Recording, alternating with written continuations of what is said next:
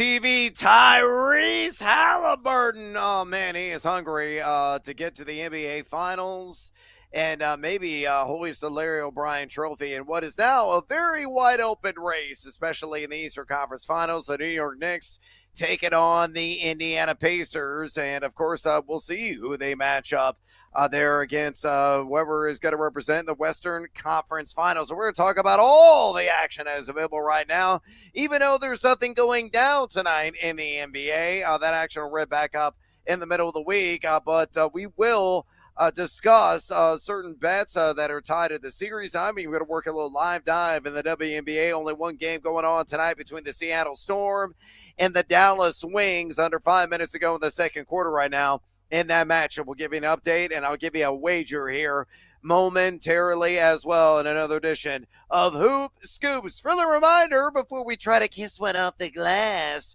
if you want to talk a little NBA, WNBA with us, Major League Baseball bets, NHL bets, fantasy football, yeah, we're open for business there, or NFL futures, you absolutely can. All you got to do to contact Tori and I is you pick up the phone and dial us fools at 833-732-3875. 833-732-3875. You can also hit us up on the X or the Twitter at BetMGM tonight, where we have our pole dancing poll question of the day. And it's asking you this. Take a big apple bite. How many games does Jackson Dart start for the New York Giants this fall? Out of 0, he rides a pine all year. 1 to 5. 6 to 10 games, 11 or more games, over 240 votes cast. Make your voice be heard. Exercise your democratic right. Keep the votes a comment and drop off a comment. We're going to read those a little bit later on the show. So keep bringing the noise on X at BetMGM tonight. On X at BetMGM tonight. All right, with that business now on the back burner, let's get after it with another edition of Hoop Scoops. Let's hit the hardwood to bring in the cash. Here's Michael at the foul line. A shot on Elo. Good! The Bulls win! They win! Sent the Cleveland Cavaliers! And find the Cinderella story. Clark in a straight check. Oh, he didn't need to do that. He threw it away. It's Hoop Scoops on BetMGM tonight. All right, whether you're looking ahead of the Eastern Conference Finals, the Western Conference Finals, or maybe in the WNBA or something else I haven't remotely thought about, those are your options. Ryan, again, he keeps growing, folks. He is now 10 feet 9 inches tall, so naturally at that height, he is going to win every single tip-off imaginable. He's going to squeeze it. He's going to throw it up the floor, and hopefully whoever catches it on his team is going to kiss one off the glass and score an easy bucket. So he is going to bat lead off here. He's going to give his first Hoop Scoop. He's going to give the reasons behind it, and then he's going to say, hey, Brandon, hit me with the hoops. And then Brandon's got a famous call, some sort of basketball reference. And that will be the cue for me to take it from there. We'll go back and forth, work at as much action as we can. If we have a little extra time in this segment, we'll give an update on some of the other bets we have cooking right now, especially in baseball, because the sweat is on. Hey, the sweat is on for your boy in a couple of these early games. I'm looking at the Cubs especially. But, all right, Horby, you got to get after it, my man. What is your first Hoop Scoop? All right, I got one side and two props that I bet today. Let's go with the Timberwolves, game 1, plus 7.5. I was tempted to play the series price, haven't done it yet. I'm thinking probably some early rust maybe, but I'll take a rest advantage with the Minnesota team that I think is really good and that just got to beat up on a depleted Warriors team with no Steph Curry. Meanwhile, the Thunder had to go 7 games against Denver, and Jokic was clearly gassed. Michael Porter Jr. was he was not healthy at all. And then Aaron Gordon, obviously, with that as well. So I kind of really like Minnesota, man, in this spot. I'm thinking about a little money line, maybe a series price, but I'll grab the 7.5. I love SGA, but Ant's a dog. I was looking at the top scorer prop, but it's only plus 185, so I'll wait on that. But yeah, I think Minnesota's really damn good, well coached, and I think 7.5 is way too many points. So game 1, I'll play Minnesota right now, catching 7.5 minus 110 at BetMGM. Brando, hit me with the hoops. Bryant, yes! Serving up a facial on Yao Ming. Marv. Yes, and it counts. I can't ever go wrong with Marv. All right, my first hoop scoop. Let's go to the Eastern Conference Finals, and I'm going to go with Indiana and New York to go the full 7 games in the series. I feel really good about this. I think anybody's going to take it to 5 or 6. I think it's going to go all 7 games. If you are buying what I'm selling, it's plus 220 right now on that series prop available there at BetMGM. And look at Indiana in this NBA postseason, number 5 in net efficiency at 5.5. And Knicks, though it's 0.1, they're barely in passive territory in that category, but they're only 2 slots lower overall net efficiency in the NBA postseason compared to their adversaries and the Sirs. I look at the regular season. New York went 2-1 in those 3 matchups. They won 123-98. They lost 132-121, some high-scoring games. And the last one, they won 128-115. So they were competitive with the exception of game 1 was Indiana. I think this one is going to go all 7 stinking games. It's going to be a thriller. Mario, our producer, a diehard Indiana fan. He's from the Indianapolis area.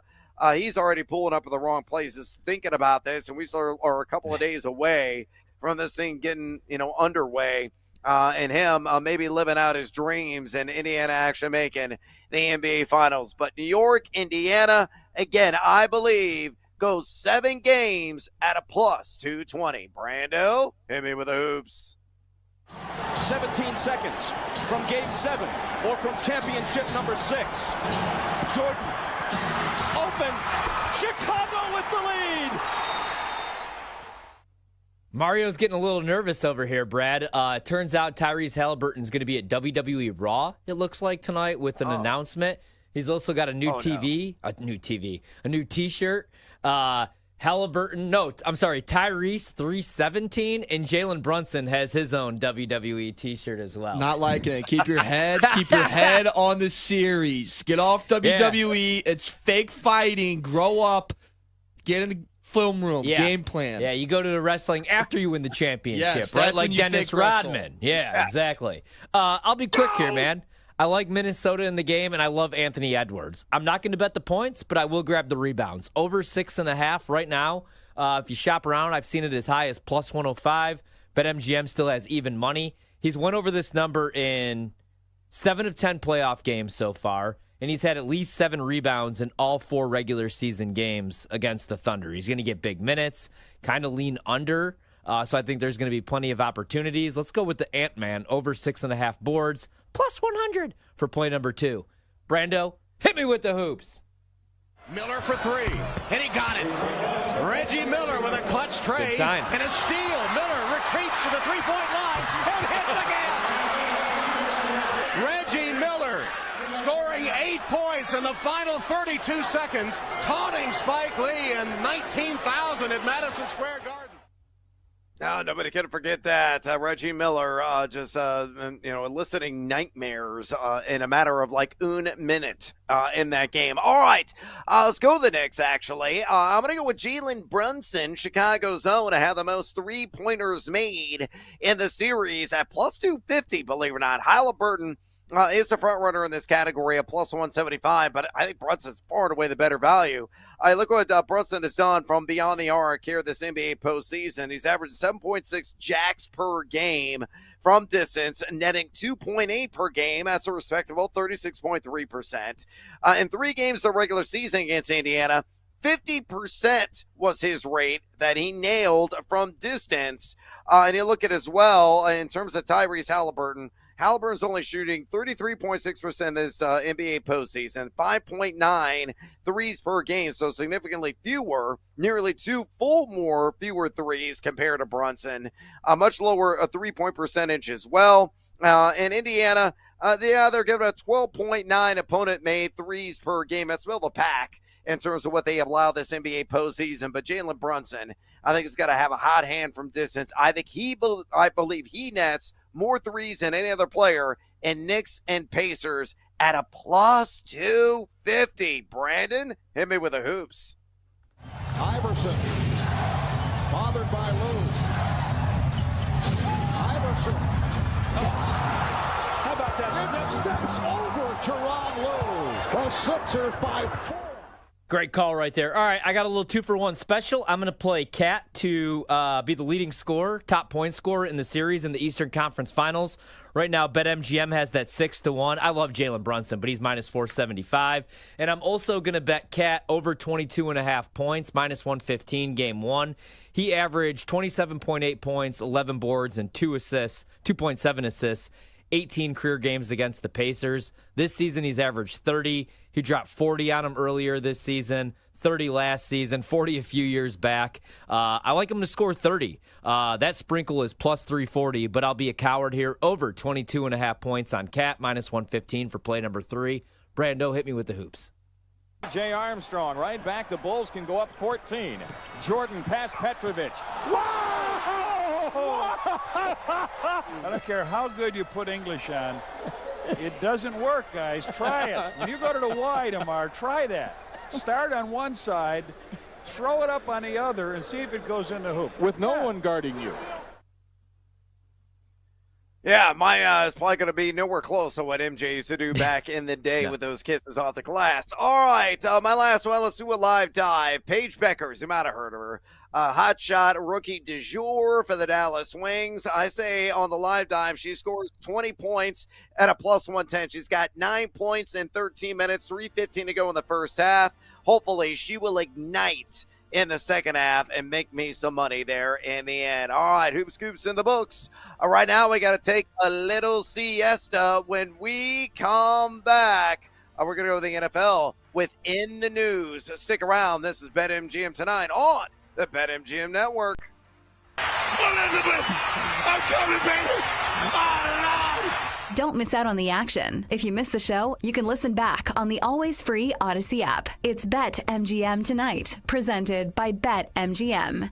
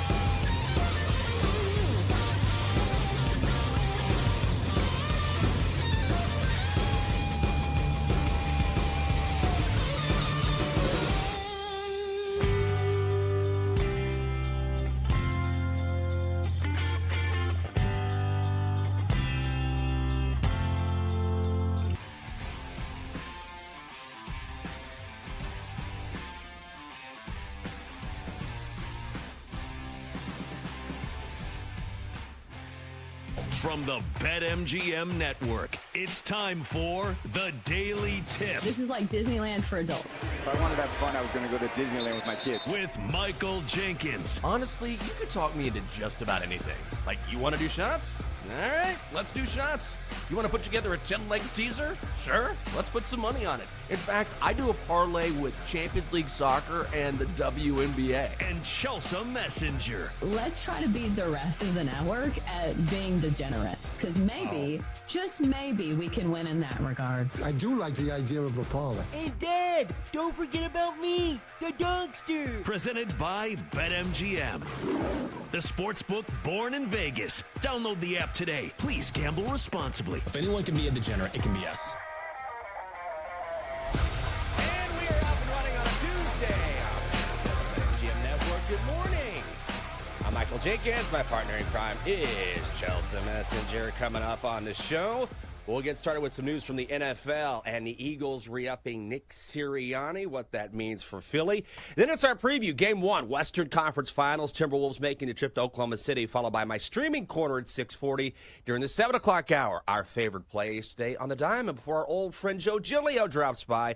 He'll give us his NFL insight, also talk about the Eagles as well. And finally, during the 8 o'clock hour, more playoff basketball with the NBA down to its Final Four. Then we wrap things up with our best bets at 8:40. Chelsea, it's a Tuesday. I'm coming into focus as we speak. Good morning. Good morning. So we were just joking about ages and how we feel old. How's this for a sports tangent highlight headline? So I was just reading, I had this pulled up for our show, and then the one below it, Derrick Henry, 31, won't say if New Deal is final packed. It's like, let's go ahead and just, prepare his grave. It's over. 31, just pack it in, guys. God, that makes me feel old. 31? I mean, I feel like he's a guy who... It's his final deal. I mean, he's a guy who's probably on his last legs. He's 31. It's almost won't say if it's his final deal. Won't say if he'll be buried in a Ravens or a Titans casket. Wow. Yeah. Like, if that's what old legs look like, I would love to have those legs. I don't have those legs at my age, let alone 31. So, yes, the NFL is a cruel, cruel game. I think he's one of those dudes that he's just put so much into the sport that I think he probably just plays one final contract and he's done, like Aaron Donald. I saw an interview with Aaron Donald a couple days ago. He was like, I don't miss the NFL at all. He just walked away in his prime, which I kind of appreciate. He's like, I don't have the passion. I gave it everything I had, and here I am. One of the greats to ever do it. The greatest, arguably. Defensive linemen in NFL history are certainly right there near the top. Maybe Derrick Henry's that guy, I've been taking hits since God knows. Like, his high school numbers are stupid. And maybe he's like, I'm just going to play a few more years, and I'm just going to walk away, run away into the sunset. I think so much of it is based on personality, because we all know somebody who, they don't live to work, and that's fine. And then there are other people that are kind of like workhorses. They feel like strange if they're not working, kind of like those dogs where you hear about them in like the dog show. It's a working dog. He needs work. Do not keep this dog in an apartment. So I feel like it's kind of personality based for people too. Do you remember? You don't remember this. Look this up. You'll appreciate this later. Don't. There used to be this song on Sesame Street, I think it was. You know how every now and then back in the day they would just play these random videos? Maybe it was the Electric Company, where they would have puppets, Muppets, whatever, and then they'd play like some sort of video montage. Do you know what I'm talking about? Or is this another Juan Valdez reference? Anyway, let's go ahead and hear about your bets last night, Chelsea. Let's see how they went. You had me at Sesame Street. I've heard of that. The Electric Company, not so much. Okay, yeah. I would have rather talked about that than my bets, though. Best bet of the night was the Giants on the money line. All of the factors kind of lined up, but here was the sabotage factor. Robbie Ray, who was starting for the Giants last night, his team had won 9 straight games. Robbie Ray's team was 9-0 in his starts this year. Eventually, I knew that was going to come to an end, but just everything looked too perfect for the Giants last night at -120, and I suppose it was. The Royals won at 3-1. That was my best bet, Giants on the money line. And then I had Kodai Senga under 2.5 earned runs. He had not gone over this all season long, and guess what he does? He gives up 3 earned runs in a quality start over 6 innings. So still a good start for him, but the line was 2.5. I missed it by that half run. And then finally got a win on this one. Squad play on the Brewers. They win it 5-4 over the hapless Orioles, who I kind of feel like that is me right now, as I cruise with a 1-2 record going into Tuesday. That's fine. It's early. I'm just going, instead of just old school references, I'm going to lean to the oldest references. Like, you know who I miss? Milton Berle, Andy Rooney. These guys were the greats. I know Andy Rooney. Well, okay. You know. I know Andy Rooney. Isn't that his voice? Oh, wait. Andy Rooney from 60 Minutes. Remember that? Back when he'd have the commentary? You know what I miss? Having so many pairs of shoes. People have different pairs of shoes for different things that they do. I'm like, what are you talking about? Wow. Okay, anyway, I don't know. I had a 2-1 night.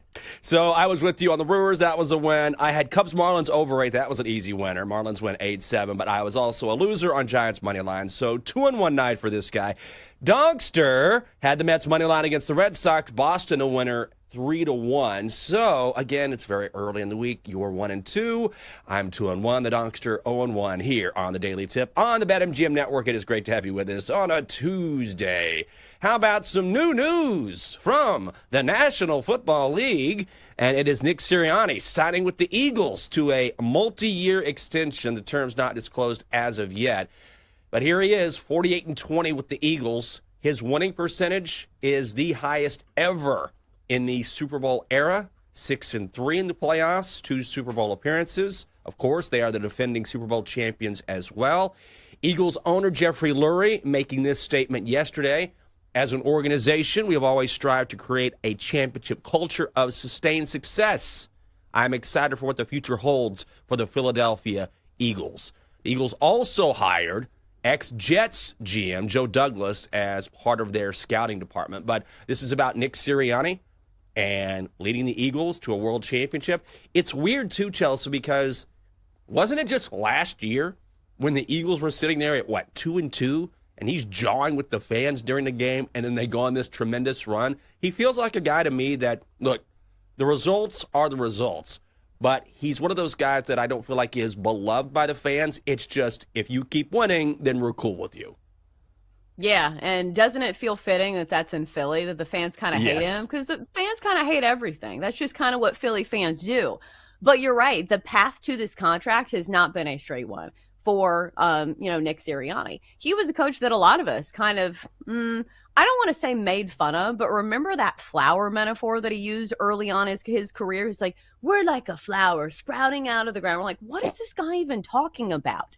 And then there was that one postseason where the Eagles went on the road, I think it was to Tampa Bay, and his team did not look ready. And usually that falls on the coach. You say, this guy is young, he's a hothead. Is he really the guy to lead the ship in Philadelphia? But like you said, the resume speaks for itself. When you go to the Super Bowl, twice in such an early span in your career with one team, and you win a Super Bowl, the proof is in the pudding. I don't know if that's a metaphor that he would use, but still, it's hard to argue with the results. And I'll say this, it's very easy to look at a team that has as much talent as the Eagles do and say, anybody could win with that team.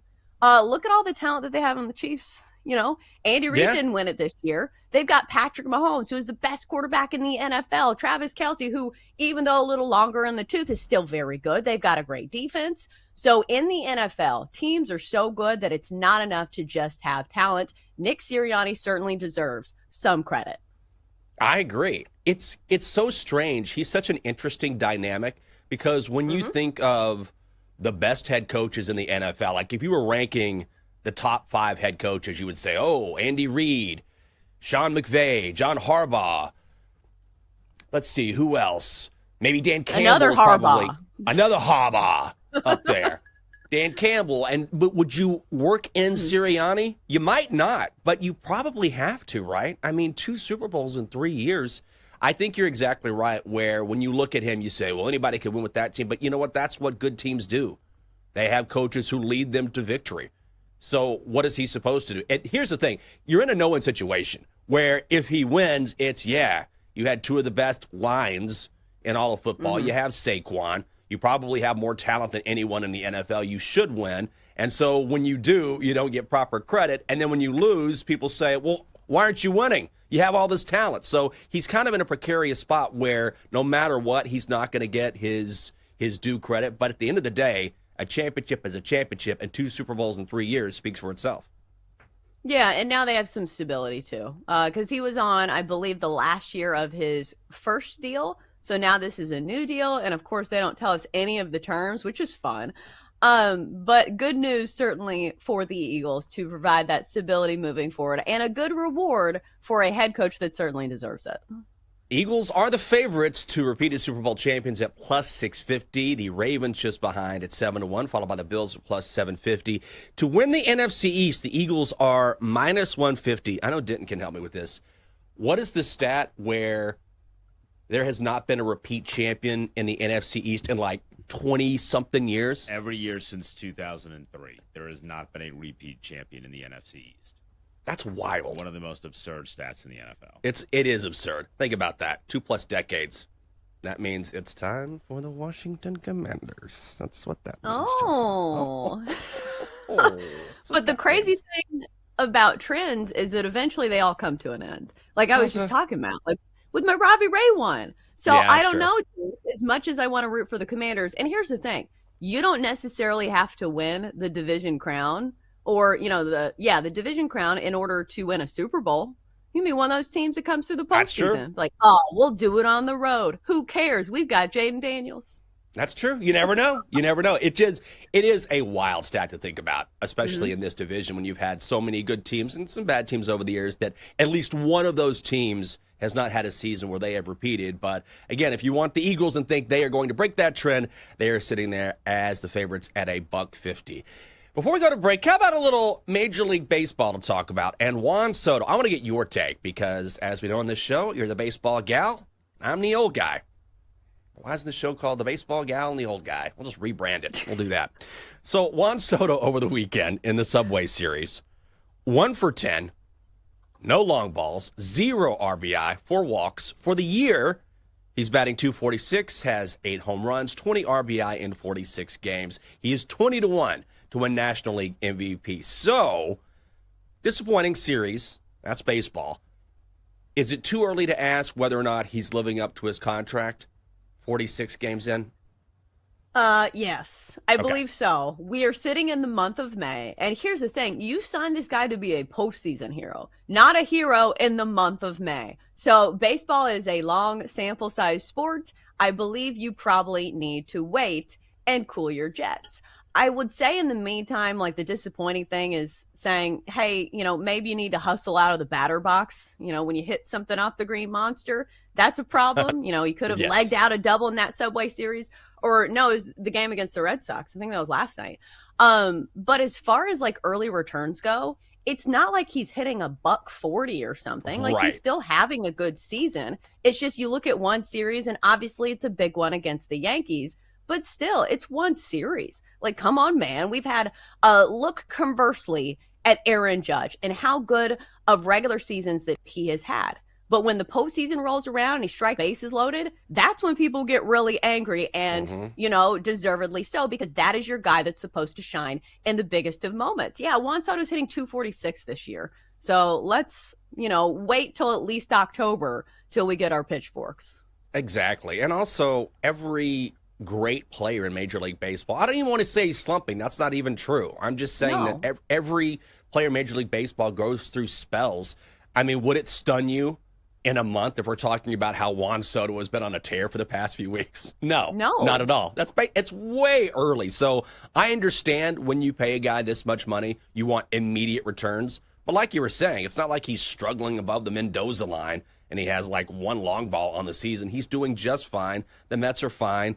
The Mets are 9-1 to win the World Series, 5-1 to win the National League. And I'll bet here in a couple months we're talking about how Juan Soto is raking. Yeah, at least he's playing. At least he's healthy. Because Yeah. isn't this the most frustrating thing as a fan when you sign a guy to a huge deal and then he doesn't even play? Like, Angels fans probably think of this about every single player. Remember Anthony Rendon when he was like the World I do. Series hero and then he goes to the Angels? He's like, yeah, I'm just going to be hurt or just be terrible. Didn't he say something like, I'm not really worried about baseball. It's not really my priority. Didn't he say something to that effect? Like they signed him. He's like, yeah, baseball's okay. I got other things on the docket though right now. And you were like, are you kidding?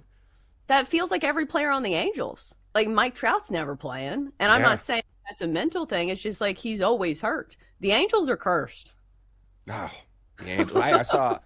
I saw a woman when I was walking in today. I'm going to steal this phrase for today. She had a shirt on the back. It said, "Not today, Satan." The Angels need to say, "Not today, Satan. Not today." Coming up next to the show, the NBA down to its Final Four, and the Thunder and the Timberwolves take the court tonight in Oklahoma City. We're going to talk about that and the Fever Sky fallout as well. That's all coming up next on the Daily Tip. It is here on the BetMGM Network. Come on back.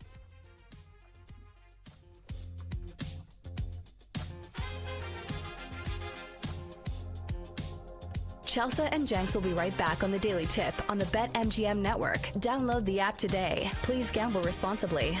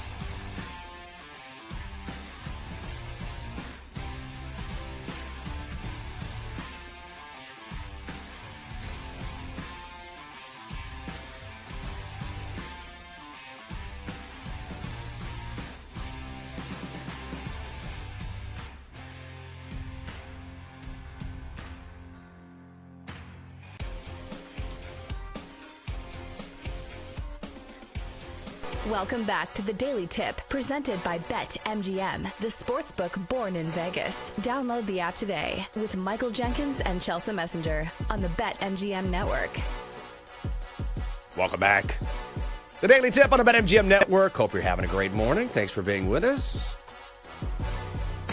I'm Michael Jenkins. She is Chelsea Messenger. Coming up on the show, basketball time. Thunder and Timberwolves getting ready to clash in Oklahoma City. We'll also talk about the continued fallout. Maybe that's a strong word, but people still talking about the fever in the sky on Saturday. We'll get into that as well. What is going on in this studio, Chelsea? I'll tell you what's going on. Okay, you ready for the update? Even for this studio, I'll give you more than one guess.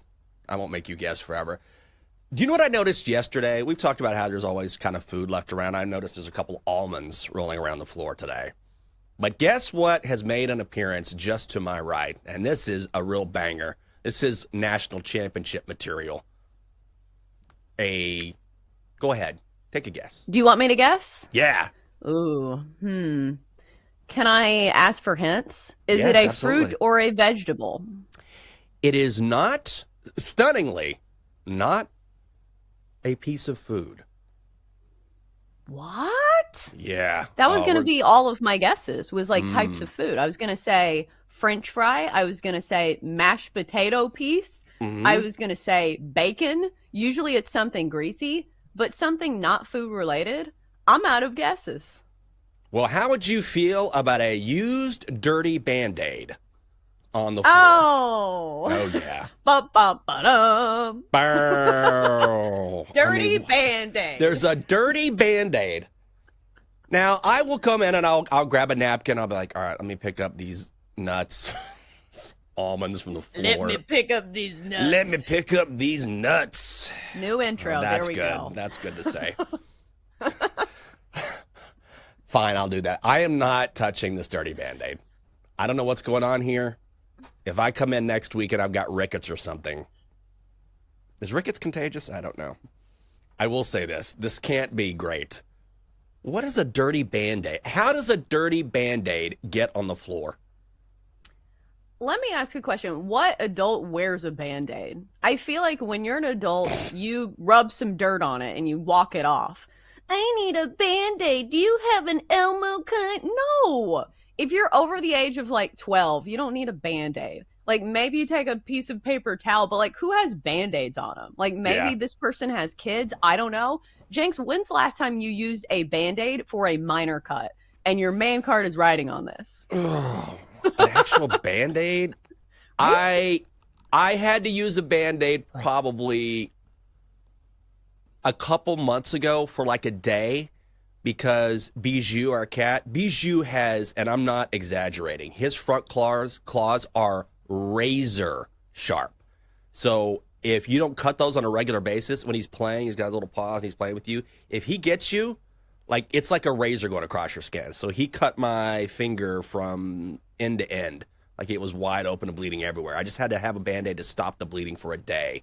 And then once it stopped, because I needed pressure on it, then I took it off because I'm like, I don't want to wear a Band-Aid around.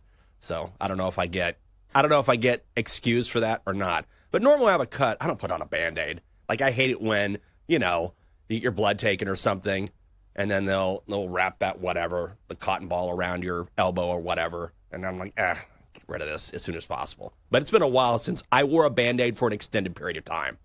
Right, that's what I'm saying. I feel like most adults don't walk around with Band-Aids on. So like maybe that was the premise behind this person that left the Band-Aid there, saying, I don't want this Band-Aid on air. And they just yank it off and they just throw it to the side. So I don't know if it was an act of like defiance, but is it still true that you can catch a bunch of diseases from Band-Aids? Like growing up, I thought this was like the worst thing. Because remember in basketball, if you even had like a speck of blood on you, if you had a nosebleed, you had to immediately come out of a game because people are like, you can get AIDS from that. And you're like, what? This is middle school girls basketball. But like it was a big deal. No, it absolutely was. I don't think so. I think this is a long play from Ryan Horvat. I think he started with food. Now it's Band-Aid. And then in like a year, I'll walk in and there'll be a syringe. And I'll be like, it's a studio. No big deal. Not a big deal. Yeah. I'm not picking slippery this slope. up. I'm going to see how long. I'm going to put up one of those, one of those work signs. Days since. Yes. Days since there's been a Band-Aid on the floor. 0 right now. So the standards are high here. Also, Great Denton, workplace environment. Denton doing God's work.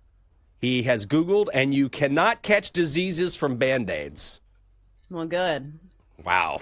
What a turn this show is taking this morning. Okay, well. Clean up your Band-Aids, guys. That's just a small request from this guy. Maybe I'm just too much of a hard ass. We'll see. We'll see how that goes. So the WNBA over the weekend, we saw the whole back and forth between Caitlin Clark, Angel Reese, and that was debated yesterday. I don't know if you got in the comments yesterday like I did. That was a lot of fun debating that yesterday. People just lose their minds whenever you bring up those two. But now the WNBA is probing, which we did talk about yesterday as well, the hateful comments allegedly made by Fever fans towards Angel Reese during that game. So the Fever players themselves say they never heard anything, but they support the league's investigation, and here's what Caitlin Clark had to say about it. Yeah, there's no place for that in our game. There's no place for that in society, and certainly we want every person that comes into our arena, whether player, whether fan, to have a great experience. So I appreciate the league doing that. I appreciate the Fever organization has been at the forefront of that since really day one and what they're doing. So we'll hopefully the investigation, we'll leave that up to them to find anything and take the proper action if so. And that's the right answer. I think what was frustrating when talking about the reaction to Caitlin Clark's foul is that a lot of people immediately jumped to the conclusion that we were like anti-Angel Reese comments. I'm like, whoa. Now you're conflating two very different issues. So you can debate whether or not you liked the foul, you didn't like the foul, whether the reaction was appropriate or not, whatever. But I think everyone is certainly on the same page that if these comments took place towards Angel Reese, those are unacceptable across the board. Yeah, obviously. It's wild to me that you have to spell out common sense things. Right. People are like, you didn't say that you don't hate puppies. You must hate puppies. I was like, what are you even talking about? I thought we could all assume across the board that we all love puppies, right? I feel like we should all be able to assume across the board that you shouldn't say hateful things to somebody based on their skin color, their gender, whatever. This is the game of basketball. That feels very commonsensical, especially when Caitlin Clark does a phenomenal job of, kind of breaking the tension and not saying anything to provide more fodder for this argument. She should be a lawyer or somebody who works in PR because, listen to that answer she just gave. Doesn't that feel like something that a 56-year-old head coach would say? She is so well-versed in giving us the most boring answers that you can't really read into. It's everything perfect that you could say.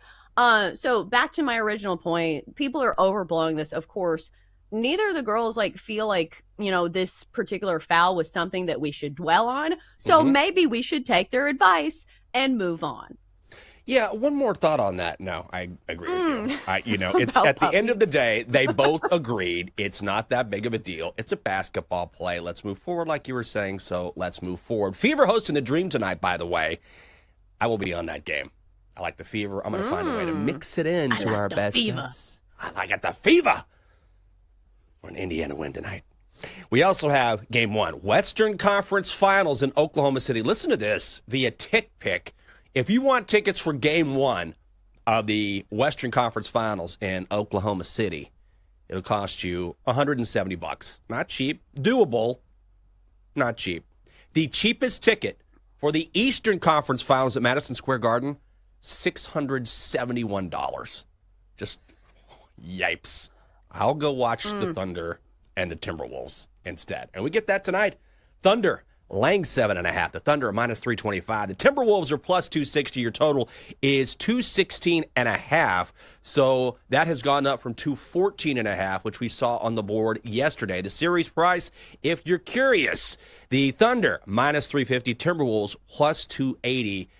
I've gone back and forth on this game in my head. Same thing with now that we're down to the Final Four here. Same thing with the teams in the East, the Pacers and the Knicks. But I kind of like the Timberwolves in this game. I feel like this is too many points, and I feel like the Thunder, while they have been covering machines during the regular season, I believe They're only 2-7 against the number in their last 9, and I just feel like that there's some of that overflow effect where we're so used to the Thunder dominating teams. But remember, the Nuggets took them to 7. I think the Timberwolves can give them a real run in this series overall. Yeah, I think this is a great matchup for the Timberwolves. If there is anybody who is built to contend with the Oklahoma City Thunder, it's the Minnesota Timberwolves because they have size, they have depth, they have the elite scorer in Anthony Edwards that you'll need to go against this elite defense. Oklahoma City has been one of the best defenses in the NBA all season long, and we even saw it against the Nuggets. When you slow down Nikola Jokic, that is a huge deal. So maybe that's the X factor in this one because Minnesota really hasn't been slowed down by just about anybody. Going into that Golden State series, the Warriors had an elite defense. I think people are surprised to hear about that. But, throughout the postseason when they added Jimmy Butler, that was a good defense. Mm-hmm. And Minnesota routinely scored over 115 points. So I do think Minnesota is going to get some buckets on Oklahoma City. And I think that's why we see this total going up. Because on paper, both of these defenses are really good, but something's got to give. And I think both these teams kind of have those scores to where they can kind of beat some of the defensive assignments. Like, is anybody going to say Anthony Edwards can be stopped, every single game in the series? Probably not. So I'd lean towards the over, but I'd also lean towards the points. Like you said, Minnesota has been better in this situation in the postseason. If you look back at that series against the Lakers, they won 2 games outright as underdogs, including as 6-point dogs. I think that it was in game 1, winning that one outright, and then 4.5-point dogs, an outright win. I believe it was maybe in the final game of that series. But point being, they've been good as dogs in the postseason. Yes, they have. Not just covering numbers, but winning outright, as you mentioned. Julius Randle, I feel like, is playing his best basketball of the year. The Timberwolves, as a team, are playing their best basketball of the season. And, with the Thunder, I don't want to say they're going to be worn out because you're talking about a very young team. But the Timberwolves have been sitting there just waiting and biding their time while the Thunder and Nuggets went 7 games. I'm kind of surprised, too. When you look at the series result, the favorite is Thunder winning this series 4-1, which is just, that's kind of insane to me. I kind of feel like this is going to go 7 games. I feel like this is either going to be Thunder winning the series 4-3, that's plus 375, or the T-Wolves. If you like the T-Wolves in 7, I don't mind that either at 8-1. But Oklahoma City in a gentleman's sweep is something I just don't see. Yeah, what's the series spread? Do we have that? Because if it's 1.5, I think I would take that because I do think they at least win 2 games. Like I said, I just think it's a matchup thing where, number one, I think whoever wins this series wins the NBA Finals. I think this is the better 2 of the Final 4 that are still remaining. Of course, only one of them gets to play in the NBA Finals. But, I need to find that number. Let's see if I can find it. Series game spread. Let's go. Thunder minus 1.5 is minus 165. T-Wolves plus 2.5 is minus 150. Really? Plus 2.5 games. I think I need to make that bet. You need to make it right now. Right now. Right now. Right now. Only minus 150? That's surprising to me. I thought they'd be around minus 200 or something like that. And what am I missing here? When I see something like this and it feels too good to be true, what am I missing when it comes to the Timberwolves and how they match up against Oklahoma City?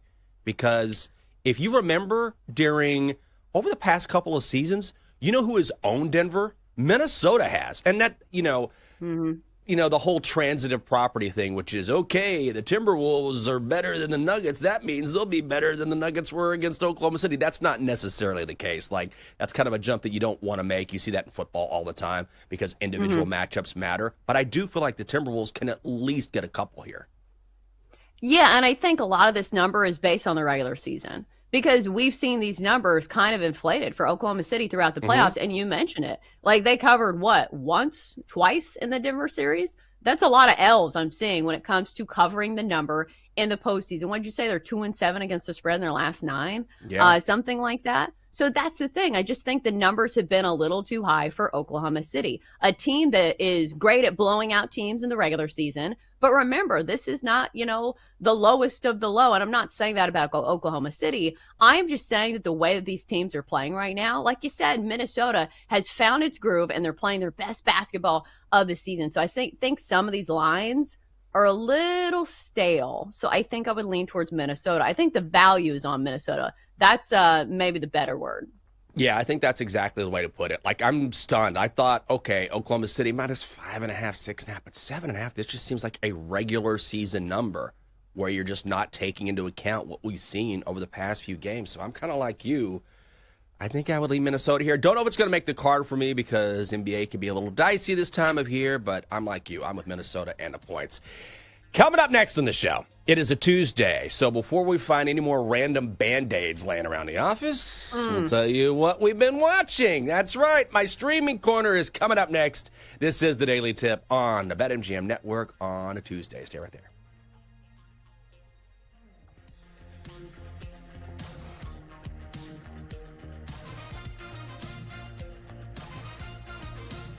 Chelsea and Jenks will be right back on the Daily Tip on the BetMGM Network. Download the app today. Please gamble responsibly.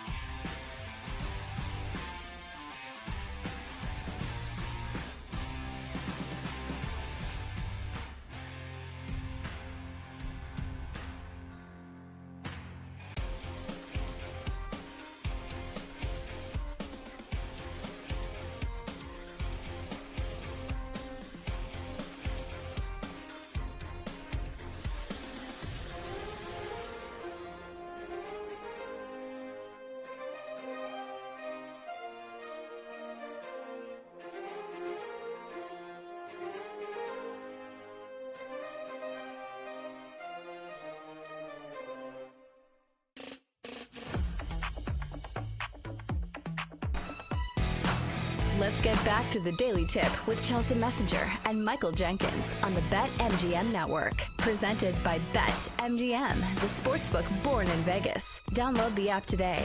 Please gamble responsibly. Welcome back to the show. The Daily Tip on the BetMGM Network. Hope you're having a great morning. We are live from 6 a.m. to 9 a.m. in the East, Monday through Friday. She's Chelsea Messenger. I'm Michael Jenkins. Coming up in a couple minutes, settle on into that beanbag chair. We'll tell you what to watch as we visit my streaming corner.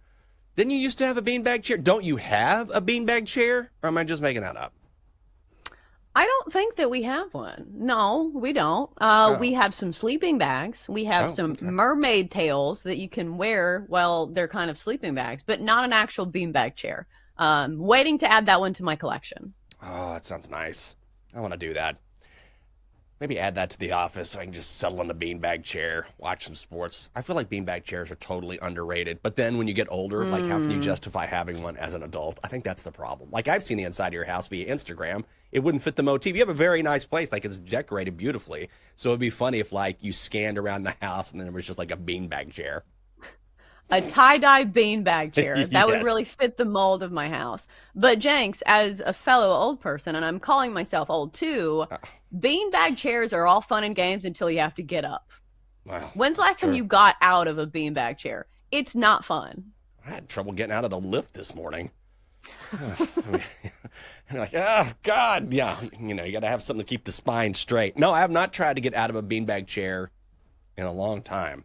So maybe I'm romanticizing the beanbag chair. How many times have I said beanbag chair in the past 5 minutes? How are you not romantic about beanbag chairs, right? That's true. That's the saying. So I know this feeling because I sat down in one of those like little Tykes picnic tables at the playground the other day because there was nowhere to sit, and they have all these like kids things. So it's this like tiny like little plastic picnic table that's like attached. And so I sat there and I was comfortable. Then it came time for me to get out, and like my thigh was like lodged in the gap. I couldn't get out. I get up and the entire like table lifts itself while I'm getting up. I trip and I about like bust it in front of all of the moms at the playground. So it was not a great moment for me. So learn from my mistakes. You should not be sitting on kids' furniture, including beanbag chairs. It's not pretty when it comes to the dismount. The dismount. I know exactly the little Tykes thing. I know exactly what you're talking about. Takes me back to when I was in daycare. Well, I was not in daycare. I took care of kids in a daycare, but not like an adult. Let's drop Jenks off at daycare today. This adult baby who needs supervision all the time. God. They would. By the way, I know this before. Show, that's true. Leave them Band-Aids. Who knows? Adult daycare. I look back now. I cannot believe that they let me drive around these kids in a van. I mean, I know I've told you that before. Like, I look back now, I'm like, and I had 10 to 15 kids just stuffed in a van with just me, like driving them around. Not enough seatbelts to go around. Like, that would never pass today. Back in the day, they're like, all right, let this Jenkins guy take these kids around. Take them on a field trip today. There was no regulations. I think the craziest story, if we're pertaining to that, and maybe this one's a little dark, is that I've told you about the gym teacher I had in middle school, right? That said you could get out of running if you gave him a back rub. And this offer was only available to the girls that were pretty. So it was not available to me just yet. Oh, no, I think, wow.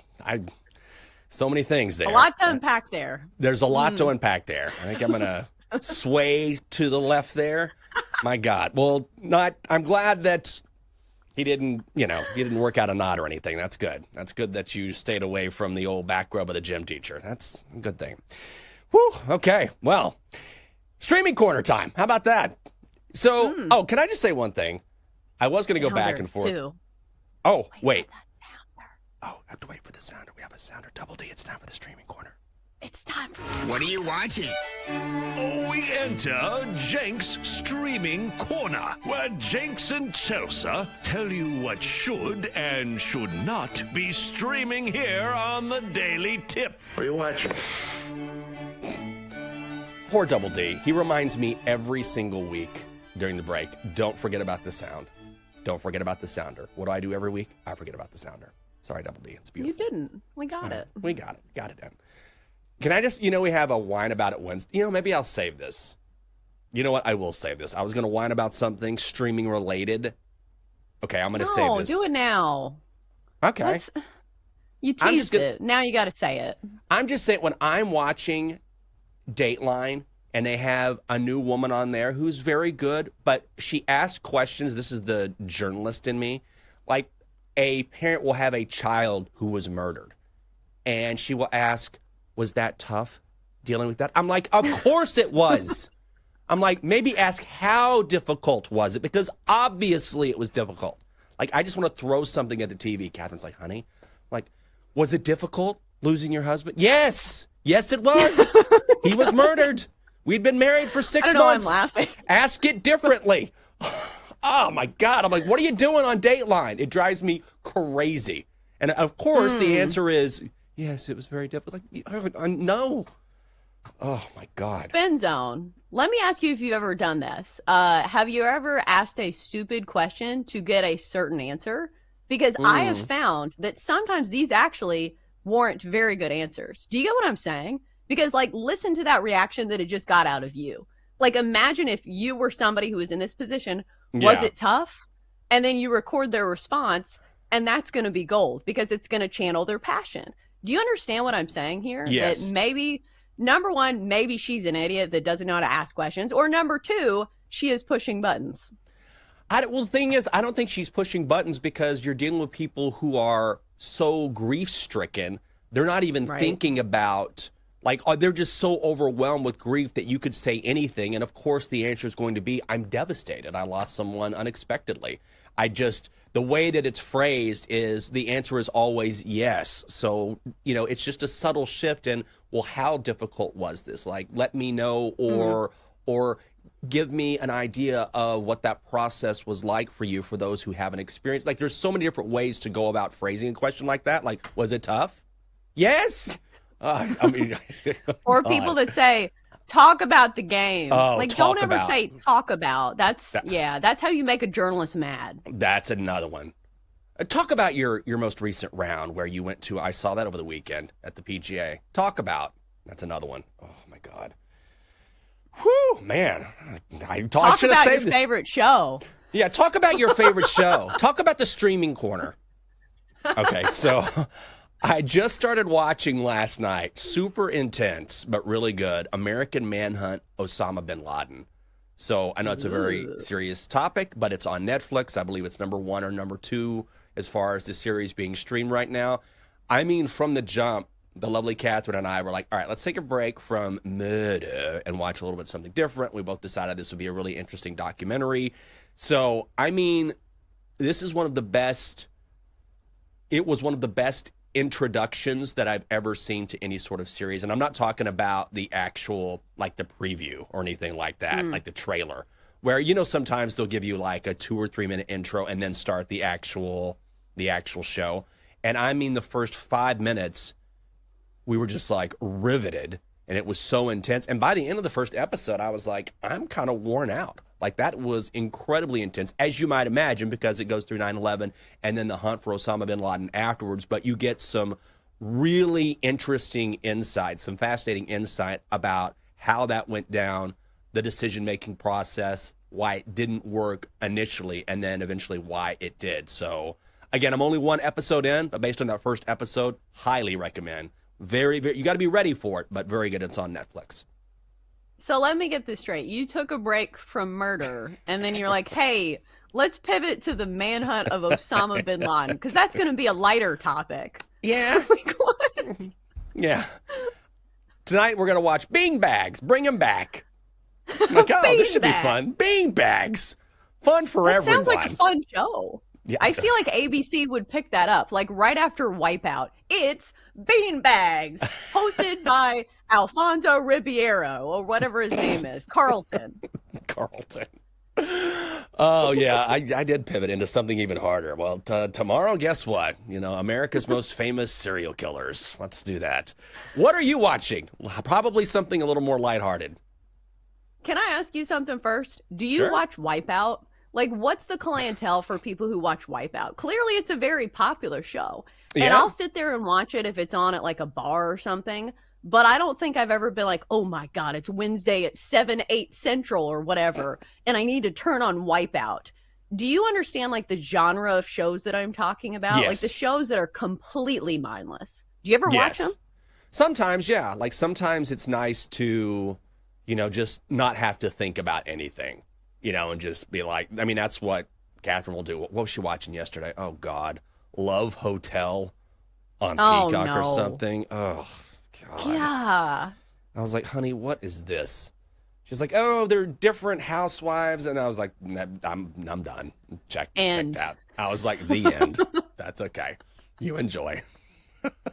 But yeah, every now and then honestly, oh God, I'm so lame. That's when I watch Forensic Files because I've seen them a billion times and I don't have to I told you one time I was in my kitchen and I'm not even paying attention, like getting something out of the refrigerator and I hear like Martha Sullivan was, and I was like, oh, the worst.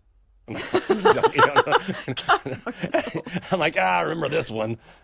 So, but every now and then, like whether it's Wipeout or, something, I don't know, something where it's some sort of obstacle course, like you really don't have to put any thought into it at all is nice when you need to just veg out for a while. I hate Wipeout. I don't want to watch it. I like mindless TV, but not that type of mindless TV. Like if we're talking game shows, I think the hierarchy for me goes Price is Right, then we'll go to Wheel of Fortune.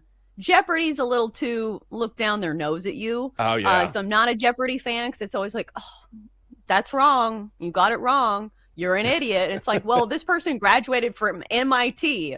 And they're just like, darn, can't get the sports one right.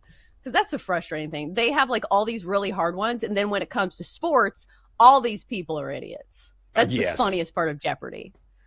I can't wait for the new streaming series starring Ryan Horvat. When he's not working, he's bleeding. Ryan Horvat stars in The Band-Aid Express. Oh. One episode. Coming up next on the show, we're going to head back to the NBA and get you ready for tonight's playoff action on the hardwood. Hour 2 of the Daily Tip on the BetMGM Network is next.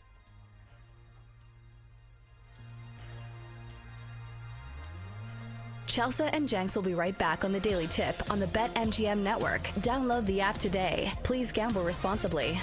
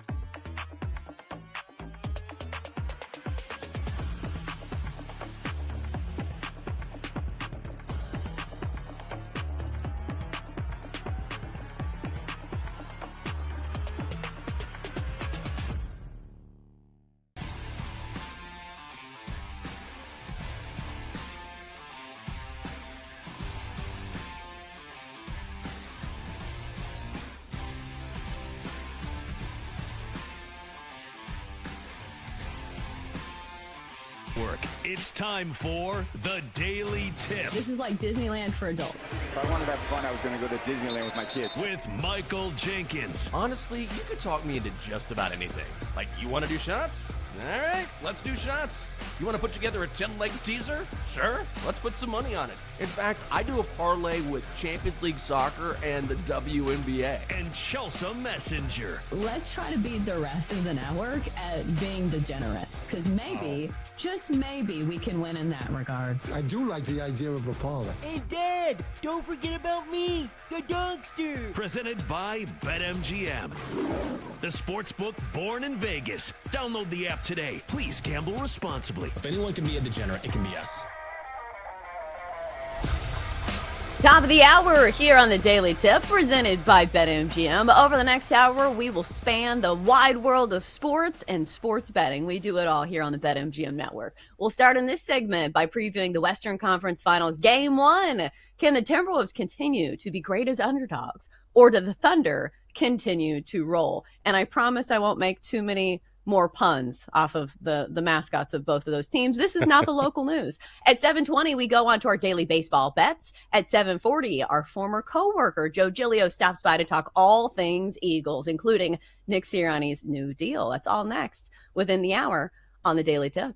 All right, Jenks, I don't know if you're a big video game person. I don't think that you are. But big news if you like video games and if you like Tyrese Halliburton. So we know Tyrese Halliburton has kind of been a fixture in WWE. He has been appearing at some of the events. Jalen Brunson as well. So I'm excited for that WWE rematch on the court this time. But now it's been announced that Tyrese Halliburton will be a playable character in the video game for WWE called WWE 2K. And Jenks, I think the funniest part of this headline was the first response on Twitter was, huge news for the unemployed. Is this the correct assessment? I mean, I am not a gamer. I won't let myself be a gamer because I'm already, as I've said before, like I'm already on my computer, on my phone too much. So I'm trying to pull myself back from that. And so, but I used to be, I don't say a gamer, but I used to play video games all the time. But also I'm old, so I used to have old consoles that nobody plays anymore. But I mean, if you're a gamer, this is pretty exciting. I would think. I mean, I know a lot of people who are into gaming and also into WWE, so this is the best of both worlds. Do they still call themselves gamers? I don't know. I don't know anything.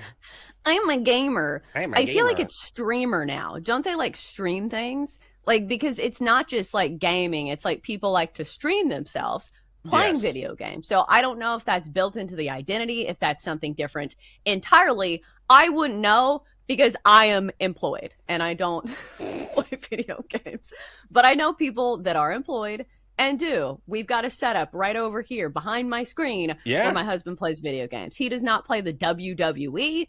He only plays like the war games, which, I don't know, that doesn't sound fun to me. So I get the soothing sounds of machine guns going off every time I sit in here. It's great. So let me ask you this. Does he ever stream himself? Because you can be a gamer, but not necessarily someone who streams your gameplay. I mean, I'm definitely not the guy to ask. He definitely Okay. Does not. He's somebody who doesn't love public speaking. He doesn't want to film himself. So you're right. It is different. I don't think I've ever heard him say that, like, he's a gamer. Like, maybe there's another term for it, but you're right. Like, that feels like the most obvious one. I don't know. I'll have to ask some people. Maybe I'll go down to, was it GameStop? Find some gamers. Some unemployed teenagers. I told you a few years ago, and I still cannot believe I did this. I got to look up this tape somewhere where NBC sponsored Rocket League. Do you know that game? And it's basically soccer with cars is a very simple way to put it. Like, there's more to it than that.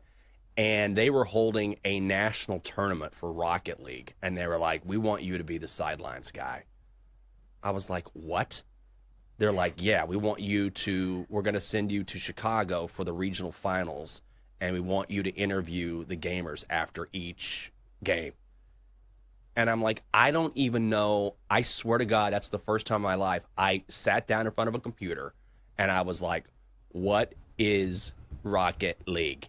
And that's where I had to start from there. And I'll never forget, I was in a Chicago hotel room the night before, and I had to memorize because these are kids, right? You're talking about like 16 to 19, like some were even younger, and they all had their different gamer tags, and they went by their tags as opposed to their names.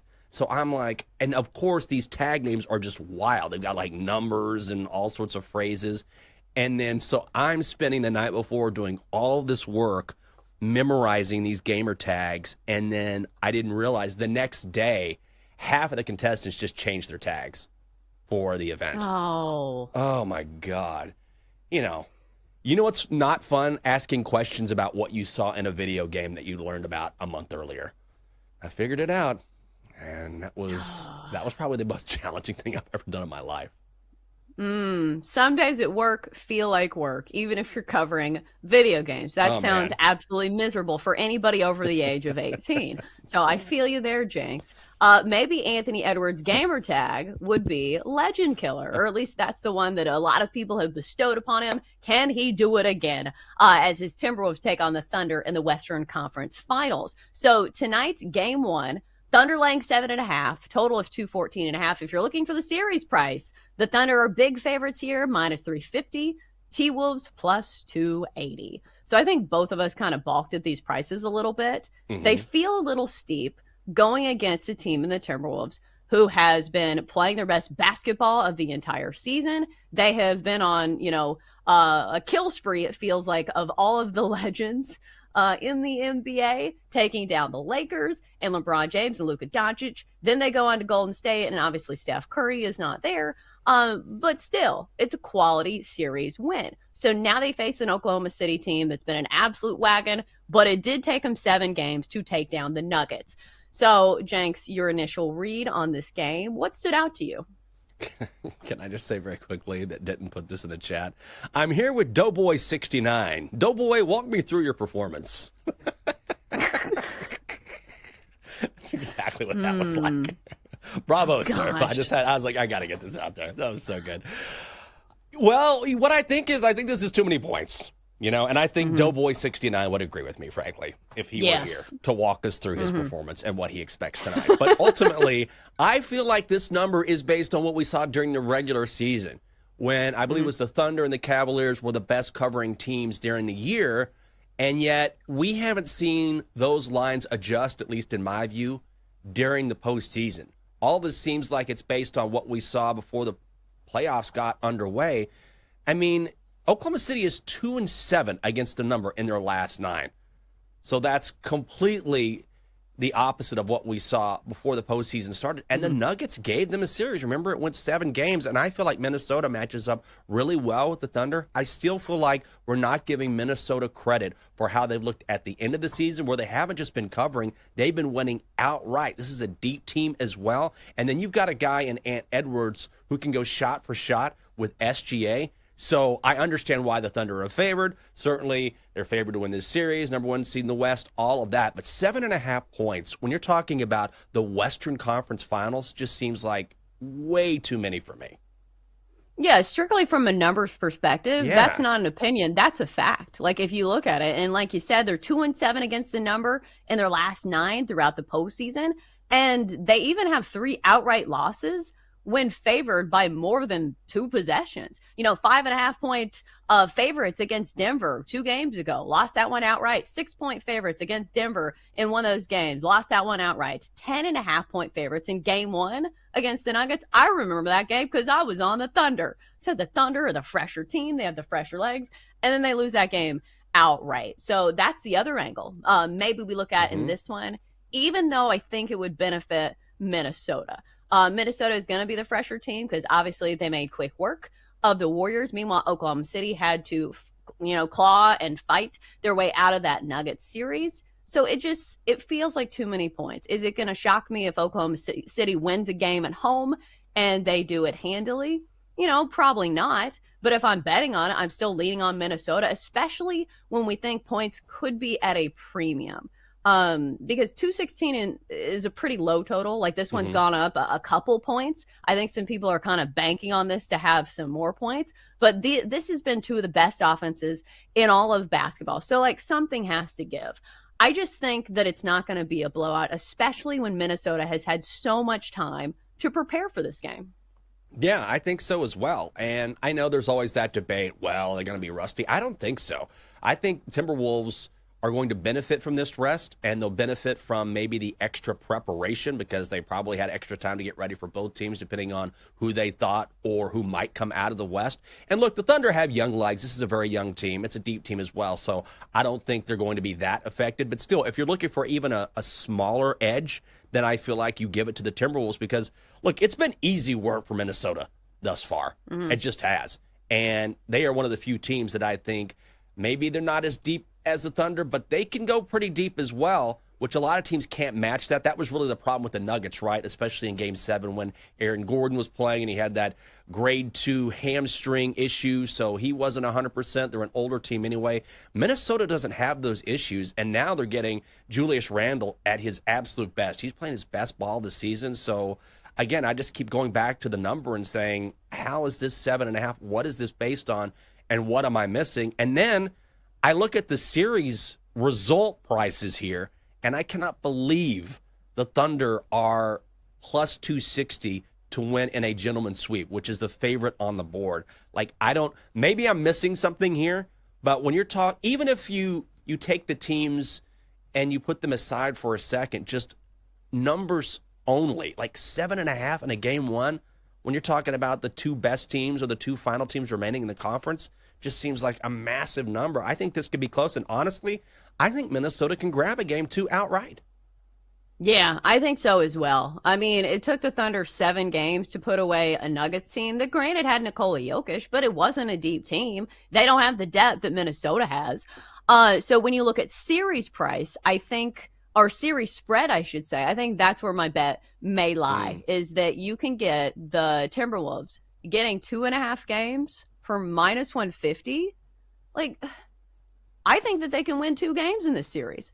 I don't think that, it's something where we see an absolute rolling of the Thunder. So I think the Timberwolves certainly have a chance in this series. So I think I would take them on the series spread. Let's go back to Julius Randle for a second because I'm interested the output that we get from him in this series. Because I will say this, against Golden State, he had a great matchup. Golden State is not great at rim protecting or protecting the interior. It is going to be a much different story against the Thunder. He was not good against the Thunder this year, averaging only 11 points. Well, I guess it's only 1 game, so he only scored 11 in that one. So I'm interested to see if the Thunder can continue to limit his performance because he's really been the most consistent member of the Timberwolves in the first half. And it's been key to their success because let me remind you, even though Anthony Edwards is labeled as the legend killer, he's had some games where he hasn't been that great. Game 7 or the final game of that Lakers series, he went 0 of 11 from the 3-point line and scored 15 points. So he has been carried by some of his teammates. And I'm wondering how the defensive assignments on the other guys, not named Anthony Edwards, will impact this game.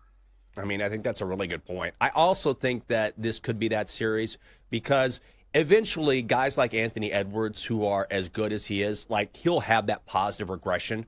He's just too good not to. I know we've talked about how if you look back at the best 3-point shooters during the regular season, it was Steph Curry and Anthony Edwards. So when you hear him or see him struggling, in a previous series, I don't expect that to happen again. So if you're looking at top point scorers, for example, at BetMGM, and of course, SGA is your favorite at minus 210, you can get Ant Edwards at plus 175. I like the value there because eventually he's going to become that legend killer that he already is, coming off a series where maybe he wasn't at his best, but they're going to need him to score a lot to keep up with the Thunder. And we know the Thunder like to play at a very fast pace anyway. They score a ton of points. So I kind of like the value on Ant Edwards to explode and have a big series here, especially if you like the Timberwolves. Yeah, I think 3-point props may be a way to go as well because, like I said, the Thunder are very good at defending the paint. Timberwolves might have to fire away from the outside. And like you said, Anthony Edwards led the league in 3-pointers made. But his props 3.5. I was hoping for a 2.5. We did not get it. Maybe I'll come up with some type of alt player prop parlay. Let's go back to the total. I think we have like a minute left. Do you have any thoughts on this total? Do you think there is a reason why this one has moved 2 points up? I just kind of feel like as good as the Thunder are, and the Thunder are an exceptional defensive team, but I think when it comes to the playoffs, I believe the Timberwolves have definitely increase their defensive rating, like they're a much better defensive team or have been in the postseason compared to the regular season. But I also think that if you're Minnesota, like you're going to have a harder time dictating pace against the Thunder. So what you're going to have to do is sort of keep up with them. And that's where I think Anthony Edwards comes in. That's where their depth comes in. And I can understand why the total is inching upwards here. And plus, it's in Oklahoma City. The Thunder score a little bit more when they play at home. So I think the number's too big, but I also think that the Timberwolves can keep it within the number and also keep pace. So I like the over too. Yeah, I think I'm with you on both of those plays. All right, coming up next, time to switch gears to baseball. Our favorite plays on the diamond come your way next here on the Daily Tip presented by BetMGM.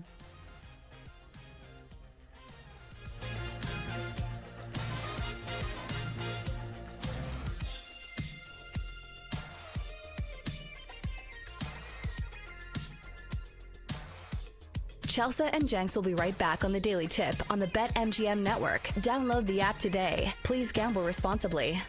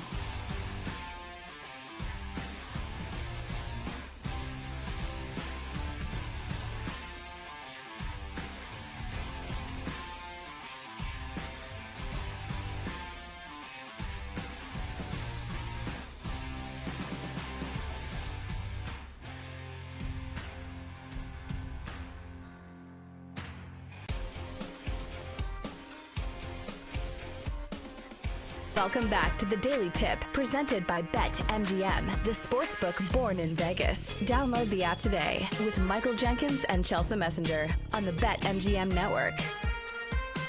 All right, we're back. It's a Tuesday here on the show. In a few minutes, we'll get to our favorite plays in Major League Baseball. All right, Jenks, during the break, sometimes you put a lot of work into a play, and sometimes you end up spending so much time, you say, why don't I just take a side or a total in this game? Because sometimes you see huge mismatches, and you're like, all right, I got to find a way to play this. But the books know that this is a huge mismatch, and so they price everything to where you have to get creative to put a play on a game. The game that I'm talking about is the Phillies and the Rockies. Antonio Senzatella has been downright terrible, and it's put into the price in this one. Philadelphia minus 275. So what I've been doing is trying to find, like, all right, who's going to get a hit? And maybe I'll take the Phillies in the first 5. Do you ever find yourself doing this and at the end just say, maybe I just consider like the other side or just pick another game? Because if it's this complicated, maybe I just need to move on. I mean, maybe. Or maybe, I thought about doing this yesterday, and I wish I would have done it. Of course, it's easy to say after the fact. Maybe you just take the run line at minus 2.5. Maybe it'll just be a little blowout. I know. I know it seems crazy, but it's the Phillies and the Rockies. And Senzatella has been so bad. What was it, 9-3 yesterday or something like that? That's just off the top of my head. I may get that wrong. But they covered that spread easily. The Rockies relievers are bad. I mean, I don't have to tell you how bad Colorado is. So when it's a price that expensive, I get it. So, you want to find another way to play it. But I do think that minus 2.5 still isn't a bad bet when you're talking about Colorado. I get it, though. That's still a lot.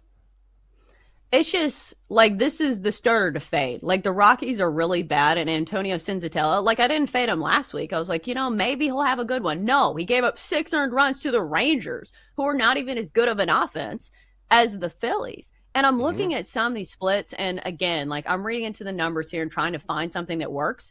Even the Phillies batters have, really good numbers against Senzatella himself. Nick Castellanos hitting 400, OPS over 1,000 with 3 RBI. Bryce Harper hitting 333 with 2 home runs and 15 at bats. And even going down the list, Trey Turner, who's been really good this year, hitting 467 against Antonio Senzatella. So some of these numbers are like really skewed. Like I'm trying to do hit parlays and I'm struggling to find good numbers on those. The only one that I'm trying to build around is I think Trey Turner is going to get a hit. He's been hot and he has great numbers and great splits against Antonio Senzatella. And plus this total is 10.5. So I feel like there's probably a same game parlay in there somewhere. It's just how hard do you want to work for it? I think is the question mark. Because usually you see a game, you have a first instinct, and you look into a few things. You're like, hey, this is going to make the card. But like that Phillies game, I'm going to play something in it, damn it. I just haven't figured out what thing. But is that 2.5 run line going to make the card for you? I don't know.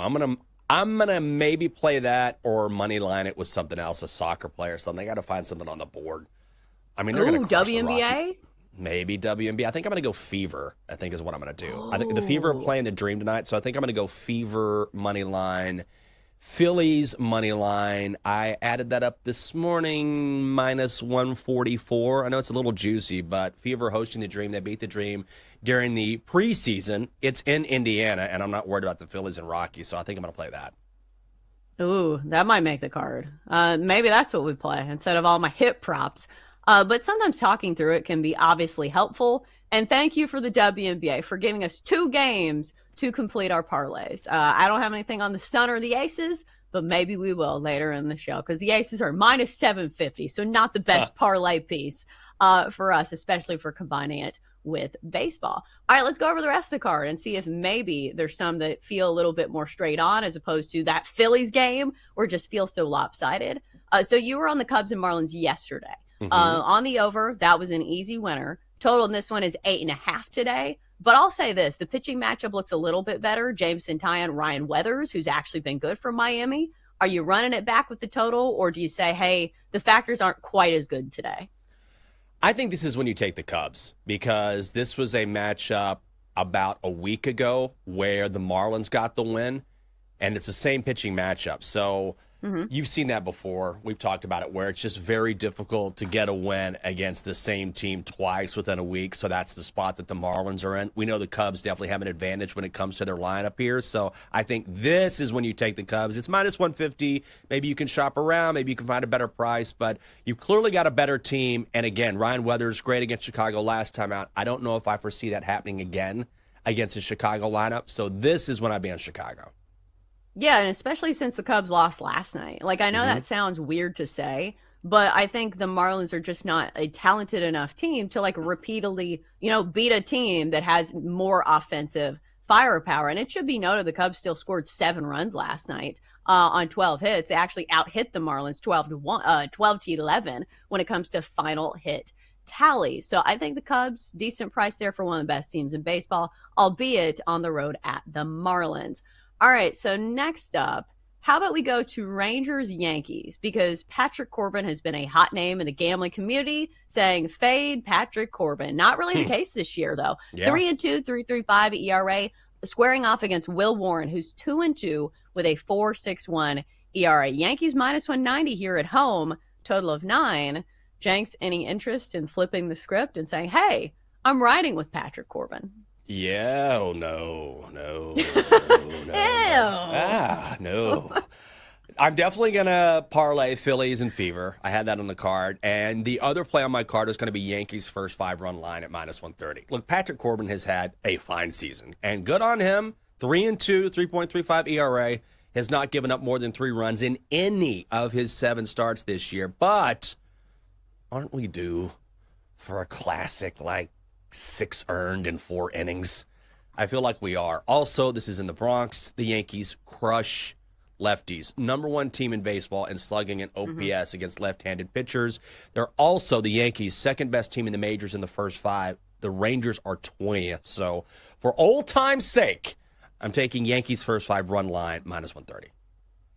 Well, even if you take Patrick Corbin out of the equation, you say, okay, maybe these 2 mid pitchers kind of cancel each other out. Which team has the better offense? It's overwhelmingly the Yankees. Like you said, those numbers against lefties and just overall, probably the best offense in baseball, at least in most categories. They're in the top 3. So I think that's where the difference kind of stands. And the bullpen for the Yankees, at least when it comes to big names, they have the better relief staff. So I see where you go there. I think also you can make a good play on maybe the Yankees in the full game, but obviously that price is a little too steep at minus 190. Not a huge fan of taking run line favorites at home, so I won't be doing that. Let me ask you about this one, because I was kind of surprised at the price. And maybe it has something to do with the pitching matchup. Padres at Blue Jays. Dylan Cease going. I know he hasn't had a great season, but there is a good pitcher in there somewhere.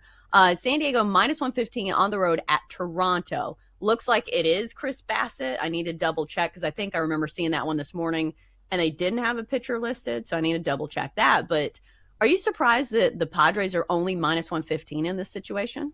Yeah, I really am. I mean, Chris Bassett has been very, very good, and Dylan Cease just has not been able to put together the consistency that you would normally expect from him. But at the same time, this is one of those simple handicaps where you say, wait, I can get San Diego at minus 115. Like, how do I not take that?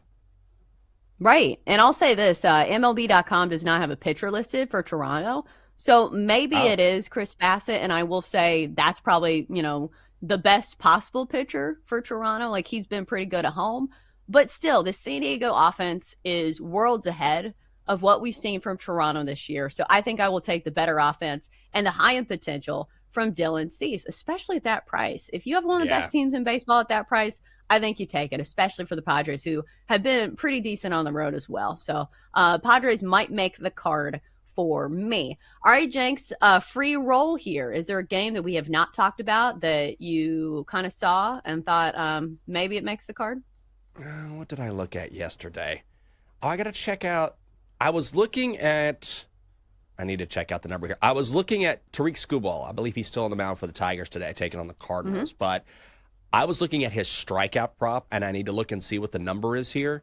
But, man, even though he struggled last time out, gave up 5 runs, I believe, against the Rangers or the Cardinals, still, he has been unbelievable. Like, just punching guys out. He's struck out at least 8 batters in 3 of his last 4 appearances. So went for 11 last time out, 12 batters before that. Now, the Cardinals are one of the better, more disciplined teams when it comes to making contact and not missing the baseball. But still, the way Skubal has pitched, if I can get this around, I got to find this number. If I can get a number, 7.5. 7.5. Oh man, again, hit that in 3 of his last. I mean, it's right there. It's right there. Which of course, I think with strikeout props, I feel like I can always tell where the number is going to be because it's right at the number that I don't want to play it. To where it's Right. like, okay, he could definitely have 7, or it's not going to shock me if he has 8. So I think that one's priced correctly, and it is plus money to the over. So the odds makers are kind of banking on him to have under 7.5 strikeouts. The under is minus 180. Jenks, I think the Cardinals, it's a lot of strikeouts, and the Cardinals I don't think strike out just that much. And here's the crazy thing about the Cardinals. It feels like a team that, I'm not like high on the Cardinals this year, but they've been scrappy. I watched some of that series between the Cardinals and the Phillies, and it was an absolute dogfight. So it's a team that's kind of peaking right now, if I'm not mistaken. That kind of fits into the category of teams that I just don't want to fade. Like, do you get what I'm saying? Yeah, usually for sure. every year that is fit by like the Guardians, I feel like are a scrappy team that can win against like the best teams in baseball. Right now, that is kind of the Cardinals for me. So do you have any teams like that you're kind of just like afraid to fade? Well, it used to be the Rockies. Remember when they burned me like 2 games in a row? And I was like, Oh, gosh. They had like a 2-game winning streak, like their only one of the season. But now I just fading them on a regular basis has been profitable. I think the one team that scares me maybe a little bit is I don't know if I have one. I feel like that there hasn't been a team that has burned me just yet. Maybe the Giants, because they burned me yesterday. I should have been on the under. And I talked myself out of the under on the Giants and the money line. Maybe it's the Giants. I feel like if there's a team that maybe a couple times this year, I felt like it was the right spot to bet them and they didn't come home, it was San Francisco. But thus far, it's been more player-oriented than it has been team-oriented. Yeah. All right. Let's look at the rest of the slate. See if we can find some games, at least that, deserve us talking about them. I was looking at the A's and the Angels, and I'm looking at the pitching matchup, and there's probably going to be some runs scored in this game, but it's also built into the price. So Kyle Hendricks, I think it's Gunnar Hoglund, total of 10 runs here. But we know the A's have been one of the hottest teams to the over all season long. I think the question mark is, what do we get from the Angels? Because I think that's the side of the equation that maybe is a little untrustworthy. So maybe you can go just, A's total runs, but I would imagine that's pretty high. 4.5, that's minus 170. Woof. So, Jenks, do you think it's worth playing a total? 72% of the money over at BetMGM's on the under, which is kind of shocking to me. Yeah, I'd go with the over here. And here's the thing, like Kyle Hendricks has been really bad, so I think he can get beat up by those A's bats. Right. Gunnar Hoglund, okay, that's the real thing or the real issue here. Can the Angels get to him? But here's the thing is that both of these bullpens are pretty bad. Like the Angels have one of the worst bullpens in Major League Baseball, and the A's aren't a whole lot better. You're talking about a park where the over has hit the majority of the time. We saw those numbers. Remember when at the first of the season, we'd see a total around 8, 8.5, and then immediately it went to 10, like almost every single game there in Sacramento. But I'd go against the money here. I like the over. Yeah, I think so as well. Even though 10 seems high, like that's kind of been what's been going on for the A's. One of the hottest teams to the over at home this year, sitting at 14-8 when playing in Sacramento. All right, let's get to this one. I don't think I'm going to bet on it, but just because it's a good matchup. Diamondbacks and Dodgers. So one of the premier matchups out in the NL West tonight. Dodgers big favorites though, minus 220 on the money line. It's Ryan Nelson squaring off with Yamamoto. Total of 9 runs here. If you're looking at the numbers over at BetMGM, 81% of the money is on the Dodgers. Jenks, do we think the Snakes have a fighting chance, or is it Dodger blue for you? I think you got to find a way to play the Dodgers creatively here. I mean, Ryan Nelson is, and he normally doesn't start. Like, he's normally a long reliever, so I think he has only 1 start this season, so I worry about him being in a position that he's not normally in, facing these Dodgers bats. And then Yamamoto has been unbelievable this year. And look, Arizona can hit as well. I just think this is a bad pitching matchup if you want to back the Snakes. So find a different way to play the Dodgers. But I'd be on the blue here. Yeah, I was considering playing the over just because Yamamoto has been good, but he'll give up a couple runs. So I think if Ryan Nelson can give up at least a couple, you get a couple from Yamamoto, then it goes to the bullpens.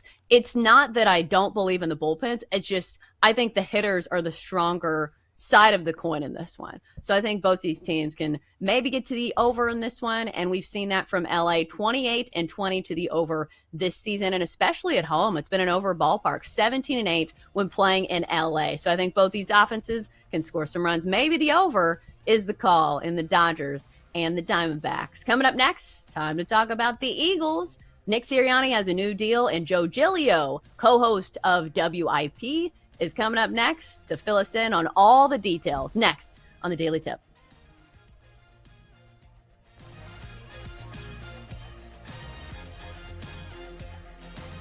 Chelsea and Jenks will be right back on the Daily Tip on the BetMGM network. Download the app today. Please gamble responsibly.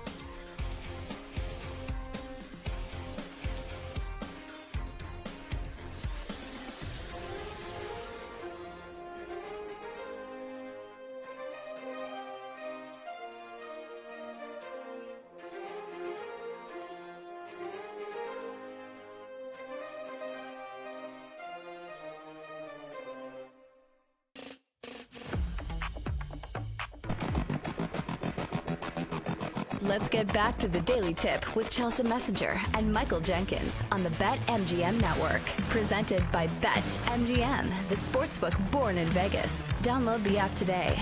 Please gamble responsibly. Rise and shine, people. It's time for more of the Daily Tip. In a few mere moments here on the show, we welcome in Joe Giglio, alumni of the BetMGM Network and co-host of 94 WIP's Midday Show with Hugh Douglas, to talk Nick Sirianni's new deal with the Eagles. But Jenks, I wouldn't call this breaking news, but maybe some interesting news that just popped up on my feed via Adam Schefter. So according to ESPN sources, a vote to allow NFL players to participate in flag football for the first time during the 2028 Olympics in LA is expected to pass at today's league meeting. So nothing official yet, but I think the reason that this is interesting because of like where it takes your mind. I'm imagining an all-star roster of Americans from the NFL, and I feel like we would absolutely dominate. Like, what do you think the line would be? Like for Team USA in flag football? It'd have to be like minus 1,000, right? Oh, minus like 50,000. Like who is going to come close to beating the Americans? I mean, really? This is American football. Do you know what I mean? I don't know. Yeah. Like it would just Who's be like... the quarterback? Do we even have a quarterback that's not American? Tommy DeVito. Straight from Italy. He's from New Jersey. I know. And I know he's not from Italy. But I don't know. Like no other country plays American football. If they do, it's not organized at all. Can we win the gold, silver, and the bronze? I mean, I don't know. Like maybe we could put like Ohio State in there for like our B team or something. I don't know. Yeah. I think we would run the podium DeMatha if we High did School that. here in the area. It could be anyone. Seriously. Other countries, they focus exclusively when it comes to football on soccer. And I'm not saying it's not played, but when is the last time you heard about an American football team or a team that might be NFL caliber anywhere in the world? I don't know. But I will say they do have 3 years to get ready. So maybe the rest of the world, you got 3 years to get your booty in gear to face the United States in flag football because it feels like it will be domination station, and I will enjoy that. All right, let's bring in our next guest. He is Joe Giglio. He is co-host of 94 WIP's Midday Show with Hugh Douglas. He also used to work with us here on the BetMGM Network. Joe, before we get into the Nick Sirianni stuff, how about a fun question? Do you think Saquon Barkley would be the running back for Team USA in flag football 3 years from now? So 3 years from now feels like a while, but obviously with football players in the NFL and who's still in their prime. But if they were playing it now, he would be. And I can't imagine there's anyone in the world that would be able to grab the flag from Saquon Barkley. I mean, I'm thinking about the leap over the Jaguars guy last year backwards. Like, man, that guy's in the NFL. All these guys he dominated last year are in the NFL. Yeah, I heard you guys talking about the lines in the game. I don't know what it would be, but, I mean, I would set it at, double digit. I'm talking about like 3 scores. There's no way any country right now could stay within 3 scores of the best NFL players. It'll be fun to watch when they do this. Joe G. Hell yeah, America. That's why we brought him on. So, Joe G., your thoughts on Nick Sirianni signing this extension with the Eagles? And it's not entirely unexpected. I think what is fascinating is where we put Nick Sirianni as far as ranking him with other coaches in the NFL, because it feels like, look, 2 Super Bowls, 3 years, current world champions, and yet when you think of the elite head coaches, he doesn't necessarily go top 5, but should he be there? So I don't think he necessarily has to be. I don't think that's a knock on Nick Sirianni. I mean, he did a great job with the Eagles. And look, I was a doubter of Nick Sirianni. I thought last year he showed why he is so good and why they win with him so much. You know, he took a real back seat in terms of game day stuff, in terms of play calling in the offense. They hired Kellen Moore. Vic Fangio obviously runs the defense. But Nick Sirianni mastered his role, which is motivator guy, which is game day guy, which is CEO coach. He really mastered that and got the team to buy in last year, especially, you go back to the first 4 games of the season last year, guys. The Eagles weren't very good. They were 2-2. Their defense wasn't playing well. Jalen Hurts was turning the ball over left and right, and they made a big decision, which is, hey, we got to back off throwing as much, even though we have these 2 great wide receivers and we paid Jalen Hurts, and we need to lean into the run game, our offensive line, Saquon, Jalen Hurts' legs. and it worked. And that showed to me what makes Nick Sirianni good is he got the guys to believe in the message, including, that basically took the ball away from Jalen Hurts, A.J. Brown, Devontae Smith, and they were all okay with it because they won games. So, look, he's the right coach for this team right now. But when I saw a list yesterday, guys, where he was ranked like the 15th best coach. So, I don't know. I mean, he wins. The Eagles win with him. I think this is more of a roster and GM-driven thing. I think of the Rams, and I think it's McVay-driven. I think of the Niners. I think it's really Shanahan-driven. But this is more of a whole picture with the organization. It doesn't mean Nick's not good, and I'm sure when the details come out, they're going to pay him like a top 5 to 7 coach, which is probably all he cares about. Yeah, it's interesting to hear you say that. I want to ask, what would you think is the approval rating for Nick Sirianni? Because I think it's very interesting in big cities and teams that are used to being successful that we saw at the start of this year. Despite the Eagles going to the Super Bowl and the previous year, people were already talking about Nick Sirianni when they started the season 2-2. So do you think it's across the board that people appreciate Nick Sirianni, or do you think there are still doubters out there? So I think it's pretty much across the board now, in the moment today, as the Eagles are Super Bowl champions and have not lost a game in 2025 yet, that it's across the board in Philadelphia. But I can tell you last year, Chelsea, even in October of last year, in the midst of what was probably the greatest Eagles season of all time, when you look at the totality of what they accomplished, that people doubted him. I mean, it was pretty common that people were like, I don't know about this coach. And that was just last year, already having a Super Bowl appearance under his belt and all those wins and all those playoff appearances. So it's tough to please here, especially when the roster is so good. The way I've equated it the last year or two watching this roster, to me, the Eagles have become what the top college programs are. The Ohio States, the Georgias, where, 10 wins is a failure. If the Eagles go 10-7 this year and make the playoffs but get knocked out in the first round, they failed. That's how good of a roster and an organization they built. It's as similar to me when Ohio State has, one of those 9-5 or 10-4 seasons. It's like everyone wants to fire Ryan Day, right? But they're obviously a great program. It's like that here. So it's not easy because the expectations have become so high because of how they built their team. We're talking with Joe Giglio from 94 WIP in Philadelphia. Joe, we were talking about this stat earlier. I'm sure you're aware of it, where we haven't seen a repeat champion in the NFC East in more than 20 years. At some point, you would think that streak is going to be broken. Is this the year, with the Eagles at minus 150 to win the division, is this the year that they finally go back-to-back? So I'm leaning yes now, but I'm not confident about it. And it's really not so much about the Eagles being appreciably worse than last year. I do think their roster isn't quite as good. They did lose a lot in free agency. They traded Chauncey Gardner-Johnson. They lost Josh Sweat, lost Milton Williams. So the defense has a lot of turnover from last year, and it was the best defense in the NFL. The offense should still be excellent. But the reality of this is the division.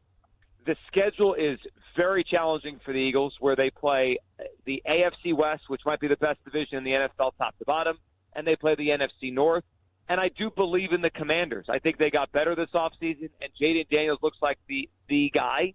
So it feels like the kind of year where it goes right down to the end. And when you look at the schedule, the Eagles' schedule in December is brutal, including their last 3 games at Washington, at Buffalo, home Washington, which I think will decide the division in those final 3 weeks. So I would lean the Eagles, but if you tell me we're having a conversation in next January as the Eagles are getting ready to go on the road as a wild card team and Washington, barely edged them out, maybe on a tiebreaker, 12-5 each for the division, it would not surprise me. This division is always like this, and Washington has a great young quarterback that might take an even bigger leap this year.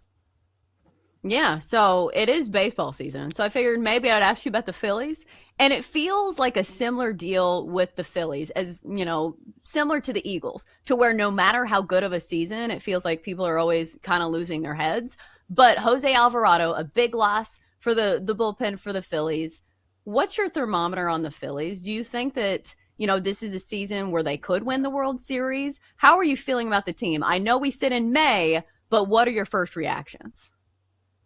Yeah, they could. I mean, they certainly have enough firepower to win the World Series, assuming they get in the playoffs. And I know that might sound crazy because this morning they do have the best record in the National League. I think a half game up now on the Dodgers and Mets, and they've jumped the Mets for first place. But I look at the National League, and I think it is really good. It's way better than the American League to me, where Detroit feels like the only team right now that is playing the kind of baseball like the top NL teams. And, you know, you have the Mets and Phillies with the Braves coming in the East. You have the Cubs in the Central, and the West is just loaded. So the way I look at it, someone's going to miss the playoffs in the National League that we consider a really good team. And I'm not saying that's going to be the Phillies, but the goal for them has to be to get there first and then worry about, you know, how they're going to navigate their way through there. The Alvarado loss is huge, especially that they weren't a very good bullpen with him, and he was clearly their best guy. And it's going to be really interesting to see how the Phillies approach the trade deadline and their decisions, because they have something most teams don't. They have a surplus of starting pitching. They almost have too much. They have Andrew Painter coming up, who might be the best pitching prospect in all of baseball, and some people say, why don't you put him in the bullpen? They have a kid in Mick Abel who came up on Sunday and pitched the game. He basically went pitch for pitch with Paul Skeens. There's a thought maybe he goes to the bullpen. You know, how they navigate their pitching is going to be interesting. And do they make a blockbuster trade for a closer, or just move one of these starters to the bullpen? So they've got a chance if they get in because of Bryce Harper and Kyle Schwarber and their starting pitching. But they've got to get in first. And I think they're going to be in a fight all season just to make the playoffs. Yeah, it feels like that's how the NL East always lines up. Great stuff today from Joe Giglio. He is the co-host of 94 WIP in Philly's midday show with Hugh Douglas. And of course, he used to work with us here on the BetMGM network. Joe, thanks for waking up with us. Anytime, guys. Take care. Ah, yes. Jenks, it feels like that with some of the big market teams. No matter how good they're doing, like there's people who always freak out and they say, well, this is wrong. And, you know, this is a problem and this is a weakness. I didn't even realize the Phillies had the best record in the National League. Like, that goes to show how big of the overreactions are. Exactly. So it's like they're doing just fine. They're doing just fine. And it goes to show how quickly things can change in baseball, too, when you play so many games. We were talking about, you know, Juan Soto's, you know, slumping a little bit. But, man, things can change in a heartbeat. And that's why you look up and you're like, oh, there's Philly. Yeah, it's a large sample size sport, ladies and gentlemen. All right, coming up next, it's hour 3 of the show, and we'll kick it off by previewing the NBA playoffs and some of our favorite bets in T-Wolves Thunder next on the Daily Tip.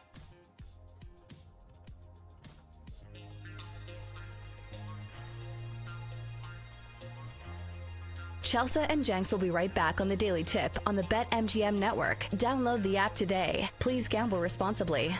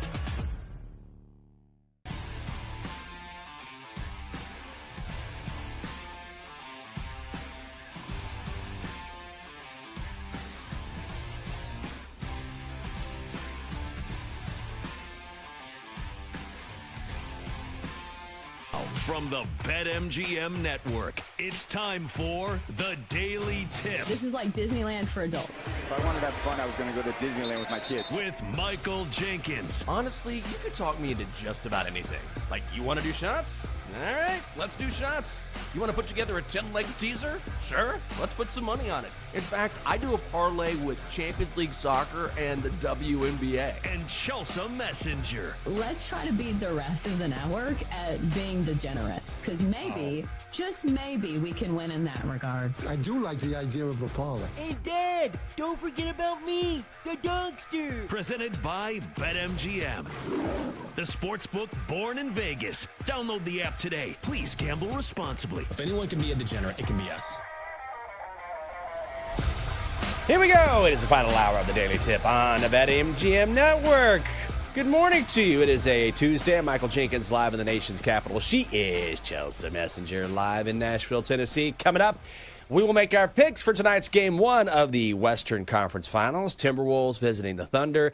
Then, in 20 minutes, will the Tush Push see another season? And is Aaron Rodgers returning or not? Oh, my God. The latest from the NFL. Also, hand out our favorite plays of the day at 8:40. I almost introduced myself again and then realized that was just the microphone hitting my forehead and knocking me back a little bit. The Aaron Rodgers thing. We'll get to it. I'm trying to, stiff arm that story as far or as long as I possibly can.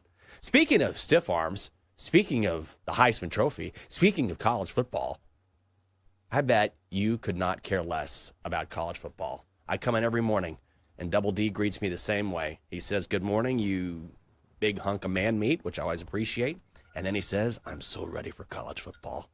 And I say the same thing. Aren't you ready just to be saturated with Arch Manning stories every single day, like multiple times a day? People are going to be so sick of this storyline, it's going to be ridiculous. Well, it's not that I don't like college football. It's just I am not reading message boards in the month of May. Like, I like college football, but I'm not on the level that you are. So, yes, I am very ready for college football season. But, Jenks, at least the main character in college football is going to be on your Texas Longhorns. And I will say, we've had some good quarterbacks, in the past few years in the college ranks. Mm-hmm. But it's been a while. I feel like since we've had that one that's been, like, really, really good. Like, when's the last one? Like, Joe Burrow? Like, people can, like, go back and, like, well, Caleb Williams was really good. He was good, but he wasn't the level of Joe Burrow that we saw in college. Joe Burrow had one of the best college careers we had seen in some time. Probably the last 50 years, I feel like. He's, like, one of the top 5. So if Arch Manning can put together that type of season, like, those are the seasons that stick out in your mind as a fan of the game. Like, what are the years you remember most? Like, for me growing up, it was Vince Young and it was Matt Leinart. And it was, usually the quarterbacks at USC. It used to be a powerhouse putting out quarterbacks into the NFL. So I think it's good for the game in general. And obviously it's good for you since you're a Texas fan. Are you not on the boards right now because Jordan Hudson banned you? Did she ban you? Were you saying something about Bill Belichick, Billy Boy? And she's like, nope, I mean, banned.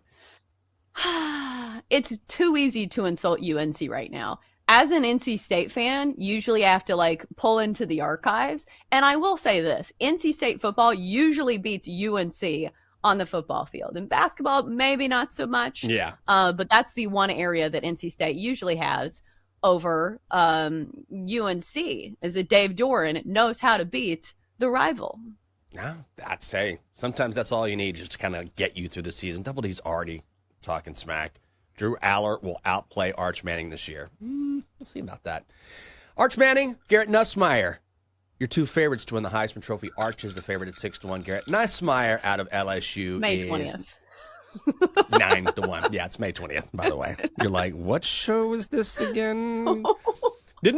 On BetSwitch, they were talking about week 1 lines in the NFL. I mean, good on them. Because Joe O and Sammy P coming up right after us. They do a great job. They can pull that off. I could not tell you what's going to happen in week 1 in the NFL. Like, if you want me to handicap a game in week 1 in the National Football League, I would go pass. Pass. Just pass. We are only talking about the WNBA on the show. Just That's kidding. right. We'll have NBA postseason as well. But listen, like we're a betting show and I want to bet on things that can cash on tonight. I don't want to sit there with money in my account for like the next 9 months or however long. We have to wait until the end of football season. So fine, I get it. Sometimes the value is there. You got to get the number before it moves. But like, we want to make some money today. Yes, we do. Also, hello to our audience on Stadium. We stream our final hour of this show on the Bally Sports Live app and ballysportslive.com. So if you want to make some money tonight, well, you can put your money down on Game 1 of the Western Conference Finals. It is Minnesota and Oklahoma City. The Thunder laying 7.5. They are minus 325 on the money line at BetMGM. The sportsbook born in Vegas. T-Wolves plus 260, total set at 216.5. That total has come up a couple points from yesterday where it was sitting at 214.5. Series price for you. Thunder minus 350, Timberwolves plus 280. And I have to say, I think this is way too many points. I think Oklahoma City is clearly the better club here. I say clearly, and then I think, I think the Timberwolves are a live dog in this game. And even if you don't think they're a live dog, I think 7.5 points is just way too many. Oklahoma City, 2-7 against the number in their last 9. And I feel like this number that we're seeing right now is a carryover from the regular season when the Thunder were the best team against the number. And sometimes what we see in the regular season correlates to what we see in the playoffs. Sometimes it doesn't. I feel like this is an area where it doesn't. And by the way, the Thunder are coming off that 7-game set against the Nuggets where Minnesota's just been sitting back and waiting. So I will take the Timberwolves and the points here. Yeah, feels like that's the way to go if you're looking for value in this one. Because is anybody going to be shocked if the Timberwolves have a chance to win this game outright? I'm not, especially with what we've seen in the market for Oklahoma City. Like you said, they've been overvalued, 2-7 against the spread in their last 9 games with 3 outright losses as favorites of 5.5 points or more. They have a loss outright as 10.5-point favorites in game 1 of that series against the Nuggets. So if it took them 7 games to take care of the Nuggets, who are older, yes, they have Nikola Jokic, who is very good. But still, I think that this is very much going to be an interesting series. So there's 2 ways you can play this. You can play game 1, say, hey, I'm going to take the 7.5 with the Timberwolves. Or you can say, hey, I'm going to play this one from a wide angle. And you say, series spread result. You can get the Timberwolves plus 2.5 games for minus 150. I think they're going to win at least a couple games in this series. So I think that's a really good play. Again, I think all of these numbers are based on the regular season for the Thunder. So I think that's a play that's worth playing before this game. And, maybe that game 1 bet as well. Yeah, I think so as well. I'm just a big believer in what I've seen from the Timberwolves. I don't know if they're going to win this series outright, but I think we could see this series go 7 games. I mean, I still cannot believe that the favorite for this series, if you're looking at the numbers right now, is the Thunder to get a gentleman's sweep at plus 260. You can get the Timberwolves to win in 7 games at 8-1. I don't mind that. Our good buddy Mike, who listens to us online from Baltimore, he has a 20-1 play on Timberwolves and the Pacers meeting in the NBA Finals, which I thought was a very smart play, especially at 20-1. We'll see if that comes home. But yeah, I'm not a believer that Oklahoma State is just going to run through Minnesota here. Oklahoma City. I just don't think they're going to do it. Yeah, I don't think so either. And if you're buying what we're selling on the Timberwolves propaganda, you can get the Timberwolves to win the NBA Finals at 6-1. Riddle me this, Jenks. Mm-hmm. I feel like if the Timberwolves can get past the Thunder, they have a really good shot of winning the NBA Finals. Honestly, I think whoever wins the West wins the NBA Finals. Am I wrong here?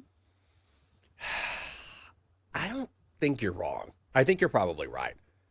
I think the more fascinating matchup is in the East. Like, who would have thought? Like, Thunder Timberwolves isn't what I expected in the West, but I can see it. I would have never thought Pacers Knicks in the East. So I feel like the West, and look, we're seeing the West favored right now. Certainly Oklahoma City is the favorite for a reason. So I think your champion comes out of the West. But then again, the East has been so willy-nilly that I'm not quite so sure, because I had no idea we would be at this point in the Eastern Conference. I would have, especially the Pacers. Like the Knicks, mid-season, you didn't quite know if they were going to put it together, if they were going to be healthy enough to get here, but you can kind of see it. But the Pacers are just a complete outlier. And we could look at that game a little bit here, too. That's coming up on Wednesday. We'll give our full handicaps tomorrow.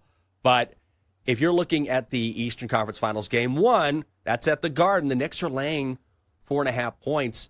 Let me throw it back to you. I think the champion comes out of the West, but do you think the Pacers and or Knicks would have a shot in the NBA Finals?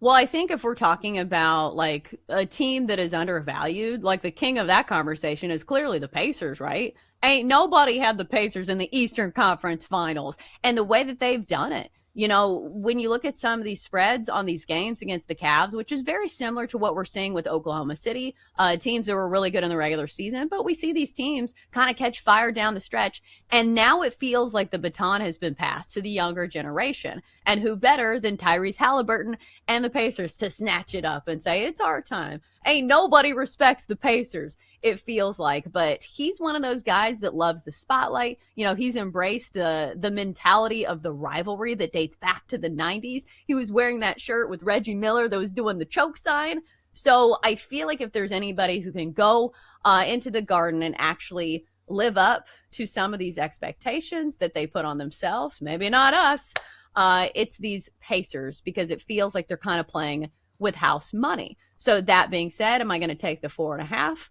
I wish the number was a little bit higher. Like I was hoping for a 6.5 here, but maybe that's one that you play on the series spread as well. And I'd have to check the prices there. But again, similar to the Timberwolves, I think that this is a team that is pretty undervalued. Yeah, I think so as well.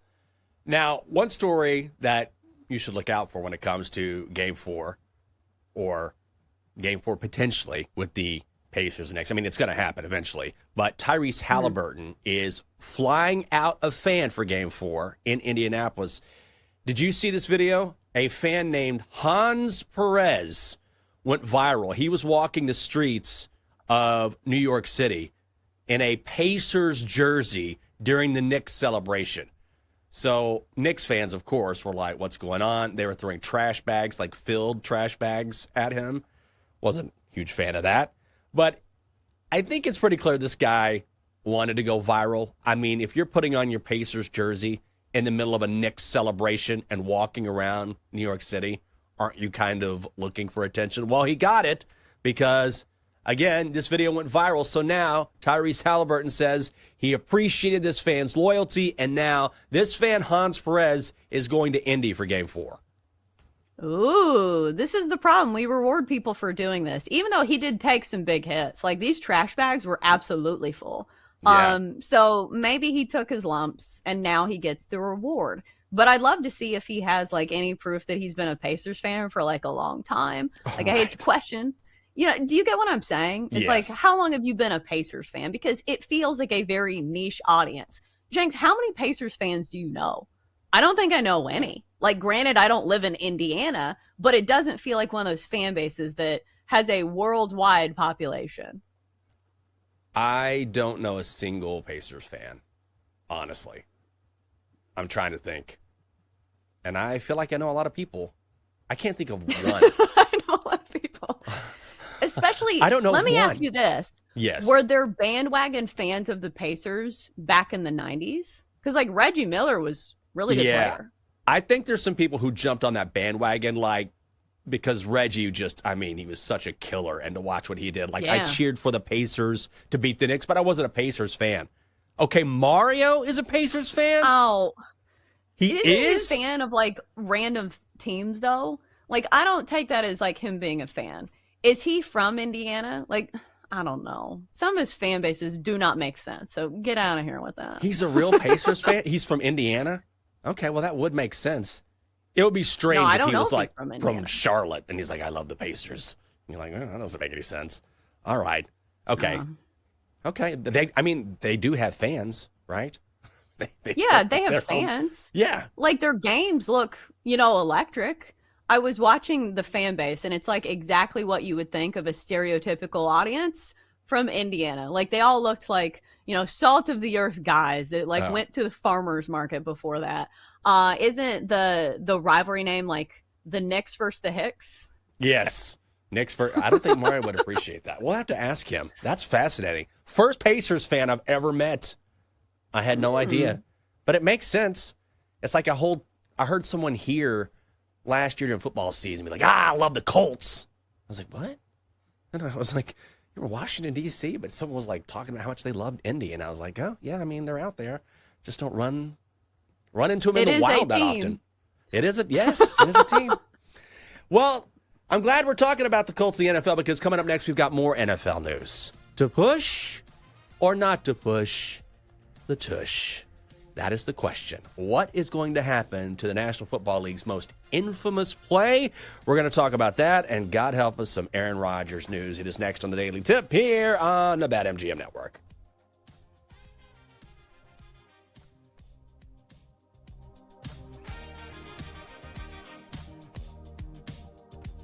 Chelsea and Jenks will be right back on the Daily Tip on the BetMGM Network. Download the app today. Please gamble responsibly.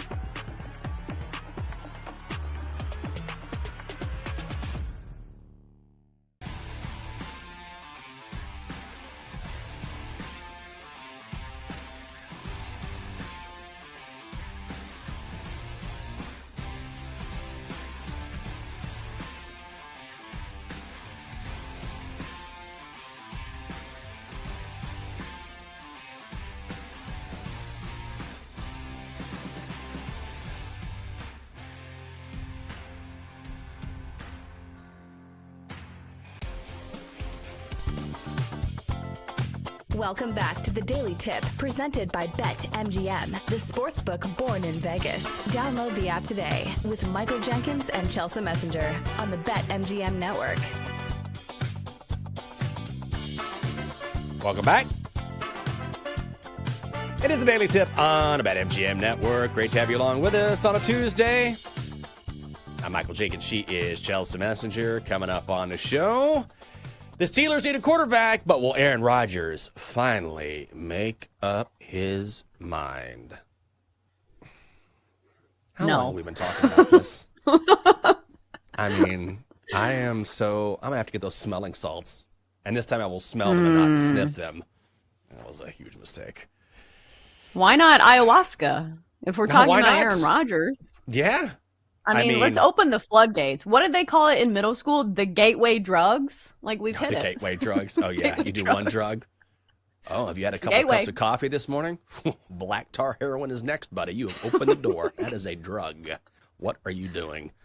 I think I'm drinking way too much caffeine. Like, I got to, stop. I got to figure out something. It's a gateway drug. Gateway drug. Cocaine is next. I'm coming in. Well, I told you about the caffeine. I don't know what I'm going to do. Do you drink coffee at all? I feel like I've asked you. I do. Okay. Yeah, bring it from home. Okay, that's smart. Every day. I have not dabbled into Aaron Rodgers' plethora of drugs that he uses, but you never know. Yeah. Okay. This is 8 ounces today. If I come in with 9 ounces tomorrow, you know I'm on the wrong path. Oh, yeah. All right. I'm keeping watch, by the way. Is that a mason jar? Denton has a problem. What is that in? It is a mason jar. I put it in the fridge. I'm a cold coffee guy, so I put it in the fridge and it chills, and then I make sure Roger doesn't mess with it. Oh, I like that. All right. Bring us some coffee. Smart. It's very hipster. I feel like you're going to ask for an IPA next, or wear a flannel shirt, or ask me to get you a $20 cheeseburger. My flannel game is crazy. Ooh. If Denton got an IPA, I'd be like, can we split that right now, please? I'll pay you. I'll Venmo you right now. You know what it reminds me of? I'm not going to say this person's name because she's sort of known in this market. Whatever, it's not a big deal. But I remember one of the most egregious things I have ever seen years and years ago. So I ordered Girl Scout cookies from Skip, Gary Carter, former producer here, awesome guy. And I believe his daughter, was selling Girl Scout cookies. I think it was Gary. Regardless, I show up one day at work and the Girl Scout cookies have been delivered. I'm super excited, helped out the Girl Scouts. The cookies are there. Someone that I used to work with decided, you know what I'll do? I'll just go in and I'll eat a few of these cookies and then just leave a couple dollars cash. Like, hey, sorry, I was hungry. And I was like, what? So I'm like, these Girl Scout cookies are open on my desk and there's just a couple dollars slid inside and you decided to have 4 or 5 of these things? Unbelievable. Well, if we're talking about gateway drugs, some people treat Girl Scout cookies like they're drugs, because the supply and demand, they're not available all the time. And some people really love Girl Scout cookies. So maybe this is her one Achilles heel that she just can't handle, her craving for Girl Scout cookies. Did you ever talk to her about it? No, I didn't say anything, but I was just like, what am I going to do with this money? Just go down to Giant and just buy some more Girl Scout cookies? Awesome. I'll save this until next year. You know what I mean? You can't just go buy them. She's got a problem. I'll never forget that. Listen, and this someone is I really like, intervention. by the way, but I couldn't believe it. It's this is not, I was going to say this is not okay, but then I'm I'm so overreactive. This is not okay. You took my Samoas, caramel delights, whatever they call them. I don't know. File a complaint with HR over Samoas. I would. Those are the bomb. Those are my favorites. God, I'm getting hungry right now. Okay. I'll tell you what I'm not hungry for is more Aaron Rodgers news, but here we are. So, Ian O'Connor, the biographer of Aaron Rodgers, did not realize Aaron had a biographer, but he does, says the quarterback has privately communicated with Pittsburgh about signing with the team, which is weird to me because he visited Pittsburgh. Ooh, listen, I'm going to visit you guys, and then once it's over, I'll privately communicate. We know you visited Pittsburgh. Regardless, according to the Sick podcast, I'm not too familiar with these sick podcasts. They say the Steelers have reportedly offered a contract of $10 million per year to Aaron Rodgers. Steelers mandatory minicamp starts on June the 10th. Chelsea, my question for you is, are you as sick of this story as I am? And do you think that Rodgers will actually go to Pittsburgh for the 85th time? It almost feels like he has the mentality of like a cat, where it's like you can't tell him what to do. He will do it if he wants to. So, like, do I know when or if he's going to sign with the Steelers? Absolutely not. I feel like he's going to do it once we stop talking about it, because then it'll be all about him and he will reignite the publicity. Because the wild part of every single Aaron Rodgers headline is that he's doing this privately. He's doing this behind the scenes, but yet his biographer is telling people about this. So I don't know if he gave him permission to do this or what. It just feels like it's contradictory. If you're doing something in private, do it in private. We don't need to hear about it. So I don't know who's leaking this information, but I don't know. Like, the Steelers have to be, shaking their heads the entire offseason, because at some point they've got to get their offense together. And no matter how good of a quarterback you are, it does help to spend the first few months of the season or the off season with your new team, learning the offense, learning the receivers. And I will say this, Aaron Rodgers has already done a workout with DK Metcalf out in California. So I don't know if we should be, super worried about this in the month of May. But once we get into minicamp and some of these other dates in the summer, maybe that's when we should be worried. Because I will say it is May 20th, and maybe we should RELAX. Relax. God, I want to relax. You remember that one? Oh, I sure do. It's a classic. Remember that one? I remember that one? I sure do. Steelers, by the way, 6-1 to win the AFC North, favored not to make the playoffs, minus 185. And Steelers fans are tired of this. I was talking to Andrew yesterday, our boss, and he's a Steelers fan. And so we were just catching up with each other, and I asked him about Aaron Rodgers, and he just gives me this dead-eye stare, and he goes, Jenks, I was having a good morning. Okay? And I was like, oh, I'm so sorry. Like, honestly, though, imagine being a Steelers fan. Like, I'm tired of this. Imagine being a Steelers fan, and this is just all you've been hearing just again and again and again and again. I mean, I'd be worn out too. Yeah, I saw where Chris Mack had Mason Rudolph on his show. And I want to say he has a new beard, not Chris Mack, Mason Rudolph. Oh. So in the meantime, like, if you're a Steelers fan, and I will say this, sometimes the quarterback hasn't even mattered that much for the Steelers. If you're talking about like the threshold of winning 8 or 9 games, I do think it's still a good enough franchise to give them credit and say, hey, it's going to be a competitive team. But I think what people are worried about is that, like, how many years can they sit in that purgatory of where, they're going to make the playoffs, but they're going to lose in the first round. So I don't know if Mason Rudolph's going to be the guy for the Steelers. And I don't know if even Aaron Rodgers would elevate this team, because if you're thinking about teams in the AFC, does Aaron Rodgers get you past some of the best quarterbacks in that conference? I still think no. No. He was very mediocre. Maybe that's not fair. He was pretty good with the Jets, right? Pretty good. He was good. So I don't want to act like he threw more interceptions than touchdowns or anything like that. He was pretty good. But in big moments, he was meh. The team was meh. And do the Steelers really have a complete team, or enough of a complete team that if you add Aaron Rodgers, suddenly they're a contender? I just don't think so. Right, because look at the other teams. Like, you've got Josh Allen, reigning MVP. You've got Lamar Jackson, who's always good. And even some of the young quarterbacks. Like, we haven't talked about, like, C.J. Stroud and some of the other teams. So it just feels like the AFC is just loaded with all these young gunslingers. Joe Burrow also adding to that list. That even if you do sign Aaron Rodgers, he's not going to be the savior of your team. And I feel like we've said this before, despite Hard Knocks being like, ooh, Aaron Rodgers steps into the Jets facilities and all wrongs are righted. So, like, let's not do that again. Yes, I agree. So we'll keep tabs on what happens. Who knows? Aaron Rodgers, he'll probably go on Pat McAfee and then make his announcement there, something like that, get paid for it. Here's something that is interesting. The banning of the tush push back on the docket. Remember, the owners had their meetings in Palm Beach back in April, decided to table it. Well, they're meeting again, the owners are, tomorrow in Minneapolis, and they will vote on the tush-push whether or not to ban it.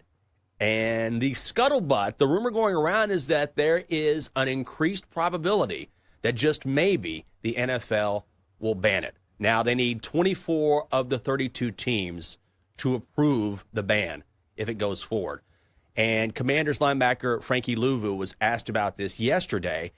He says that the NFL should ban the tush push. He was the guy jumping over the line of scrimmage in the NFC Championship game again and again. And the NFL referees were like, if you do this again, we're going to give these guys a touchdown or some archaic rule.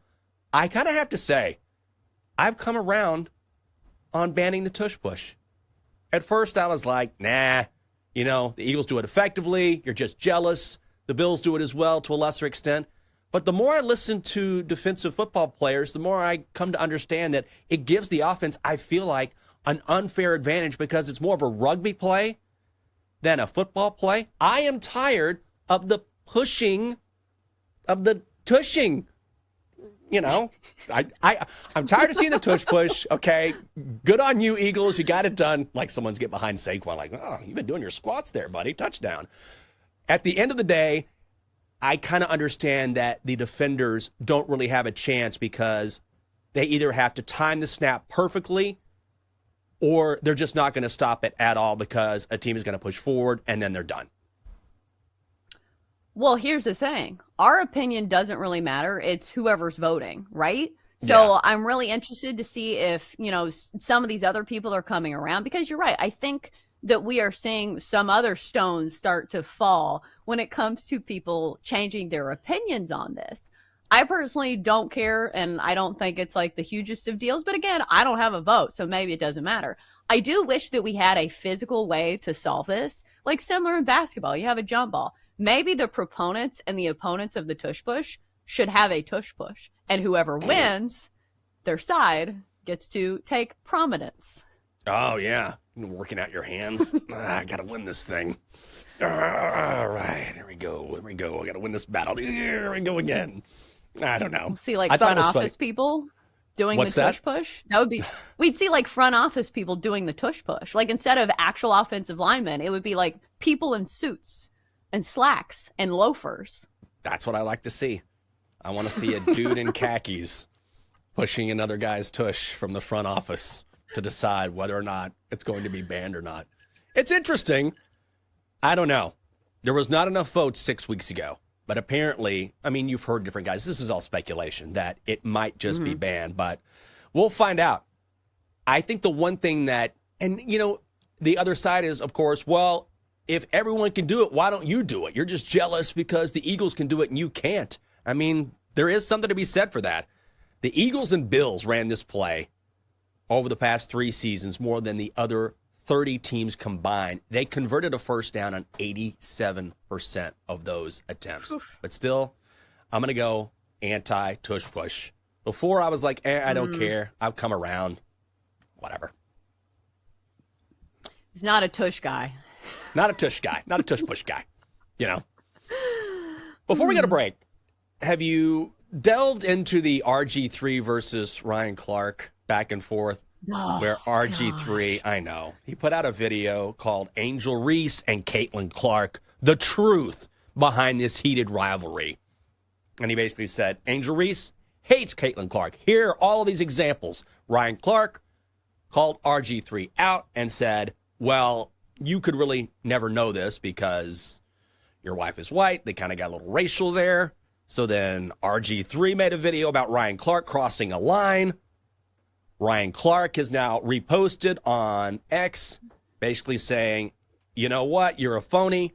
I didn't attack your wife. She seemed like a lovely lady. You be good, bruh. This has gone back and forth. This is sort of the talking head argument of the day. Yes, highbrow stuff here that we're dealing with among the media elites. And then Emmanuel Acho has chimed in. Nightmare blunt rotation. RG3, Emmanuel Acho, and Ryan Clark debating about the WNBA, which I have a strong feeling that they're not watching on a daily basis. If you're making a comment about somebody's character I would assume that you know this person personally. Do any of these guys know these girls personally? Did they grow up with them? Am I missing something? I just feel like this is a lane where maybe they don't know what they're talking about. If you're talking about, hey, she hates her. Do you really know? Do you know this person's personality? I feel like this is a nothing burger. Oh, God. It's like a bad wrestling match. You know, these two guys are going at it in the ring, and here comes Emmanuel Acho! And you're like, oh. No. What are you doing? The chair, please. Hey, come on. Get him out of there. The Intercontinental Champion. He's not supposed to be here. Coming up on the show, it might be early in the week, but never too soon to cash on some of our best bets. Those are next on the Daily Tip on the BetMGM Network.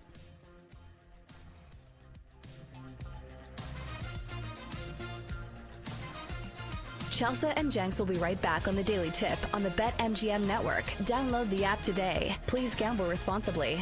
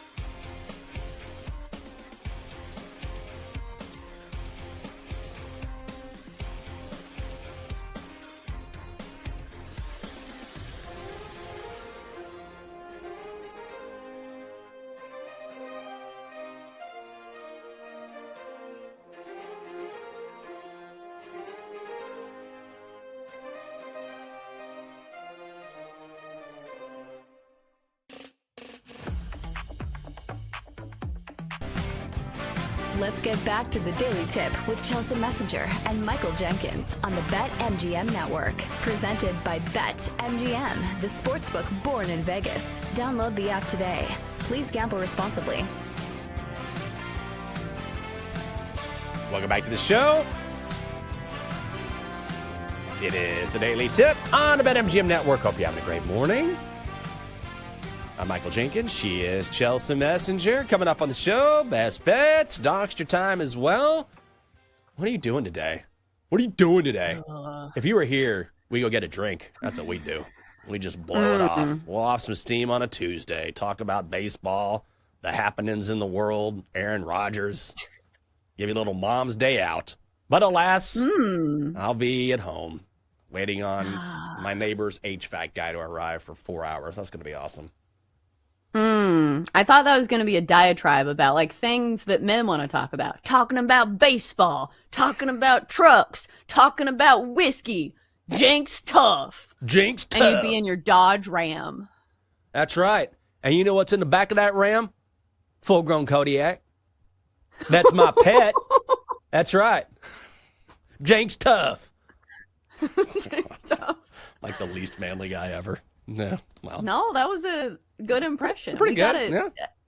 God, I wish Dylan was here. Dylan would definitely flash that graphic across the screen of you in that Dodge Ram commercial, which I think is iconic. Like, of all the Jenks characters, yeah, I definitely want to see that one. That one and Runline Jenkins. Runline Jenkins has been lost in the bayou for like the last 9 months. I don't know what he's doing, but maybe one day he'll return. Maybe one day. All right.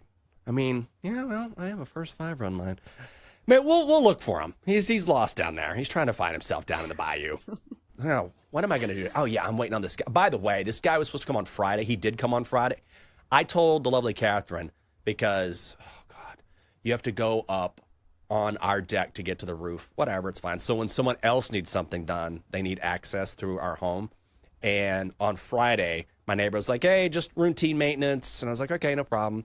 He goes, the guy will be here between 1 and 5. And I told Catherine, I was like, there's no way on a Friday that a tech's going to show up at 5 o'clock.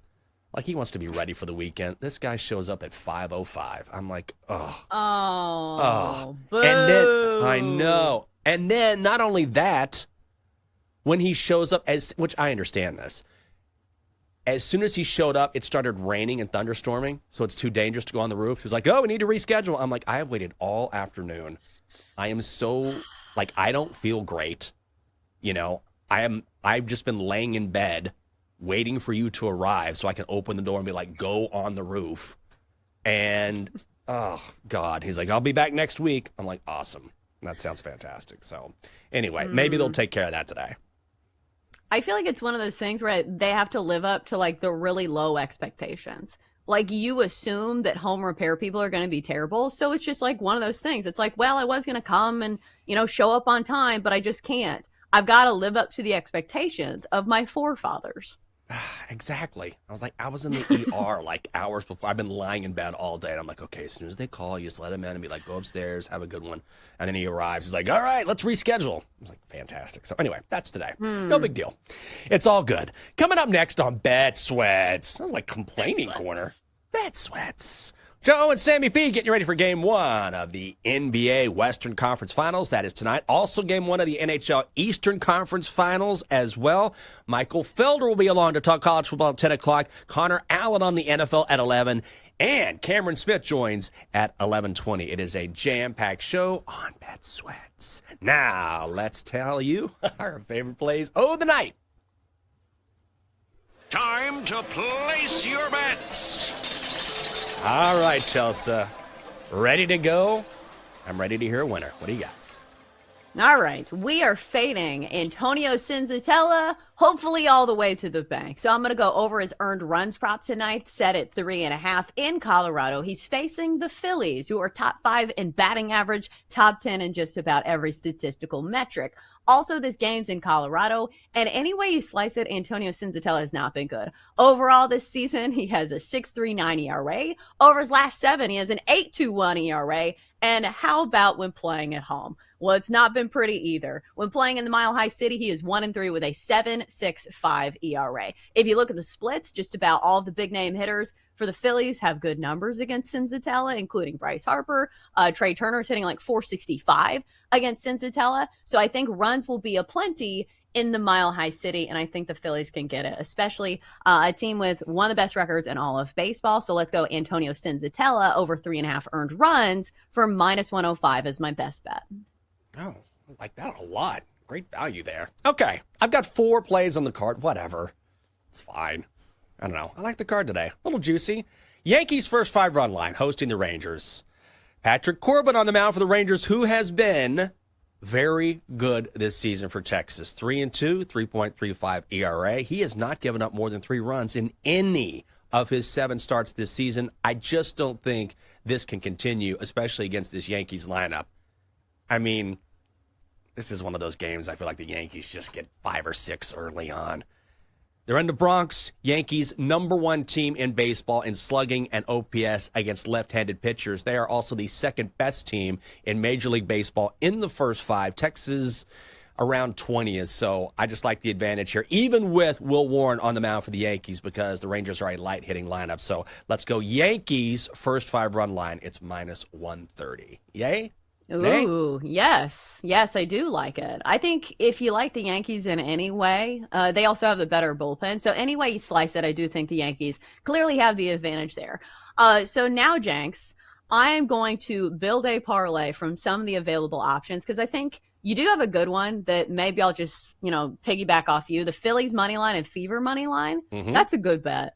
But I'm a little worried about having too much writing on one game because obviously my best bet is kind of on the Phillies. Oh, yeah. Maybe it's not the same one. We'll just do that. So I'll be with you. Phillies money line, Fever money line. Do we really need to sell you on Caitlin Clark and the Fever, especially in the WNBA, where these have been great parlay pieces, just because it feels like the discrepancy between the good teams and the bad teams is pretty wide in the WNBA. That's the case today with the Fever. And then also the Phillies, one of the best teams in baseball, and the Rockies. Well, you know about the Rockies. How many wins do they have now? 7? So yeah, I like that parlay a lot. Yeah, -144. Why not? Plus, the Fever already beat the Dream during the preseason. And the Fever are no joke. I know you focus on Caitlin Clark, but they have DeWanna Bonner, who's back this season, who is going to be a WNBA Hall of Famer. Aaliyah Boston is fantastic as well. So they're going to handle Atlanta. And they're in Indianapolis. So I like that parlay as well, -144. Couple more money line favorites here. This is just price dependent, but Reds money line -121 at the Pirates. This is simply a price play. You can fade the Pirates and get a favorite at -121. I will do it. It feels like this should be around -140, something like that. Nick Martinez on the mound for the Reds. Bailey Falter going for the Pirates. You give the pitching edge to Cincinnati, and you definitely give the hitting edge to the Reds. The Pirates score the fewest runs in all of baseball, so just price alone, I got to be on Cincinnati here. And then I am going to take the Cubs. This has come down a little bit. We've seen some money come in on the Marlins, which is fine with me. I'll take the Cubs on the money line today at -140. Jamison Taillon facing Ryan Weathers of Miami. This is the exact same matchup that we saw a week ago when the Marlins got the win. But as we know, it's really difficult to beat the same team twice in a week. The Cubbies lost yesterday. I don't see them losing back-to-back games, and they absolutely crush left-handed pitching.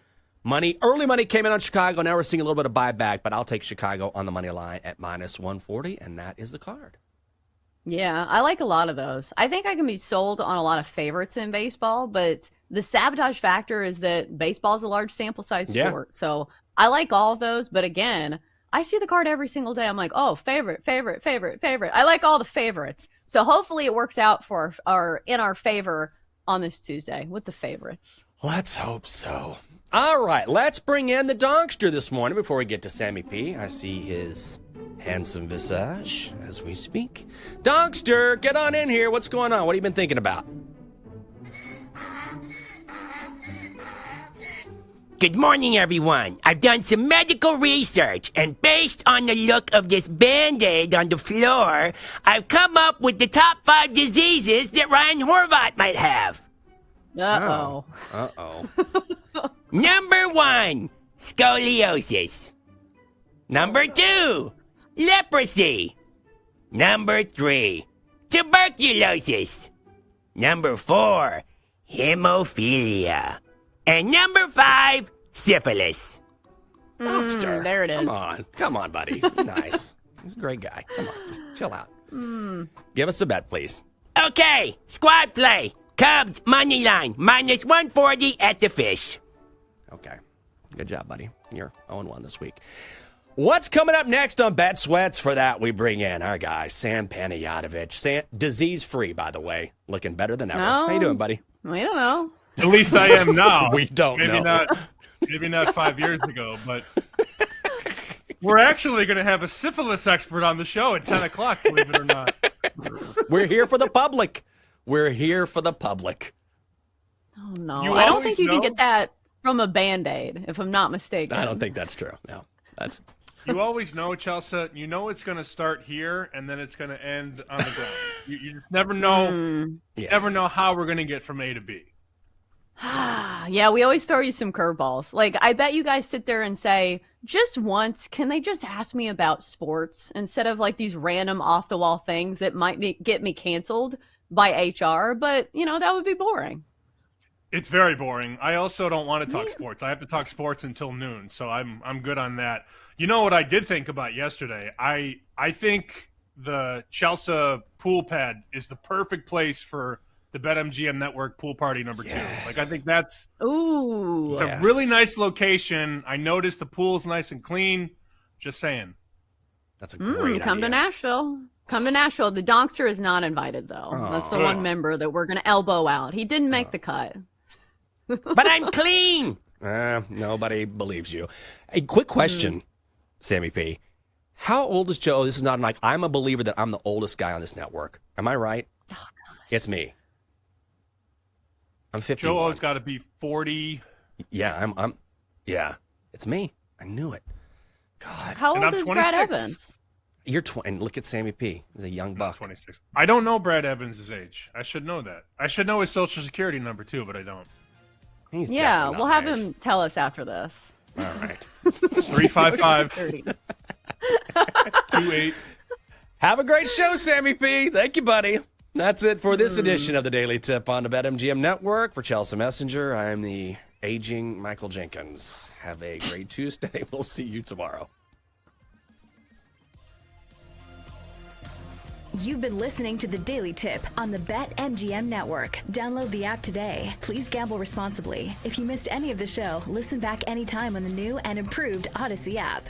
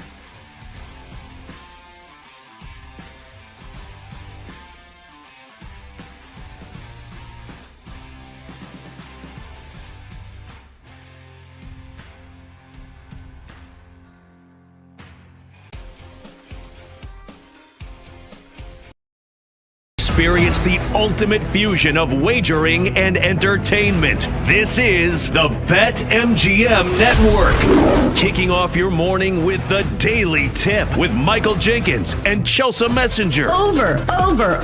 It's a very simple way to look at it. It's the best way to look at it. Followed by the newly branded Bet Sweats with Joe O and Sammy P. When I stop talking, that's when you jump in usually. He said, "Ring that bell!" He said, "Ring that bell!" Then it's You Better You Bet, hosted by Nick Costos and Femi Abebefe. Great teams and great players get a whistle. It's happened forever. It will continue to happen. Capped off every night with the electric Brad Evans and Ryan Horvat on BetMGM tonight. Oh, that's a sexy phrase. Quote Dr. Dre, creep with me and walk with me on this one. Welcome to a new era of Wagertainment. This is the BetMGM Network. Please gamble responsibly.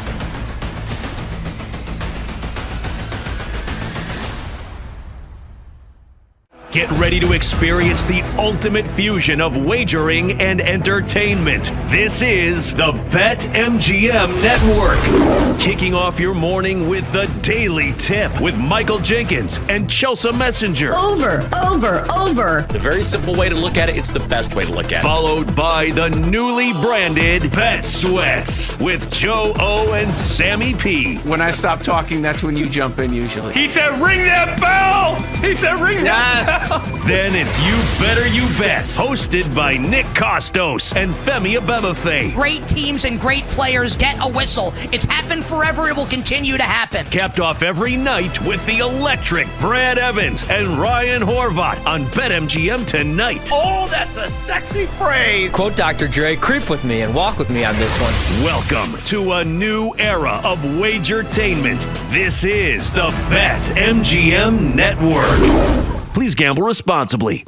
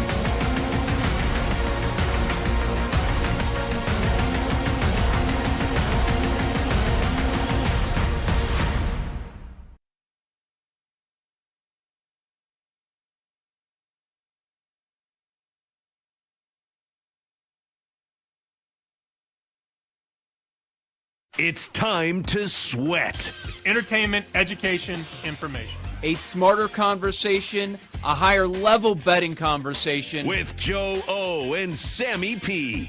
It's two guys who have known each other a long time, firing bets during the show, after the show, into the night. We've been doing this so long, we're like brothers, so we're going to call each other out on some of their BS. Get ready to fire. Why are you betting 2-1 on Sunday when you could have bet 4-1 on Tuesday? We're not going to force picks. What we give on the show is what we're betting.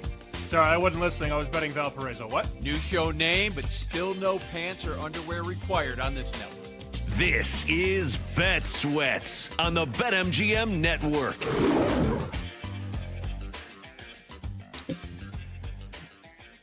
Welcome on into Bet Sweats. Joe Ostrowski, Sammy P with you another day. It is Tuesday. Welcome on in.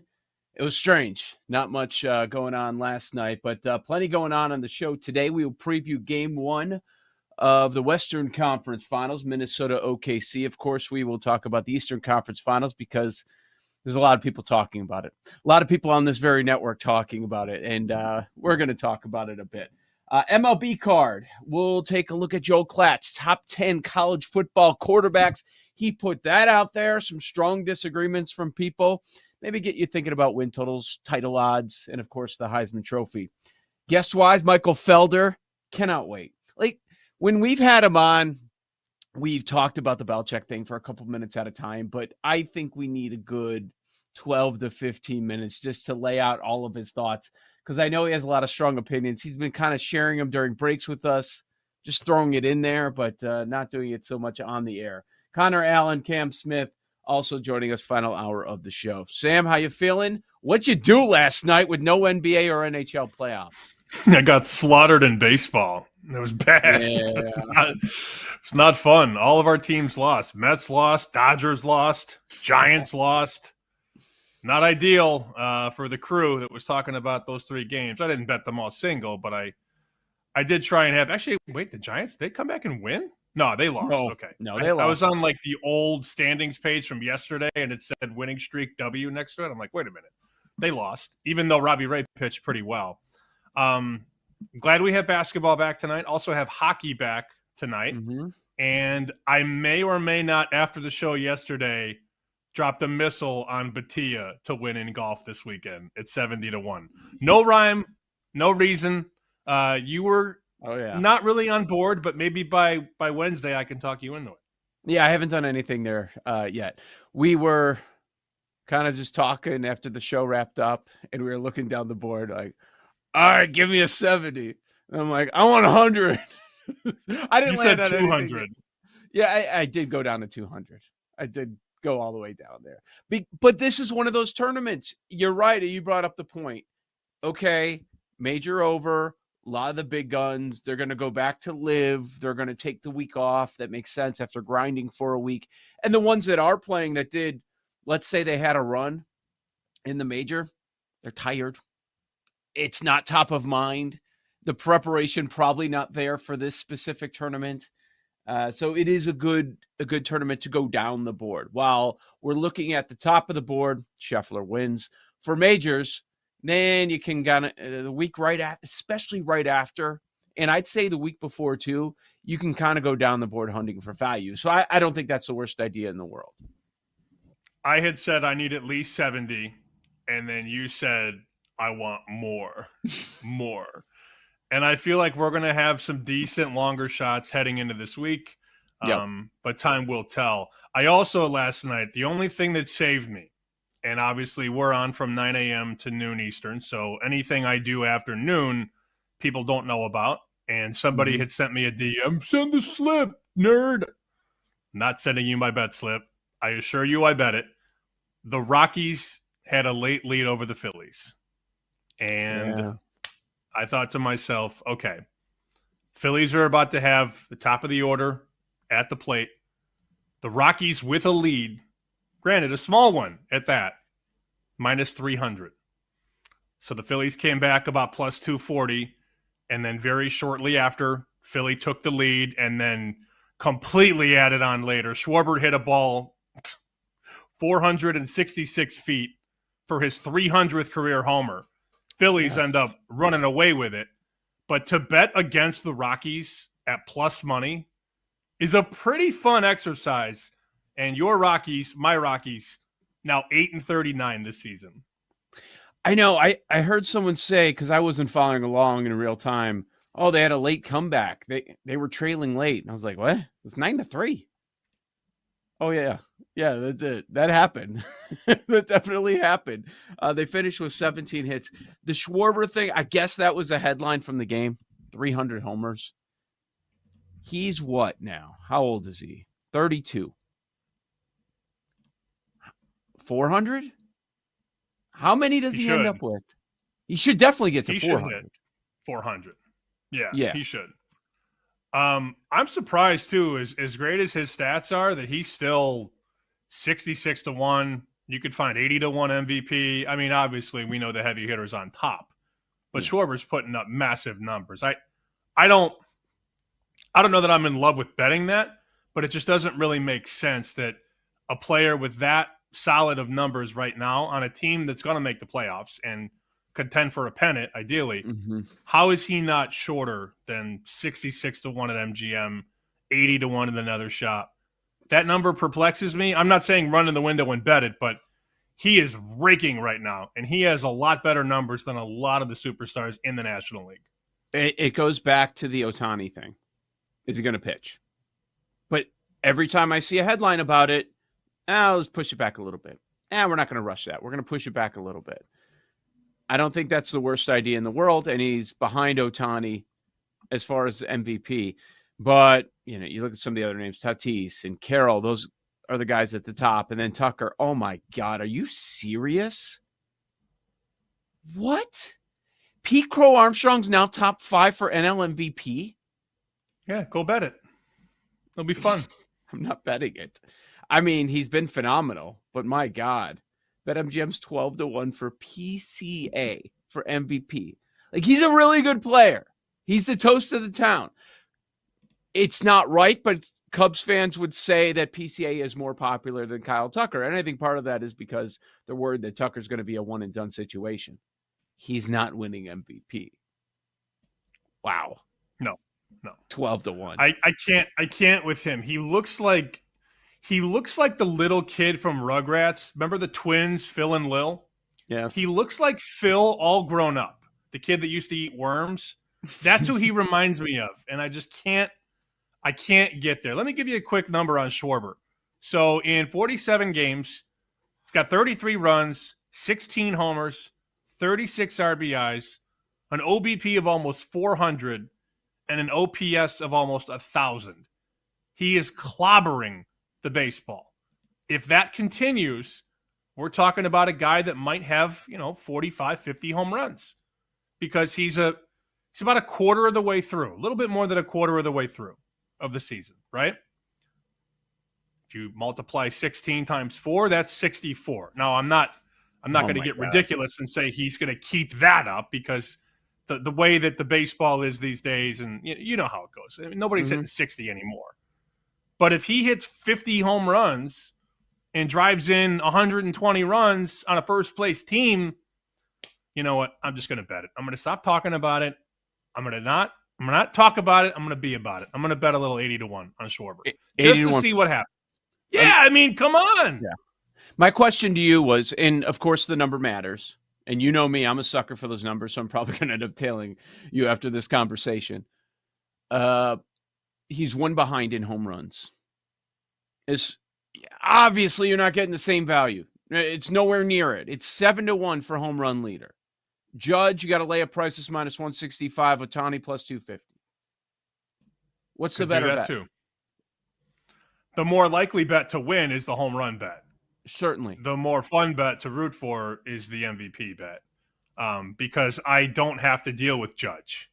Or we can in the National League MVP race. Yeah, can we? Some books will let you.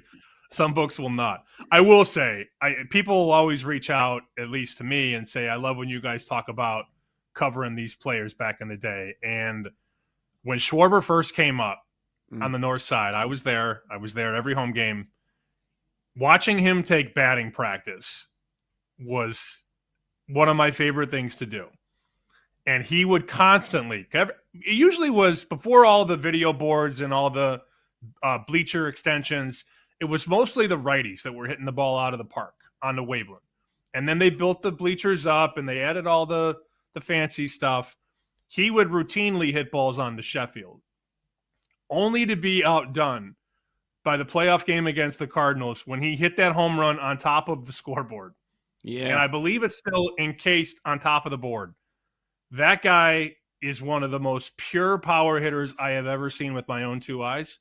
And to watch him take batting practice and then somehow hit balls farther in games was always crazy to me. I mean, obviously guys were throwing faster in games. BP isn't 95, 99 miles an hour. But if he got a hold of a ball right in the sweet spot, it was going for one of those windows across the street from Wrigley. Would he work the whole field in BP? Would he work left field? And yeah, I'm sure that was impressive to watch. Like, of all those guys too, you had Bryant in his prime, right? Yeah, it's some really primo hitters in that lineup. But that Rizzo, guy was Rizzo, of course. Yeah, a lot of lefties. But he was your favorite. I mean, Rizzo, a technician as well. And just his approach when he would get to two strikes in his career at bats too. But would you have predicted that he would be the one that would be left and still contributing at a very high level where the others are pretty much, I don't want to say done. You know, you still see Baez contributing, but I mean, it's just not a comparison. I think I would have probably guessed Rizzo, given the glove and the contact and the ability to get on base. I'm mostly surprised, though, because Talking Baseball put up a picture yesterday, and they said Kyle Schwarber is the 11th active player with 300 career homers. I can't believe he's been on 4 teams now and had success everywhere, really. Chicago, Washington, Boston, and Philly. I don't get it. I remember all those teams. Well, you see the graphic, you're like, whoa, wait a minute. That's not right. But guy's been around the block, and he's homered everywhere. Everywhere he's been. And a good clubhouse guy. Like, a lot of times you see guys move in and you think, oh, bad guy, bad teammate. Nope, that's not the case at all with Kyle Schwarber. So 300, we'll see how many. I don't think that's a bad idea with his ability, for sure, with the long ball and how big that is for MVP races. You mentioned Robbie Ray did just fine, and he was going for San Francisco winning all 10 of his starts. that comes to a halt last night. He didn't have an earned run. He did his job. 7 innings, no earned runs, and then he leaves, and then here's 2, here's 1. That's how Kansas City ends up winning that game. The Marlins walked it off against the Cubs. That was a bit of a surprise. The Cardinal streak keeps going, and they do it against the Tigers, and now that's viewed as an impressive feat because the Tigers have been so strong this season. Cardinals have now won 13 out of 15. 13 of 15. So they're rolling. You mentioned the Dodgers struggling. 4 straight losses all at home. Last night happened against Arizona. It was kind of like an opener situation. But I think it stops tonight. They've got Yamamoto on the bump. I would hope so. And as somebody who did jump in on the Dodgers last night, it wasn't a big price, but it was still a bet that I made and immediately regretted it because Arizona got like 2 runs in the first. And then by the end of the 4th inning, it was like 7-0. I'm like, oh, I guess I'll watch something else because this is over. Yamamoto minus 220 today. I'm not really going to lay that. I might parlay Dodgers with Thunder. That's certainly something I thought about this morning. But the one thing that that makes me laugh, we talked yesterday about the American League East and how bad it is. Yankees win, and then every other team loses. Dude, just keep fading Baltimore. Like, that was almost a pick-and scenario against Milwaukee yesterday. We should have done that. Like, that's the move. Just keep going against the O's. 7 in a row now. 7 in a row. And they had a nice lead, too. They had a lead and gave it back up. 15-31 now for the O's. They've lost 7 in a row. Longest losing streak in the league right now. Dodgers have lost 4 in a row, too, but that will correct itself. Correct. I don't know about the Orioles, but hey, at least they got rid of the manager. That'll solve everything. Yeah. I'm just checking now to see if they decided to adjust the win total at all. They did for the Dodgers. I see a 101.5 out there.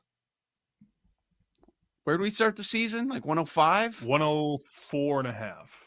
It was about there a few days ago before this losing streak because I remember checking, and now we're 101.5. That might be the lowest it is all year.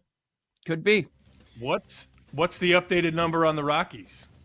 Okay, let's go. I don't see it on the board right now. Oh, there it is. They took it down. Oh, wait, I scrolled all the way down.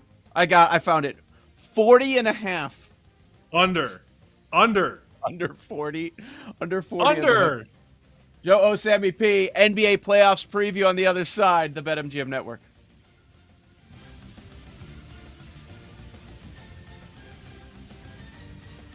You're listening to Bet Sweats with Joe O and Sammy P on the BetMGM Network.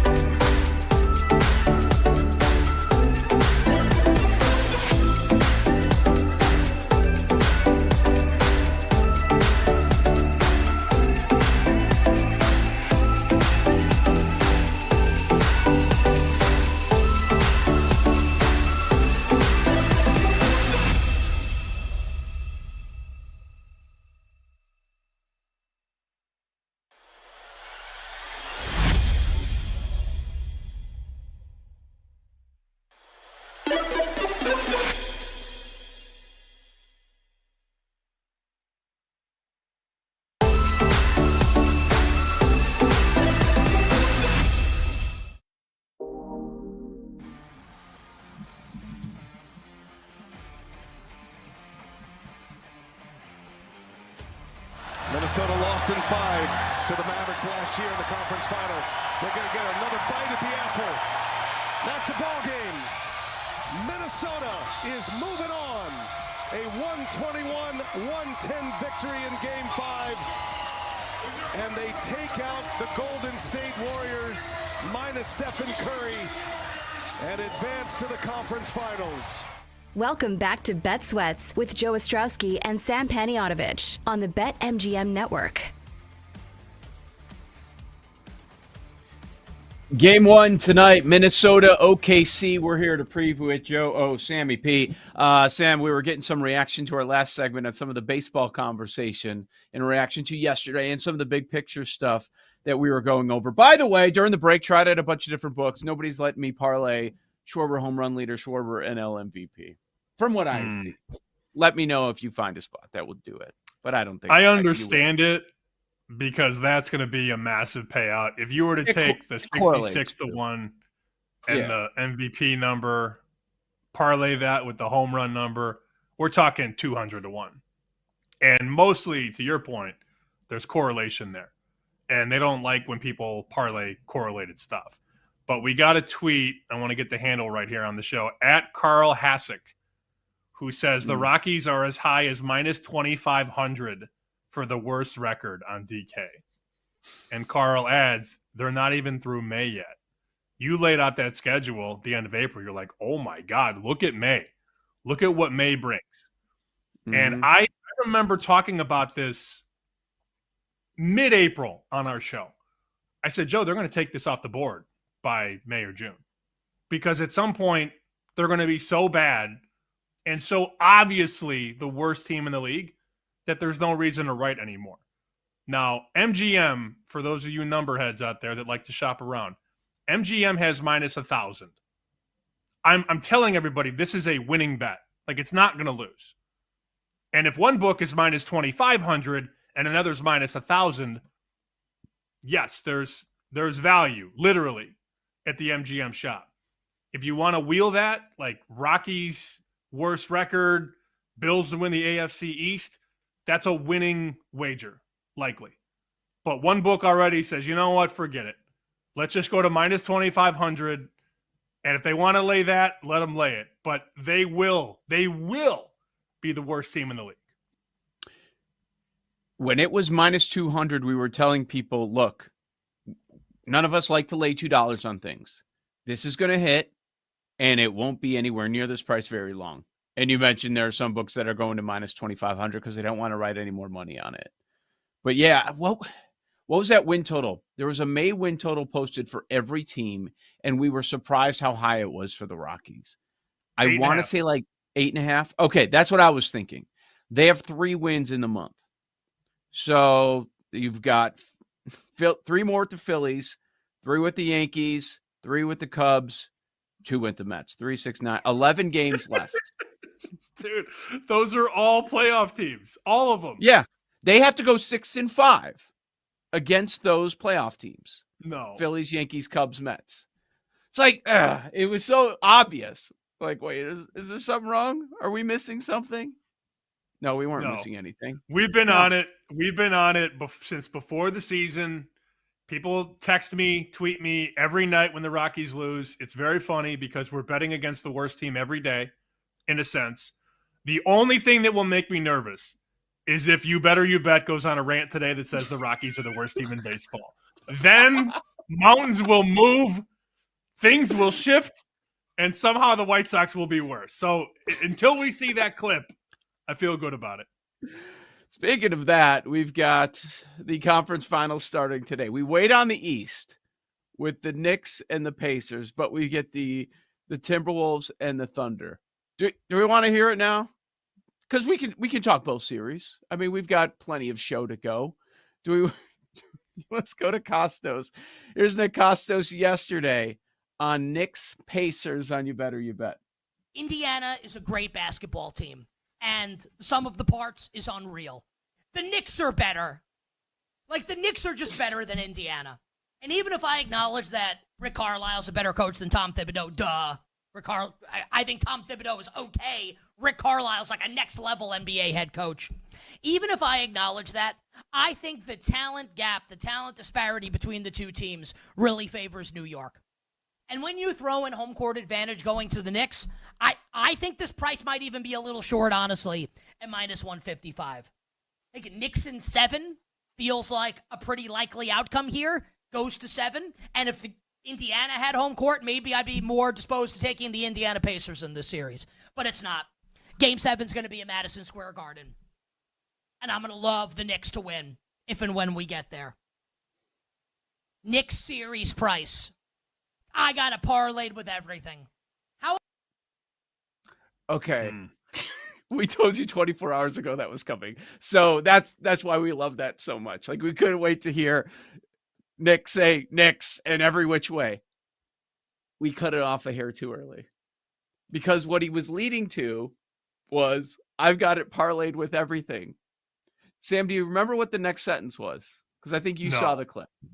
The next sentence was, I've got Nick's series price parlayed with anything, because he's trying to get it plus money.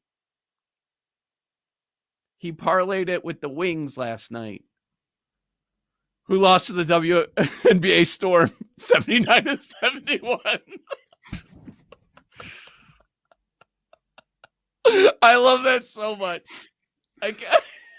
Well, my favorite part is he's talking about how much he loves the Knicks, and he's parlaying it with everything, but it's going 7. I love that too. Wait a minute. Too. Like, yeah, you love it so much, but it's going the distance. But you've got to live game 7. Like, it's mispriced. Mispriced at minus 155. We're going to 7 games. So you're going to a coin flip, right? But he obviously doesn't think that, because he thinks home court means a lot. I don't know. From what I've seen in these playoffs, doesn't look like home court means a ton to me. Certainly doesn't mean, I don't think it means as much as it used to, but that's a separate conversation. But I guess it's worth bringing up because the Knicks do have home court here. Go ahead. Did you just wipe a tear away from your eye? It's just, dude, it's the Dallas Wings thing got me. When I saw the video and he's parlaying it with the Dallas Wings, I'm like, oh my God, what if Beckers loses tonight? And then I actually turned it on because I wanted to see what was going to happen. And then they lost to the Storm. I couldn't name a Storm player to save my life. My children, in Jake's words, somebody's holding them above a volcano. And you're like, name a Seattle Storm player. I think that's a city they're from. I couldn't do it. Sue Bird? Nope, she's retired. I don't know. Lauren Jackson? Probably retired. Paul might know one on Seattle. Seattle Maybe? Storm? No idea. Paul's saying no. But Sue Bird. Yeah, that's all. I remember, for some reason, the cover of Sports Illustrated, and I think it was Sue Bird and Lauren Jackson standing in front of that tower spinning a basketball. I don't know why I remember that. I remember the weirdest stuff. What's your anniversary? No idea. What did Barry Bonds hit in 2001? Bingo. Like, I got all that. I don't know things that should matter, but yeah. I think I got my anniversary. I think I got it. Okay. I think. Kids' birthdays? I remember. Oh, yeah. I know the birthdays. I remember the anniversary because here's why I remember it. So otherwise I wouldn't. I remember it because it was the week before the date 11/11. So then I remember. Oh, it's the 4th. I think. I hope she's not listening right now. Which series are you more excited about? Probably the East, because I think it'll be a little bit longer. By the way, I got to pay this up. Barry Bonds, I believe, hit 328 in 2001. Fact or fiction? I'm warming to this idea of Oklahoma City being too good for Minnesota, and it's not an original thought. As we discussed yesterday, the two guys I lean on for NBA are both telling me Minnesota's going to be quick work. Mm-hmm. And I think it's more of the competition that Minnesota has maybe not faced. You know, you get through that first series against Old Man River LeBron. Bronny's out there getting minutes. You know it's bad there. Luka's out of shape. They have no size. and Minnesota just ate them up on the glass. Then you have the benefit of facing Golden State without Curry. Who's been tested more, right? OKC or Minnesota? Not that it's that simple in a vacuum, but OKC proved all season long, best team in the league, an insane home court advantage, and you've been tested, right? You've been pushed around by Denver with Jokic and Murray and Aaron Gordon before Gordon got hurt and really couldn't play that well in Game 7.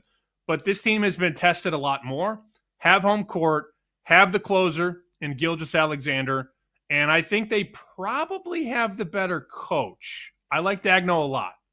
I'm hearing a lot of OKC in 5, which I think a lot of people wouldn't think to bet.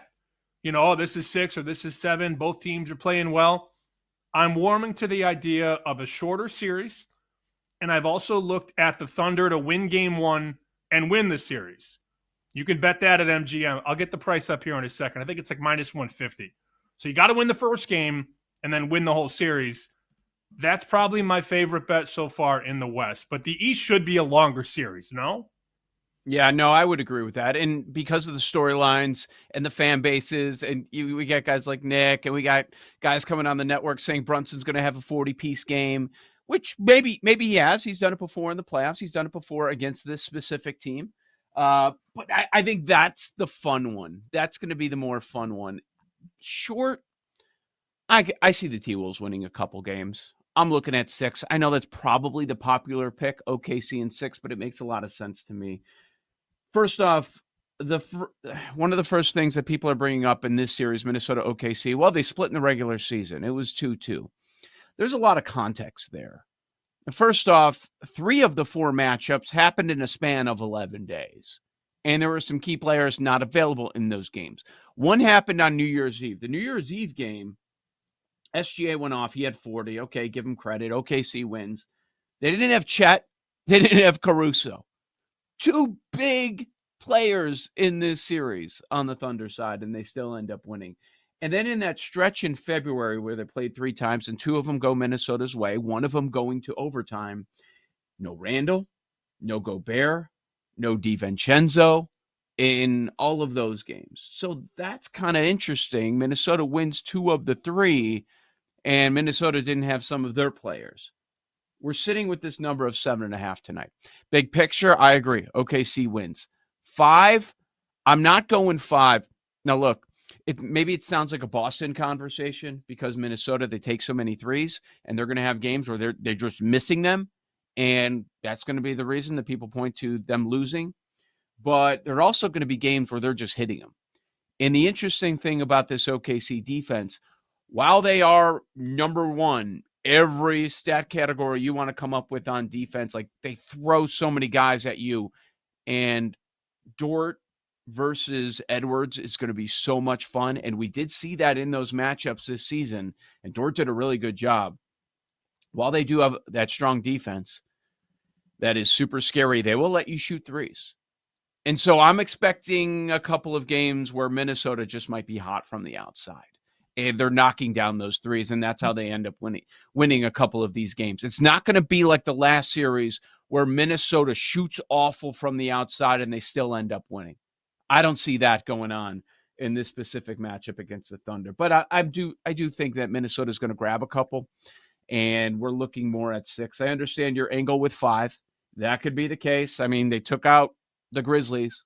A lot of people were not expecting that. They thought they would win, but maybe they would get 1. No, they got nothing. And there's no rest here. So you get 1 day off. You flip to the conference finals. Meanwhile, Minnesota, they had 5 days off. Their last game was Wednesday, and they're getting 7.5.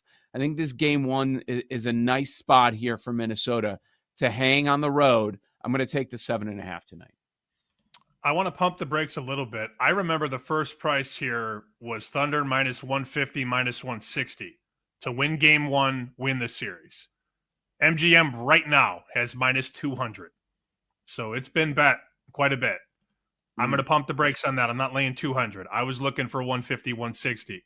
Series price, Thunder minus 350. And I assure you, the casuals, the public, betting the Wolves to win the series. Betting the price. Betting plus 280, 290. No, not for me. Series also favored to go exactly 5, 2-1. 6, 220, 7, 220. A sweep either way, plus 550. Thunder are going to the finals, man. They are. We talked a lot about Jalen Williams and his struggles in the Denver series. He got it back in game number 7. I think we'll go back to seeing what he did in the regular season when he was an all-star for this team. That's one of those guys, obviously not a role player, but someone to watch out for. Didn't do much last series. Might surprise people coming up. Today's MLB card next. This is Bet Sweats on the BetMGM Network. You're listening to Bet Sweats with Joe O and Sammy P on the BetMGM Network.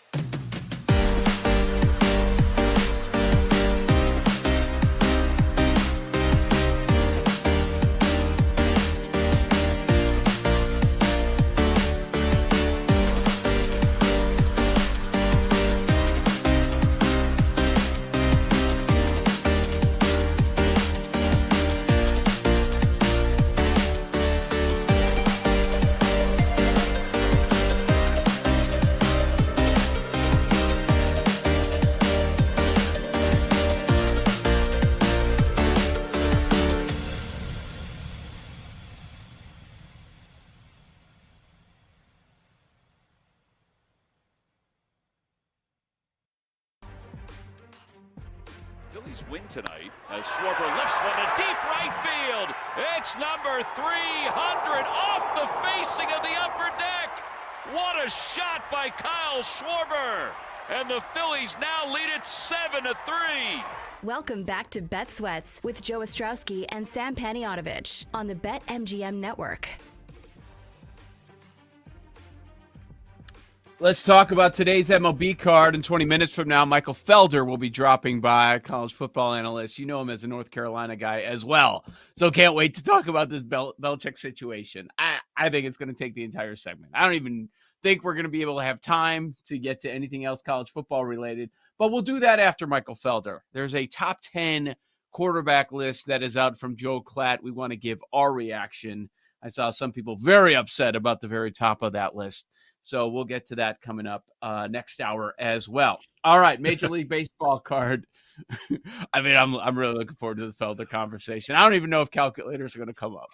It might not. We might not have time. That's exactly where I was going to go. I'm going to probably at some point, maybe at the very end, I'm going to say, Michael, we got 40 seconds. What's 15 times 11? And just watch him panic. Oh, he'll have no. Oh, well, 15 times 10 is 150. So you just add another 15. But he will definitely go to the solar-powered calculator for that. Hang on. You better do it with more than 40 seconds left. Because we're not getting a response in 40 seconds. Oh, man. It's so good. That highlight coming back, by the way, as Joe had talked about, that's Kyle Schwarber going deep on the Phillies broadcast. But I remember you asked me yesterday, what do I like? And I gave two bets. One of them was the Mets, which lost. The other one was the over 10 in Philly and Colorado. Sometimes, Joe, it's better to be lucky than good. The Phillies get 1 in the 7th, 4 in the 8th, 3 in the 9th, 9-3. You'd think, oh, that's an easy over. No, it was 3-1 after 6. So if you had over 10, you got there, but you needed a lot of muscle on the Phillies side late in that game. Yeah. Ugh, ugly. All right. As far as today's card, seeing if anything stands out. Okay, one thing does stand out. As long as you mentioned Philly, Colorado, I know we're not Rocky Central here, but something does stand out because at the end of the show, Paul mentioned Castellanos. This is the time. He had a good game. He had a couple of hits, but no home run if you're looking there. Now, it's hard to bet when we're knocking on $3 here, but Senzatella, bad history against the Phillies. Probably has bad history against a lot of teams. Then you've got Luzardo, who's had a very strong season. And a lot of the key cogs in this Phillies lineup have crushed Senzatella. And, of course, you're talking about Coors Field. Schwarber has. Turner, Real Muto, and so has Castellanos. So if you do want to bet this game, I understand it's hard to lay $3. We don't like doing run line. Maybe on the road you could justify it a little bit because you're definitely going to have that extra AB up there.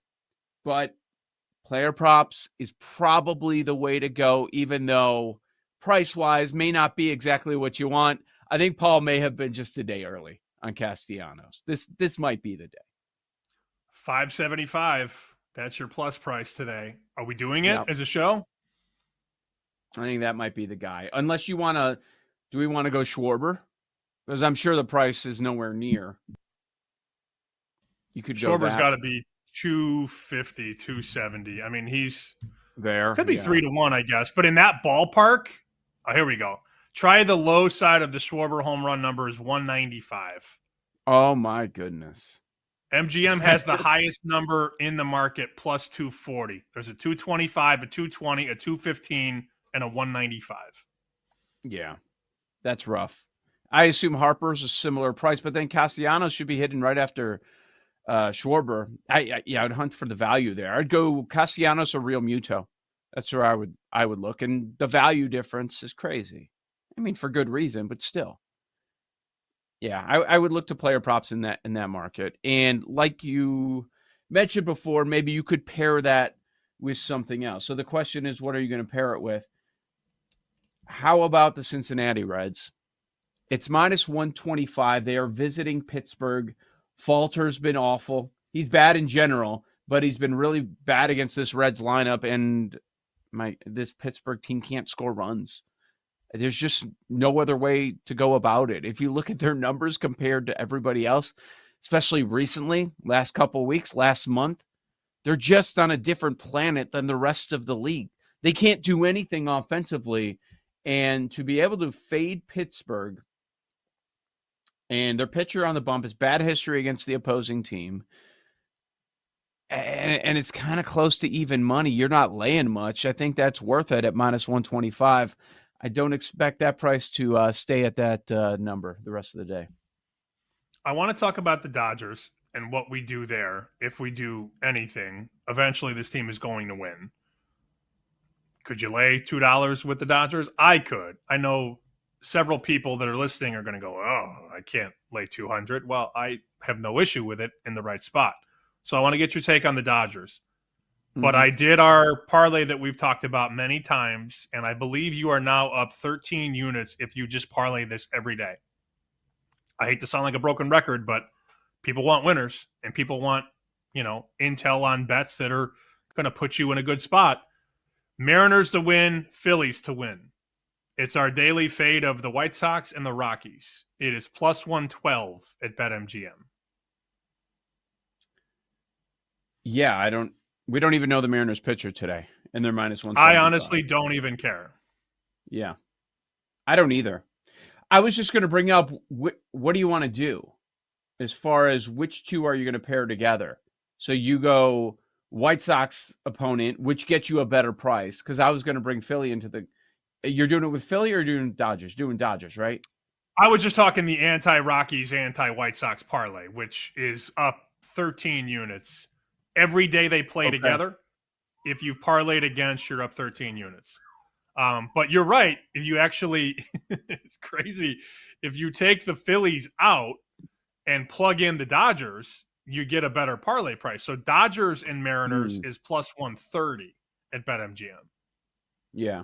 A little, I don't want to say scary, but going up against Arizona, more challenging, but you get Yamamoto on the bump. This 4-game losing streak for the Dodgers. It's coming to an end sometime soon here. They're going to have that game. Yeah. They're going to have that game where they win 9-3. It's going to happen. Yeah. They're too good to be that. They're too good to be down this bad for that long. It's been 4 losses in a row, and now you give the ball to. I mean, is he their ace right now? He's got to be. And I was texting with a guy who's a big Dodgers fan last night, and he's like, dude, our pitching staff is cooked right now. I mean, here are all the guys on the injured list for the Dodgers. Glasnow, Sasaki, Snell, Gavin Stone, Graterol, Kopech, Blake Trinan. All those guys are hurt, Joe. Now, some starters, some bullpen guys, but their rotation is, you got 2 guys in that rotation that probably shouldn't be in a major league rotation. Clayton Kershaw is the 3 right now at age 37. We were talking about them in the offseason having Kershaw as a 6 or a 7, an emergency starter. He's now the 3 because of how injured they are in that rotation. Now, every team goes through injuries, and I'm not going to make excuses for a team that spends, what is it, like $1 billion in payroll or something like that? Not that high, but, it's close. I'm being hyperbolic. I'm not going to the Dodgers injuries, but you got guys like Landon Knack, laying big numbers. Tony Gonsolin laying big numbers. The offense has been spotty, but the pitching has been the problem. Look, we make cases for value in most bets. We're looking dog most of the time. Now, on today's card, sometimes you got to take a step back and say, no, we've got to react to what we're working with. I have a tough time making a case for a lot of these dogs. There are a lot of big prices, and those prices are already heading north this morning. So we've talked about the Dodgers. We like them to win. Phillies, of course, with that massive price, but you got to work it with something else. At Colorado, sure. Seattle, yes. Take them against the White Sox. Okay, let's throw in some other teams. You've got Atlanta, I think it's just short of $2 with Strider at Washington. Are the Braves going to lose? No. Yankees, minus 190 against Corbin. So Texas coming into town. Are the Yankees going to lose? Don't think so.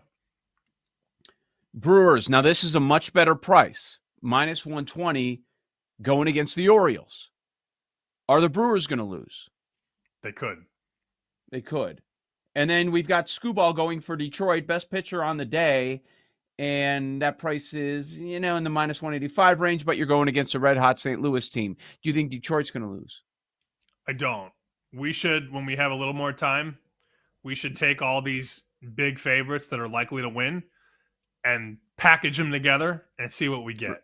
I think if we do it the right way, we could get a 5 or 6 to 1 parlay. Yeah. That's how I'm looking at today's card, man.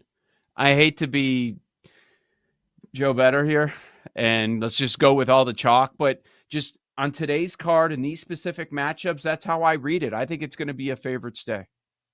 Well, a lot of the dogs won yesterday, so yeah, they did. I understand it. I don't think the Cubs lose tonight. So yeah, Cubs are possible. You can play around with it. You can play around with the easel a little bit. I mean, I do it every day. I go to the baseball board, I log into BetMGM, and I check boxes. I check these 2, then I check these 3, and just kind of play with the prices and see what I can get. Then you compare it against other books. But I will definitely have a couple parlays tonight, and I think they're all going to involve Yamamoto and the Dodgers. So that will be a part of my game plan tonight. I'll probably bet them straight as well. I can lay 220. I think they win, but I will definitely be parlaying Dodgers with, I don't want to say everything, and probably not with the WNBA side, but I will be involved for sure. Yeah, there are some games that I just don't want any part of either, too. Like Cease, he's a short favorite at Toronto. Bassett's been actually pretty good against this Padres lineup, so I'm going to stay away from that. I'm probably going to stay away from the Mets and the Red Sox. You've got to figure out which one are potential landmines that you don't want any part of either. Joe O, Sammy P, Bet Sweats, BetMGM Network coming up next. Our buddy, the always entertaining Michael Felder. He's going to lay it all out, what he's hearing at North Carolina from people there, and his thoughts on the whole Belichick situation on the BetMGM Network. You're listening to Bet Sweats with Joe O and Sammy P on the BetMGM Network.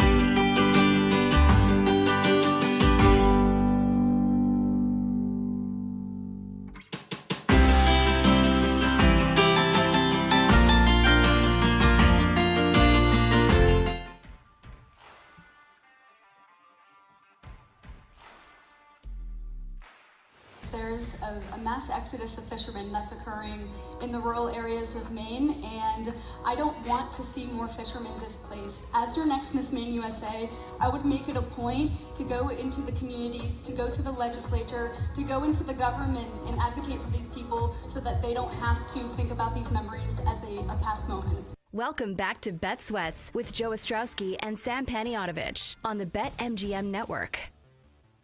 There she is, Jordan Hudson, Belichick's girlfriend. Oh, Michael Felder, come on, please show up. We need time for the calculator. We need time for everything Belichick related to talk some North Carolina football, I guess. I guess it's football. Joe O, Sammy P, with you here on Bet Sweats. This is the BetMGM Network. We'll talk to Felder coming up in a few minutes. And Jake must have ESPN on the monitor in his studio because he added in the chat here, Sam, no surprise to me that everybody on the Get Up panel just picked the Knicks to win the series. Oh, baby. Let's go. Telling you. It's probably better. Let me ask you, is it better when everybody on Get Up picks a team or better when everybody on Sunday Night Football picks the same team? Ooh. Because think about this way. In the Sunday Night Football realm, most of the people on the panel played football and played at a high level. There's also more people, though. Sunday Night Football has 9 or 10 people pick the games. I don't watch Get Up. I imagine it's 4 people, maybe 5. And a lot of them probably didn't play in the NBA. So which one is better to fade? So it's always popular when you see the screen and you've got like 8, 9 picks in the Sunday Night Football pregame show, and everybody shares them when it goes wrong. But nobody does anything when they're right or when there's a mixture of picks. Nobody really reacts to it. So I think that's easy to do. I like fading the Get Up guys. I like fading. Remember the ESPN.com article that you referenced? What was the series? Which one? They were all taking. Wasn't it Timberwolves and Lakers? Yes, Lakers. It was Everybody all Lakers. took the Lakers. All Lakers. Yeah. I would rather fade Get Up. And that doesn't even include Stephen A. Smith. He's on the show after, and you know what side he's going to be on. Just Knicks. It's going to be all Knicks on that entire network all week. I think the ESPN ones are better fades for my money. So because Jake, they follow Jake more is than following up. Well, did you see what Jake just put in the chat? Bart Scott was on the panel today. Former NFL linebacker Bart Scott likes the Knicks. I don't care. I don't care what Bart Scott Dude, likes. we got to bet the Pacers now. You know we do. You know we do. We both said it yesterday, too. And then on this network, see, I thought you were going to say, what's going to be better? Everybody on Get Up on a side or everybody on the network aside from us on a side? That's where I thought you were going with that question. That's minus 110 each way. That's where that market is. Which one's better? Flip a coin. I know what side I'm going to be on. I know what Look, side you're going to be on. They're so evenly matched. It's the opposite of Thunder and T-Wolves. OKC is much better. The Knicks and Pacers they're almost numerical equals to me. I agree. I think that price should be a lot closer, and if it wasn't the Knicks, it would be a lot closer. Joe O, Sammy P, this is Bet Sweats live on the BetMGM Network. Our buddy Michael Felder now with us at In the Bleachers on X. You know him as a college football analyst. Have him on a regular basis throughout the college football season, but he's a North Carolina guy. He played there. He's got a lot of contacts. Every time, Michael, we talk to you, like usually hanging out a few minutes after our segment, just, shooting the crap. And then at some point during the conversation, you always bring up, man, they're not happy over there. They're not happy at North Carolina. And a lot of times we don't have time to get to it, but we want to make sure we lay it all out. You've been saying this before nationwide. It blew up, and the CBS Morning interview and this and that. It's been going on and on, blown up a lot lately. How often are you having text conversations with teammates, people connected, people that care a lot about that organization with everything that's happening? Because you were having those conversations before it was a national story. I mean, what do we got? 7 days in a week? I'd say 5 days a week, and it's because we're old now. We got kids. We got stuff to do. But yeah, anytime I literally was just scrolling through my phone, and I was like, oh man, Paul hit me up, and I still got to deal with another thing with a prominent country singer who does not like me apparently because I was mean to him in college. But like we're all like, I talked to my buddy Ryan who played for the Green Bay Packers, but we played together at UNC. Like everyone's just like, what's gonna happen? But it's also it's these like two streams. Because there's Triangle Media that I'm really close to also who are talking about it. And it's hard to like, North Carolina, you cannot do a coaching, like, here's the thing. You can't do coach and waiting in North Carolina, the state of North Carolina. And it just seems like this entire thing.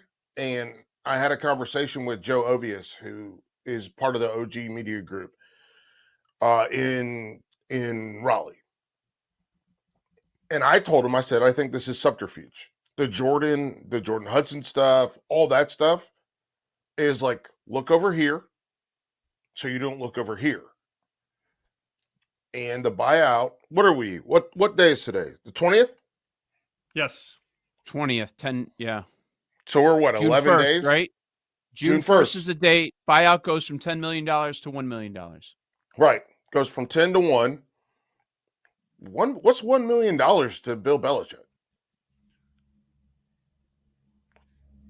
Like, what's $1 million to him? Nothing. So, and then, but what it is this is what I'm looking at. Hang on. Let me ask you guys. What's the win total for UNC? 7.5. 7.5. Okay. It's about where we are as a program, if we're being honest. And then he dumps out, gives them the $1 million. He takes off. Who's going to be the head coach? I don't know, but I would bet everything in my one account on under 7.5. How could they possibly recover on June 1st and have a coaching staff in play by the end of August and have that team ready to go? You're going to have opt-outs. You're going to have kids enter the portal.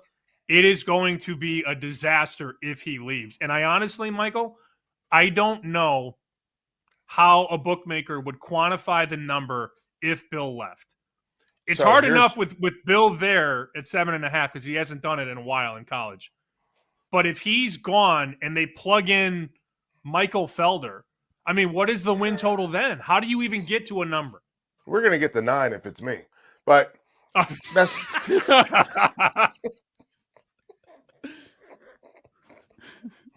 we're flirting with Charlotte if it's me. Come on, don't play.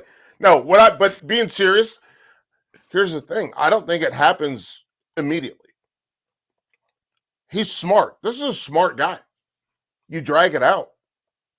You drag it out into the end of June, start of July, right when you're starting to invite kids to camp. And then who gets the job? His son. Because there's nobody else to hire. Yeah. Well, that's right. It's either so they're in a position now where if they want to go down that road, they can't completely cut ties because if you got to look keep at that everybody on board. Staff, yeah, you got to at least half. You're like, that's his buddy. That's his buddy. That's a family member. That's a family member. Like, what so do you do? If like I just pulled it up. So Michael Lombardi will stay on as a general manager, right? I think Will Friend is another one that could get the job, but at the end of the day, we have Michael Lombardi, Matt Lombardi, Steven Belichick, Brian Belichick. So it's It's like when, and I hate to be so grim, but it's like when your grandparents pass away and you get their beach house. And you're like, oh, we should go down to the shore. We can go to the beach. I think this is that. And I'm not saying that he's going to pass away. I'm saying that he's like, I've set everyone up for success. We're good to go. This is like when God, I hate when I do this and you guys love it so much. But past Felder, at night Felder, it makes my daughter's lunch and including all of her setup. And then future Felder, the next morning Felder is like, oh, this is so easy for me.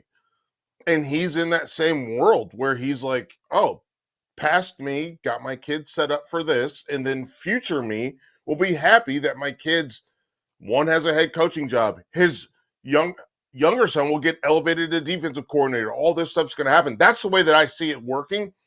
And I guess we're just going to have to watch, because if it doesn't, and that's the conversations that I'm having with my teammates, with my friends that went to UNC, with people that are donors and all that, they're like, do you really think that this is going to happen? And I was like, I think it very, very well could. And maybe if it doesn't happen this year, it happens next year. But at the end of the day, the reality of what we're seeing is the Lombardis, the Belichicks, like they're trying to run this program. And as we've mentioned before, UNC is not used to being gamed like this. They're used to, what is it? What's the Dean Smith book called? The Carolina Way.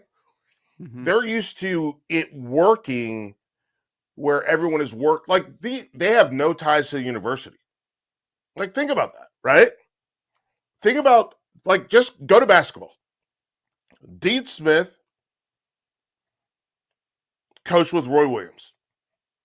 Roy Williams and Dean Smith coached Hubert Davis. Bill Guthridge also coached them. They're used to this being a part of the family. I played for John Bunting. John Bunting was a part of John Bunting played at UNC. He played at UNC. So they're not used to this outside thing, and they've had to do it with football with Larry Fedora. They had to do it with Butch Davis, and they're doing it again. And I know they talked to Ben Johnson, but I know it didn't it wasn't a job he wanted to take. So it's just very this is out of their depth. Look at all the coaches at UNC right now. They are people that played, that went to, are from UNC. This is something that the university is just not experienced with. Okay, so we've got 2 minutes left in this break. Red light, green light. You can stay with us for another segment. Green light. Okay, cool. Or in the I want it. Green smoke. Green smoke. I mean, there's so many things we have to get to. There's so many things I want to ask you about, including why your grandparents have an English accent child or grandchild. And I also need to hear about the squirrel. Apparently you got into it with a squirrel in the front yard. So so many things. We have 2 minutes until we have to go to a break here. We can do the squirrel right now. Okay, yeah. What happened with the squirrel? So I've got Eric and I've got Kevin. Kevin always turns his back on me. I have Eric. Eric is the most ambitious squirrel. He comes up to the front door. My daughter had to chase him off our front porch yesterday. But Eric and Kevin are the two squirrels that we have. We also have a new bunny that likes to just hang out in our yard. Like, we had a fire outside, like in a fire pit, not like a dangerous fire. Like, when it was in a fire pit. And this bunny, I don't know, I have a name for it yet, but it was just hanging out next to the grill. And when I was grilling dinner, it just hung out next to the grill. And I was like, you're supposed to be scared of me. But to go back to Eric and Kevin, he likes to run around and he likes to be, Kevin is very standoffish, does not want to come close. Eric wants to be up here. He wants to be up here. He's not afraid of me. And Kevin, I can see him right now. Kevin just hangs out by the front of my porch. and destroys all my stuff. Digs up the yard. He's looking for, I don't know if he put buried these seeds a year or last winter. But so I have Eric and I have Kevin. I can tell the difference between them. That's the scariest part maybe of my life. So yeah. Thanks for the Eric and Kevin show. All right, Michael Felder kind enough to stick around. We've got more questions about North Carolina and looking ahead to the upcoming college football season. Keep it here on the BetMGM Network.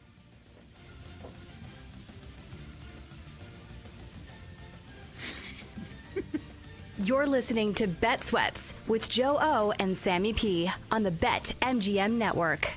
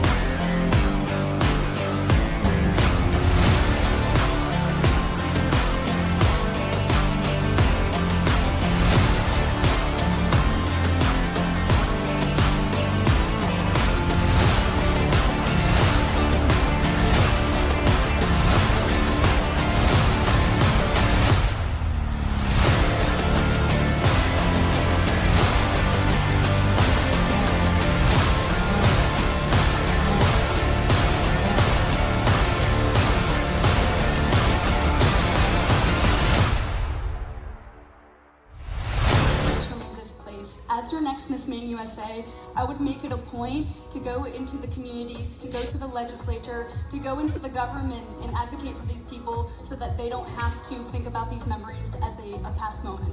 Welcome back to Bet Sweats with Joe Ostrowski and Sam Paniotovich on the BetMGM Network. Mike Felder had to cover his eyes while listening to it. We played it a number of times as Miss Maine. Jordan Hudson there. Joe O. Sammy P. This is Bet Sweats. Michael Felder at In the Bleachers, college football analyst. Of course, he's certainly tied to the North Carolina football program there. We talked about, Michael, the 7.5 win total. And you kind of think it's trending towards the way where the buyout happens eventually. Doesn't mean it's going to happen on June 1st, but it's going to happen eventually, set up for the family to run the football program, at least for now. What were you hearing about how things were going? It's like, I'm not saying you're wrong, but, maybe, sometimes there are plans in place and then you're worried about how things are looking from the outside and people don't follow up with stuff. Just how Lombardi was doing, how Belichick was doing, getting players in, the portal, recruiting, all that. Win total of 7.5. When we've had this conversation, we've brought up how the under is a top 5 college football popular bet. They're betting the under 7.5. And our argument, well, if it's Belichick and we're back to focusing on football, even if he has less talent, looking at this extremely soft schedule, we would actually go the other way of over 7.5. But how do you think it was going in general? Was it disappointing? Was it kind of what you were expecting? Outside of all the noisy stuff and CBS this morning, and she's been banned from the football program. That's a and all whole. that stuff. So yeah, let's start from the top to get to the bottom. As far as the total goes, I do think that if he is the coach, if he stays through, they're going to go over 7.5. I do. I also don't know if he's going to be the coach, and and when I say I don't know, it's not. I don't want to make a decision. I have no idea. But they are top 15 in recruiting for the 2026 class, which is a great thing. But it also, there's so much based on the portal that your recruiting class doesn't carry the same merit that it used to carry. So that part gives me pause. And then I don't know what I like. Who do you think is the best player on UNC's football team right now? Wow, super silence. Yeah, you would know better than us. No, it's if I don't know, how would you know? Yep. And talking to my friends that went to the spring, or I almost called it the spring game. It was not. It was just the final spring practice. Talking to them, they're like, man, we got out there, they didn't do anything. And like, maybe you can you can wrap it up in this idea that it's a Belichick, it's Belichick, making sure that he doesn't show anybody anything and nobody knows what's going on. And he's doing this and he's doing that. But like most of my teammates that went there, they left early. So it's not. So did they miss Jordan strutting out to midfield in her heels? I think that was early. I don't think that was the end of the game. So they probably did see that. And that might've been why they left, but seeing Jordan, like I'll say this. We've talked about this before, and we call them blue hairs. The Dean Dome. Have you guys ever been to the Dean Dome? No. The Dean Dome has Barca loungers because the people want to feel comfortable. The Dean Dome is all the people that are paying for all this. Those people all sit right on courtside, right up the sides. The students are up here. It's not like what is it, Fog Allen? It's not like Cameron. It's not like that. Every person that's ever played basketball in the Dean Dome is like, it's not very loud. It's like Michigan's football stadium. where it's big. Yeah, it is big, but it's not loud. And those people are like, no, I don't want to have people jumping up and like, we don't want to have people jumping in front of me. And what I think about, and I don't know that anybody else has brought this up, if Bill Belichick's going to be the coach at UNC, let's say he is going to be the coach for the next 3 years, right? 4 years. He's going to have to go to scholarship dinners. He's going to have to go to alumni dinners. He's going to have to go to donor dinners, right? And those are dyed in the wool UNC folks. And do you know who they don't want to see? Come on. You know the answer. Jordan. Yeah. Look in your heart. You know it's true. Like, yeah. Like but that's the reality. Like that's why Mac Brown was so good. Him and his wife have been married for 50 years. Just like the people that are given $1 million or $100,000 at UNC, they've been with their wife for 50 years. Same as Dean Smith, same as Roy Williams, same as Sylvia Hatchell, same as all that. That's why I brought up the coaching thing last segment. Is they're accustomed. You can even say entitled. They feel entitled at least to a certain standard, and this is not what they are used to. Like it's very different for them, and if he stays and he wins, they'll come around the corner, right? Like if he stays and they win, they'll figure it out. But it is very much it's very much a point to the point where like my local radio is talking about it every day. My friends and not even my friends, just people that I also know that went to UNC are talking about it. I went to go see Lil Wayne a month and a half ago. And people who I know Whitney does not watch football, but she's like, what's up with this Jordan thing? So it's just very like, it's a massive change from the entire culture of the university. And maybe they're disruptors and maybe they're setting a new standard, but it is a humongous change from The Carolina Way, a book that Dean Smith did write. That's like, it's just a huge change. So one of the teams Carolina will face this year is Clemson. Yes. And that is a quarterback that a lot of people are warming to. Joel Klatt put out a list of top 10 quarterbacks. Mm-hmm. He has Klubnik number 1. Nice. If that's the case, that's a 10 or 11 win team this year, right? I mean, the win total is 9.5. I lean over. If he's as good as people think he can be, maybe 11-1, Michael. Yeah, I love Cade. I think that he has this brilliant mix. I think Trevor Lawrence had it as well, where you can blend in and mix in with the whole entire team. I think Jake Fromm had it as well at Georgia, where he's a kid that can go out there, make all the plays. Like he's got the body to make the plays, but he also fits in with the team. That's a roster built full of kids from Georgia, kids from South Carolina, kids from North Carolina. And now you can hear it coming out of my voice. But those kids are from Georgia. My family's from Perry, Georgia.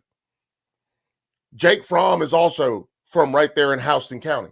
Cade Klubnik has that appeal where that defensive lineman wants to play for him. That offensive lineman wants to play for him. And those linebackers, I know it's going to be, they got to figure it out because they've just lost Barrett Carter to the NFL draft. They just lost R.J. Mickens to the NFL draft. But Cade is going to be a guy that's going to make it work for them. Who else is on the list? Because I might have different rankings. Let me roll through it here. I'll go through, let's call it top 8, because these are the ones that I hear people talking about. Klubnik 1. He put Arch 2. John Mateer 3, transferring to Oklahoma. Mm-hmm. Sam Levitt, Arizona State 4. Drew Aller 5. Nussmeier 6. DJ Lagway 7. Lenora Sellers 8. Lagway's too low, man. Is he healthy? That's the only question. If he's healthy, he's too low. If he's healthy, he's too low. So I agree. I like Lenore Sellers. That's a really good one. I think that Arch at 2 is very good. And you did not say Carson Beck at all, correct? He put Carson Beck 10. I think he's 10. burned. I listened to his short pod on it. I think he's burned because he had Carson Beck 1 a year ago. Well, I'm not. Hey, don't get fooled again. Yeah, he's like, I'll put him in 10. I got to have him on the list, but he's in the top 10. I think Carson Beck's going to be an interesting case study in going to and I don't mean this, and there's no disrespect to Miami, but going to a worse program. But I also think the reason for that is what is his name? Gunner? Mm-hmm.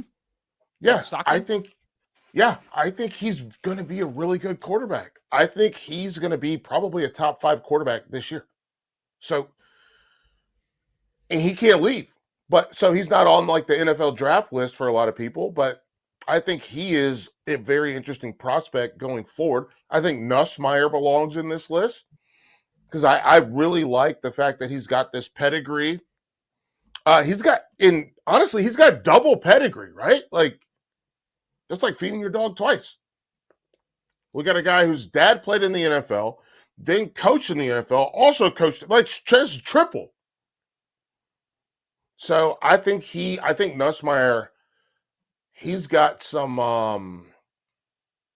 I think there's a lot to him that is to like, and he makes good throws, and I really like that about him. I think that Drew Aller is a wild card. Mm-hmm. Is he going to be Will Levis? Do we want Will Levis? Like, do we want, like, I think he is a humongous ball of potential, but potential gets you fired. You know man. what he is? He reminds me of the coach. You're going to win the games you should win, but you're always going to lose the games that you're supposed to lose. That's Drew Aller. That's James Franklin. Mm-hmm. They're the same thing. Yeah, exactly. And so how do you ever elevate above that? And it's what he reminds me of is more like an Alex Smith, where he's going to have to unlearn, and it's a different thing. Alex Smith had to unlearn a lot of the Urban Meyer stuff to get good coaching from Andy Reid, right? I think Drew Aller has to get to the NFL to get to as good as he can be, but he also in the NFL is going to have to be with a good coach. And it's really hard because there's only a handful of good coaches in the NFL. Like at the end of the day, or not that there are a lot of good coaches in the NFL. There's a handful of franchises and coaches that will be patient with you to allow you to get to where you want to be. Because I don't think he's going to get to where he should be. Want to be is different. To get to where you should be in college is very hard if you don't have a coach that's going to put you in this. Every coach in college is gamed up to win football games. There are only a handful of coaches in college that want to maximize what you can do and teach, that view it as teaching. And that's the part, I'm not going to say I hate, but that's the part that is frustrating. Butch Davis, an amazing, I want to get you better coach. I think Bill Belichick, if he's all in, could be that same type of coach. But most coaches are like, what's the easiest thing? How can I go to A to B? Yeah. How can I go to A to B? Not, I want to go A, C, D, F, G to get to show you how to have, like, Pat Narduzzi is one of those coaches, right? Pat Narduzzi, look at the guys that he puts into the NFL. The guys he puts into the NFL, the linemen, the tight ends, the defensive linemen, those guys come into the NFL with a plan instead of, I'm just the fastest guy. And that's going to be the interesting thing with respect to Aller. Mm. The name near the top that has the most value is 33-1 Sam Levitt. We only have like 30 seconds. Okay. Do you think I'll be quick. Do you think he can come close to repeating last year without Scatterboo? That's the big question. No Scatterboo. Problem. That's a problem. Okay. So we'll see what happens. I think Sawyer is going to be more interesting. I like what is it, Luke Altmaier? Like, we're going to see what happens. But yeah, this is no Scatterboo is going to be really tough, and I'm looking forward to watching that dude play some football in the NFL. All right, good stuff. Michael Felder at it in the bleachers on X. Double segment. Michael, always appreciate your time. Great stuff. Thank you. Good stuff. Michael Felder there. Coming back on the other side, we will talk about that top 10 quarterback list and what you should look for with Heisman wagers. On the other side, you've got the BetMGM Network. You're listening to Bet Sweats with Joe O and Sammy P on the BetMGM Network.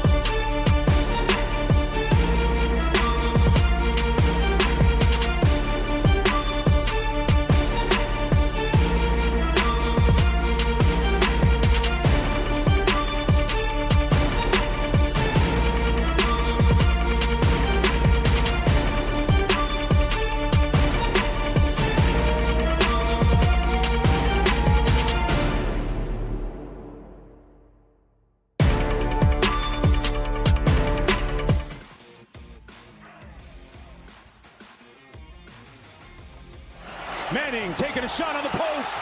Room service. Wide open. Wingo. Touchdown. Welcome back to Bet Sweats with Joe Ostrowski and Sam Paniotovich on the BetMGM network. It was a wild ride with Michael Felder. Got wilder off air like it usually does. Joe Ostrowski, Sam Paniotovich, thanks for hanging with us on this Tuesday morning. We will talk about some of the top college football quarterbacks, at least heading into the season. Connor Allen, top of the hour. Cam Smith, 11:20 Eastern, talk some NBA. And we will wrap with our lightning bets over the next hour or so of the show. Man.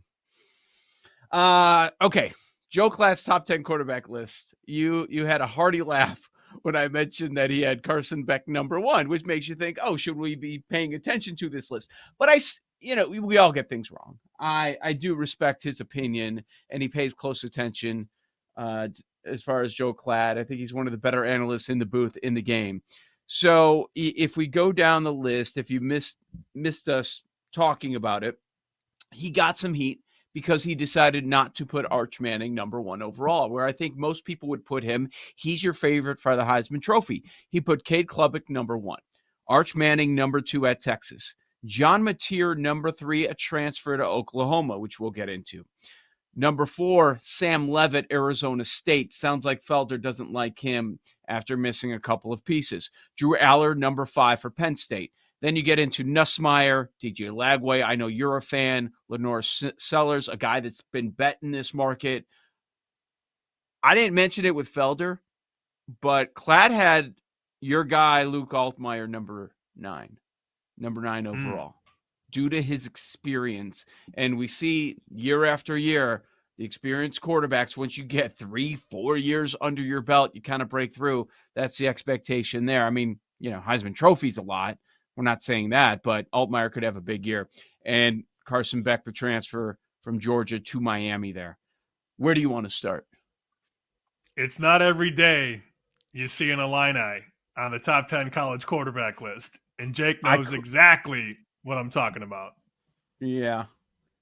First book I went to look up his number, I couldn't find him for Heisman. I was just curious what the number was and where they were. I know he's listed elsewhere, I'm sure. But I was like, why can't you got all these other quarterbacks listed? Why can't we find Altmaier? Okay, let's have that conversation. Well, no, I'm trying to think who would the last Illinois quarterback to be preseason top 10? No, it's not Juice, because Juice wasn't preseason. No, Juice came out of nowhere. Oh, Jeff George. I think you said Juice. No, Kurt Kittner was probably a top 10 college quarterback. That's fair.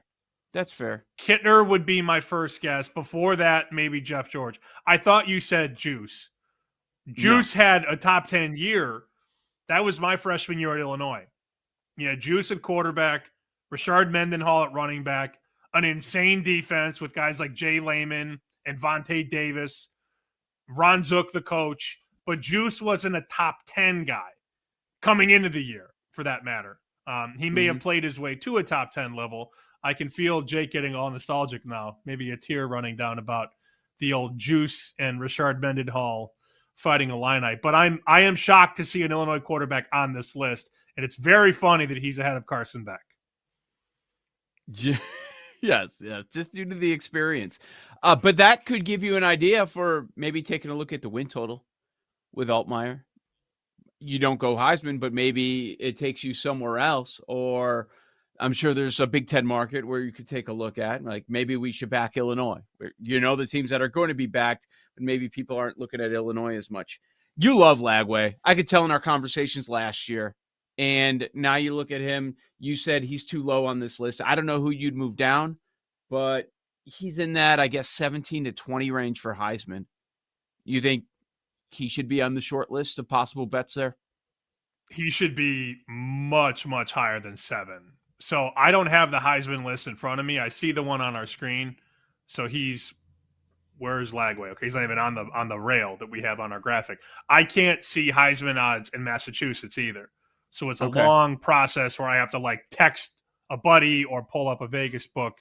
But Lagway I was told when he got to Florida, he's going to save Billy Napier's job, which is a pretty powerful, angle there if that is the case, because Billy hasn't had the greatest run so far.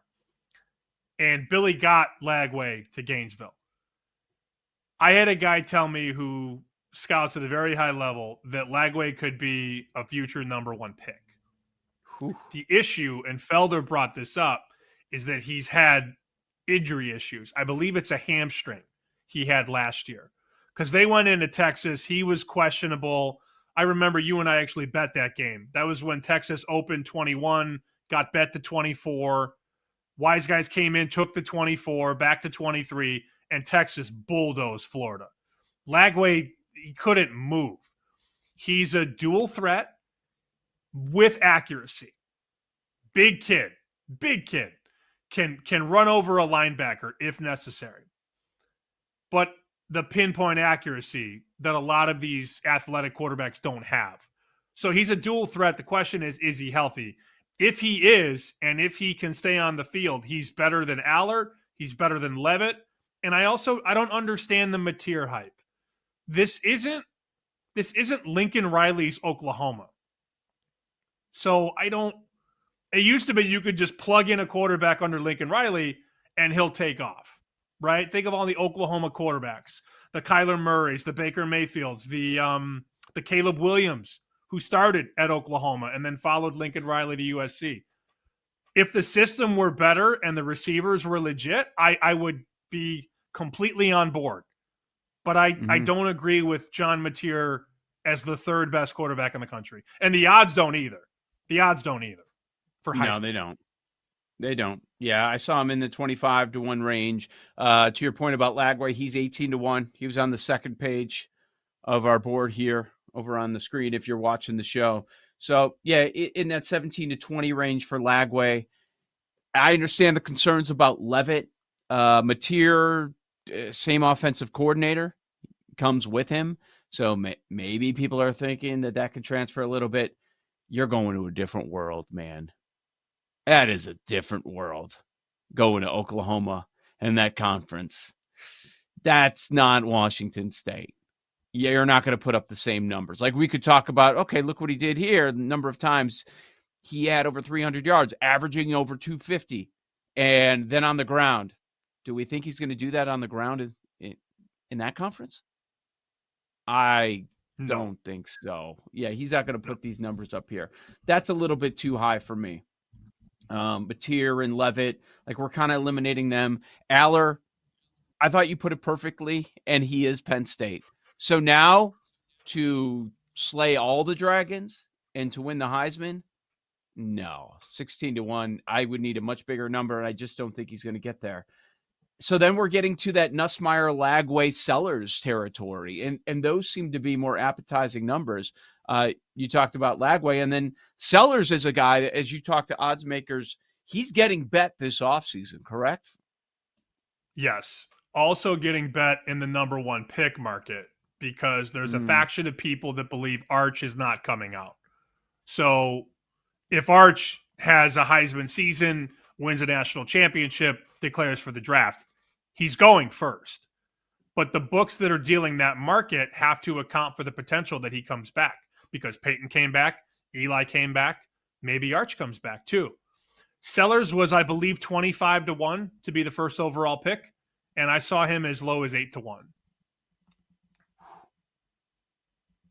Yep. It's the upside. And you look at his size, he's listed 6'3", 6'4", 240. People compare just body-wise, Cam. What if he's Cam Newton? What if the season plays out and that's what kind of play he's doing for South Carolina, is lifting up that entire team? Like, yeah, he has that ability, dual threat quarterback. So that's why he's getting bet for the number 1 pick. So Sellers, there's a lot of names to get excited about. Nussmeier, yeah, another year in that system. Went against the SEC competition a year ago. Did turn the ball over a ton, but man, he would have these wow games against SEC defenses. So I understand why his number is so short. We're talking shorter than 10-1. A lot of spots have him as a 3rd favorite.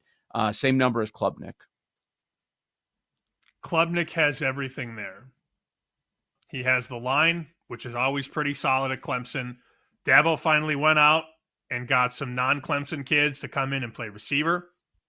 They're a little young, but talent shines in college football. Talent will always rise. They have a good running game, which allows for Klubnik to get the play action going. A good quarterback with a great running game, you're talking bombs away, man, because if you sell the run, you got the tight end over the middle or the go route on the outside. I think that's a really promising season potentially for Cade Klubnik. And I'm more invested in them to win the ACC and over the win total than I am for him to be the Heisman. But I think he's going to have a very, very good year and live up to the hype. Unlike Carson Beck, who, according to his ex and her twin sister, I got the story up here, Yahoo Sports. They were caught on camera talking about Beck. One of the twins rather, dated Beck. And she's on camera saying nobody liked him. Nobody. And a lot of people I know around Georgia said the same thing. Kid's just a loser, acting like the man. And he's sending pictures of his wrench to other girls. He's on Snapchat. Wow. He's doing all this stuff. Yeah, man, he's just a bad guy right now. He could change over time, but he's the calm, cool quarterback, but nobody likes him. So it'll be a fascinating scenario down there because he followed the girlfriend to Miami, and then they broke up. Is that going to be bad for Miami this year? Could be. I don't People know. think it's better. I don't know. Yeah. If he knows everything, then yeah, it's going to be bad because he won't put the work in. He's already driving a Lambo around campus that got stolen. Nobody likes him. Nobody likes him. Direct quote from the ex. That matters. That matters. But, Bo Callahan. He's Bo Callahan from draft day. Do a lot of people say nice things about their ex? I would guess these girls in particular don't say nice things about their exes, and there's probably a lot of Not just the ex. It's not just the ex. Okay. All right. Let's talk some NFL. Connor Allen, 4 for 4 is next on the BetMGM Network. You're listening to Bet Sweats with Joe O and Sammy P on the BetMGM Network.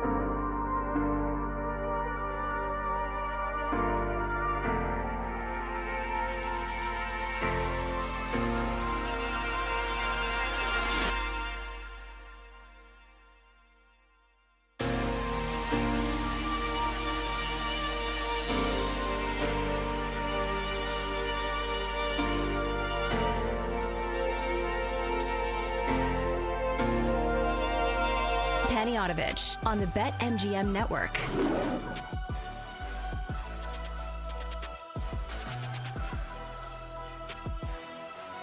Joe Ostrowski, Sam Panayotovich with you. Welcome on in. Nesson Nation this hour every single day, 11 a.m. to noon Eastern. Bet Sweats is live on Nesson Nation, which you can find Amazon Prime Video, the Roku channel, Plex, Samsung TV, and LG channels. Sam on X at SB Shoot. I'm at Joe Ostrowski. The show, Bet_Sweats, Bet_Sweats. We'll get to our guy Connor Allen in just a second, but we were alerted to something making the rounds for those watching on Nesson Nation that are very interested in. My God, when you think it can't get any worse, we had a double segment with our guy Michael Felder about everything going wrong at North Carolina.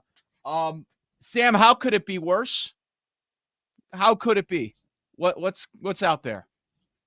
The report from Chad Graff at the New York Times. Jordan Hudson, has told at least one person that she and Bill Belichick are engaged to be married. Chad Graff is not a guy looking for clicks. He's been around the business quite some time. No, he's not doing that, but yeah, there it is. That's already out there. Oh boy. I don't think she's going to be banned now, which Pete Thamel was like ripping that entire story the other day.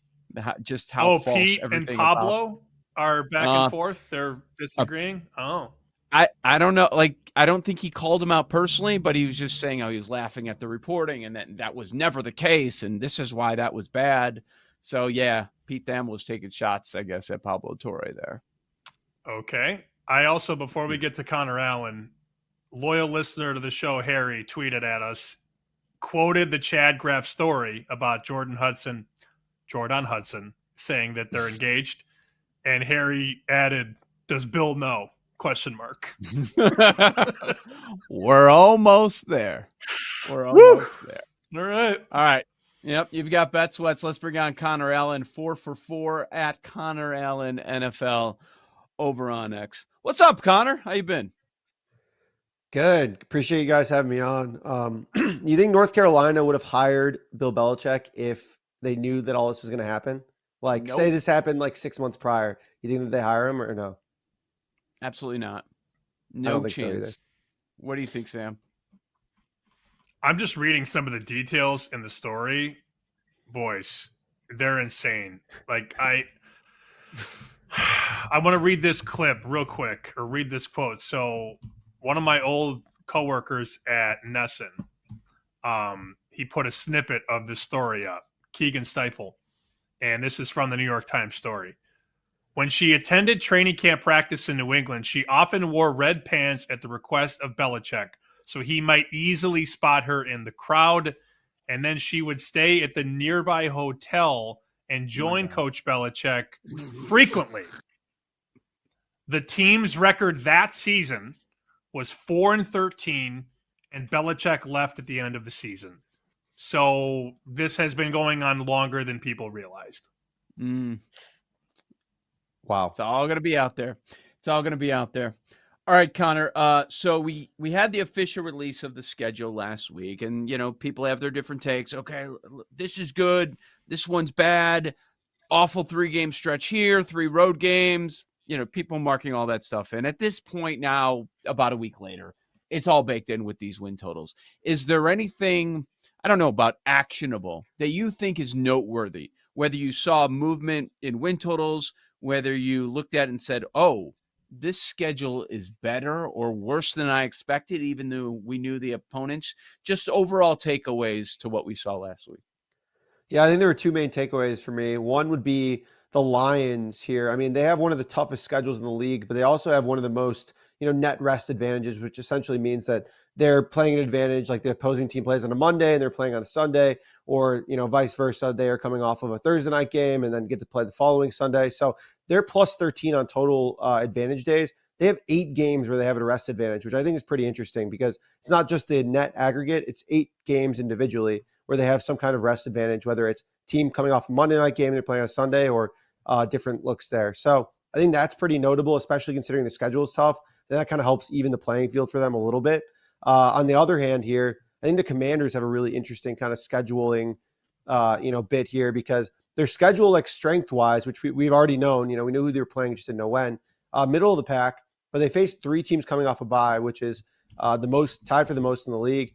And they also have 2 short week road games, Green Bay week 2 and week 7 in Dallas. So I don't know. I think that the Commanders win total is interesting. It's like 9.5, obviously a good team, won 12 games last year, but it took a lot. I mean, it took like basically Cowboys, falling apart, Giants being the second worst team in the league, Hail Mary against the Bears, beating the Eagles without Jalen Hurts. Like 7 of their games this year or last year came against teams who picked in the top 10 of this year's draft. So like, I don't know if I'm running to bet the under on 9.5 wins because I still think they're a really good team. And obviously Jaden Daniels is awesome, but it would not surprise me for them to finish with 7, 8, 9 wins and go under this win total, even after like a solid season, just a lot of close losses because they face some tougher teams.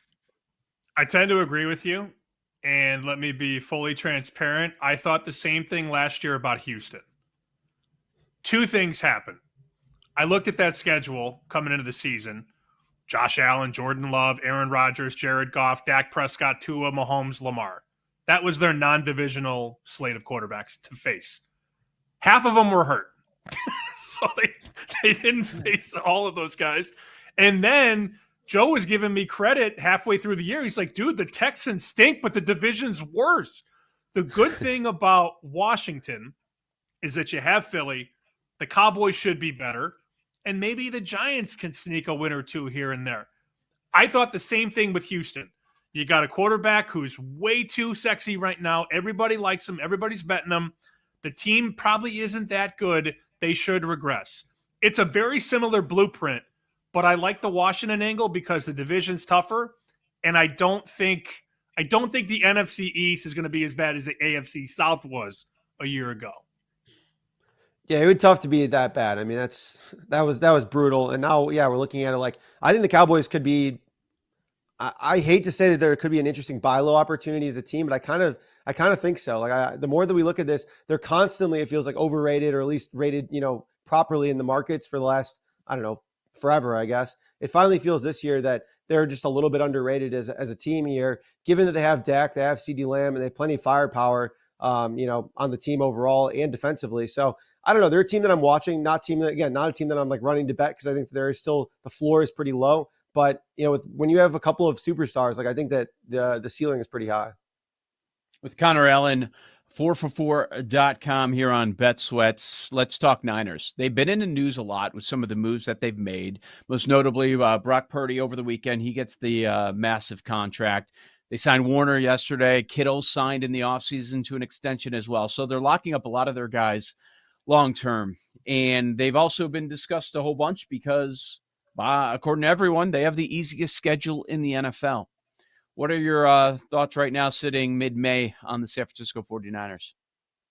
Yeah, they're a tough team because they were a team that when I saw the win total initially, I was like, oh, well, that's too high. That should be an under. Then you look at the schedule and you're like, oh, well, they're playing against easily the easiest schedule in the league. Then you look at how the schedule played out here. It's a pretty interesting first half here. They obviously have a great rest advantage overall. I think they're, one of the top 5 teams there. But I mean, 6 of their first 9 games are on the road. I thought that was kind of interesting and pretty unique that they're basically going to be playing on the road, almost their entire first half of their season. So I thought that was notable. Now, again, the second half of the season, they're playing just some of the worst teams in the league, at least what we project to be. So maybe that doesn't even matter. But it's a team that, like, again, when I have varying thoughts on, schedule versus roster versus, like who they're playing, all that, it's tended to be a team that I just kind of stay away from a little bit because, I think all of that matters. It's just a matter of like how we fit that into the puzzle of projecting them for this season. I saw a clip last week of Adam Schefter, ESPN, saying the Patriots could be a sleeper this year. I hate that word because I don't really know what it means. Their win total is 8.5. So they're a fringe playoff team to begin with, right? They're a dog to make, but the win total is 8.5. We're on in Boston right now, live. Your thoughts on the Patriots? 8.5 over under. Yeah. It's tough because I was really hoping to get a 7.5 or a 6.5 or something like that, because they are fully baking in some of the stuff that you talked about here, where the Pats roster is trending up. Drake May showed flashes here. Their schedule is one of the easiest in the NFL, per win totals and everything. And they do have some scheduling advantages as well. So again, I think that you're almost better off buying it on like a game-to-game basis than actually playing it, or maybe playing an alt over. Like, I don't expect the Jets to be very good. I don't expect the Dolphins to be very good. They could easily finish second, maybe make a wild card spot here and win 9 or 10 games. I would almost rather play like an over 9.5 at significant plus money, because there are still plenty of holes in the roster, but the defense should be good. The pass catcher should be better depending on Stephon Diggs' health, and the offensive line with Will Campbell should be better too. So, like, there is a lot of projection, and that's why I tend to lean towards taking just an alt over instead of the straight, 8.5 there. Connor, let's talk about timing bets. We've got about 100 days out, a long time before the season gets going, but a lot of times during training camp, there's noise. There's always noise, and there's popular picks, and you start losing numbers, or you got to pay extra juice if you want to jump on board. Maybe you like something in April, May, you just never bet it because you don't want your money tied up for a long time. And then you wait, and then you kind of get screwed on the whole deal. You get a worse number. Where are you on this? Like, when do you make the majority of your bets? Is now too early for you, or just like overall thought process there? Yeah, I think long shots, you should be playing whenever, because again, you don't have to put as much down, to win a lot potentially. And those numbers will obviously evaporate quicker. If we get reports that, Caleb Williams is just absolutely crushing camp, or, et cetera, and like preseason is going well. And I mean, his number is just going to go up significantly. I mean, we're at 30-1. At one point, Justin Fields was like 18-1 a couple of years ago to win MVP after, all the hype, which is, one, outrageous, but two, like, it's, we're at a point where I think that we could see a 25 or 20-1. So I think taking long shots really makes sense. I'm of the opinion, if bankroll was withholding here, you're going to make more plus EV bets now that will end up cashing, in the postseason. So the time shouldn't matter too much. But again, like, personally, I know that's not realistic for most bettors. I don't like to tie up too much of my bankroll. It's mostly just, if I think there's a significant edge on something, I'm still willing to fire on it, even if it's 6 months, 9 months down the road when it's going to cash, because it's worth it in the long run, and it's always like a nice bonus at the end of the year if you were right on more often than not. That was all that Ostrowski money on Fields back in the day to get it down to 18-1. Never. Just kept piling in. No, it wasn't actually. That was with not Trubisky too. Either. No, I wasn't part of that. I'm not Danny Parkins. Trubisky was 30-1 to win the MVP before the season that year, and then he got benched for Nick Foles. So good. Yep. It's early, obviously, May 20th. Is there a team, though, that you're high on that the market is not? For example, I'm going to be betting Arizona to win the West. I think it's wide open. Everybody loves the Niners and Rams. Cardinals have gotten a lot better defensively. I'll be betting that around 6-1, and I'll be betting it pretty well. Is there a team like Arizona, or maybe it is Arizona, that you like, Connor? Yeah, I think Arizona is an interesting one. I mean, just looking at Super Bowl odds here, like, I think that kind of there's some interesting contenders as you go further down the board.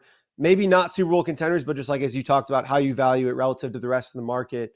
The Chargers 26-1. The Packers never seem to make that jump, but they're close. I mean, they're always there. The Broncos as high as 40-1 to win the Super Bowl. I know I'm wearing a Bears hat here, but I mean, or a Cubs hat here, but the Bears 35-1, I think is, somewhat interesting if they make a run. Obviously tough division, oh my God, but there's so many pieces trending in the right direction there.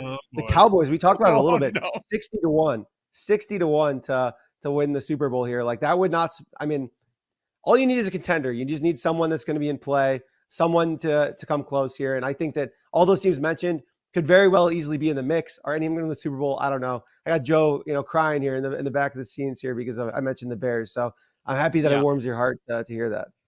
No, I actually like your Cowboys play given the value. I would bet them to win the East. Obviously, the Eagles are the favorite, but I think the Cowboys, given all the injuries they had a year ago, wouldn't surprise me. We know how the NFC East rolls. It's a different team every single year, and I'm not going to go with one of the other ones, including the Commanders.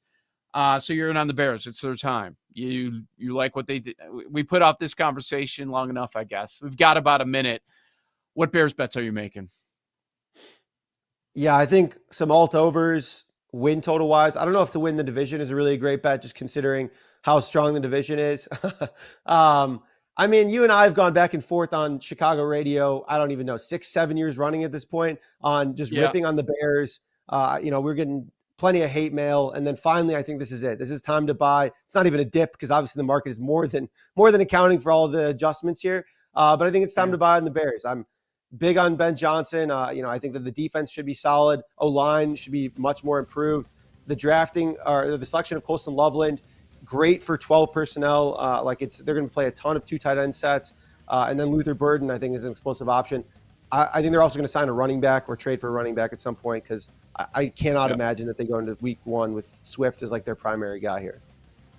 Connor Allen, personally responsible for making Ben Johnson your favorite for the NFL Coach of the Year in year number 1. Good stuff, Connor. Always appreciate it. Coming up next, Cam Smith will be here to talk some NBA. NBA playoffs start tonight in the conference finals right here on the BetMGM Network. You're listening to Bet Sweats with Joe O and Sammy P on the BetMGM Network.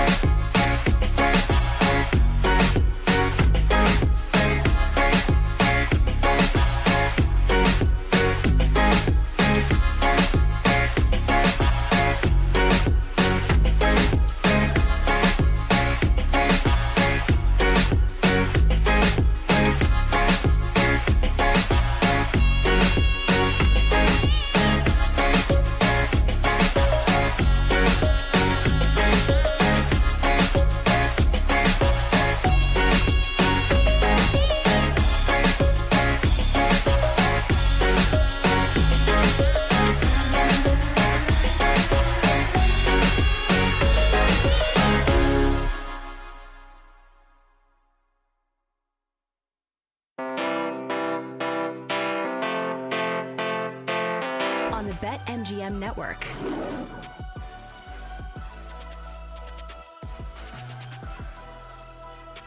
We get the start of the NBA Conference Finals tonight. Really looking forward to it. We're going to begin with the Western Conference, but as we established earlier in the show, the Eastern Conference one, probably the more exciting matchup. Let's bring in Cam Smith to talk about it at Cameron Smith on X. You see him on CHSN, and you hear him right here on the BetMGM Network.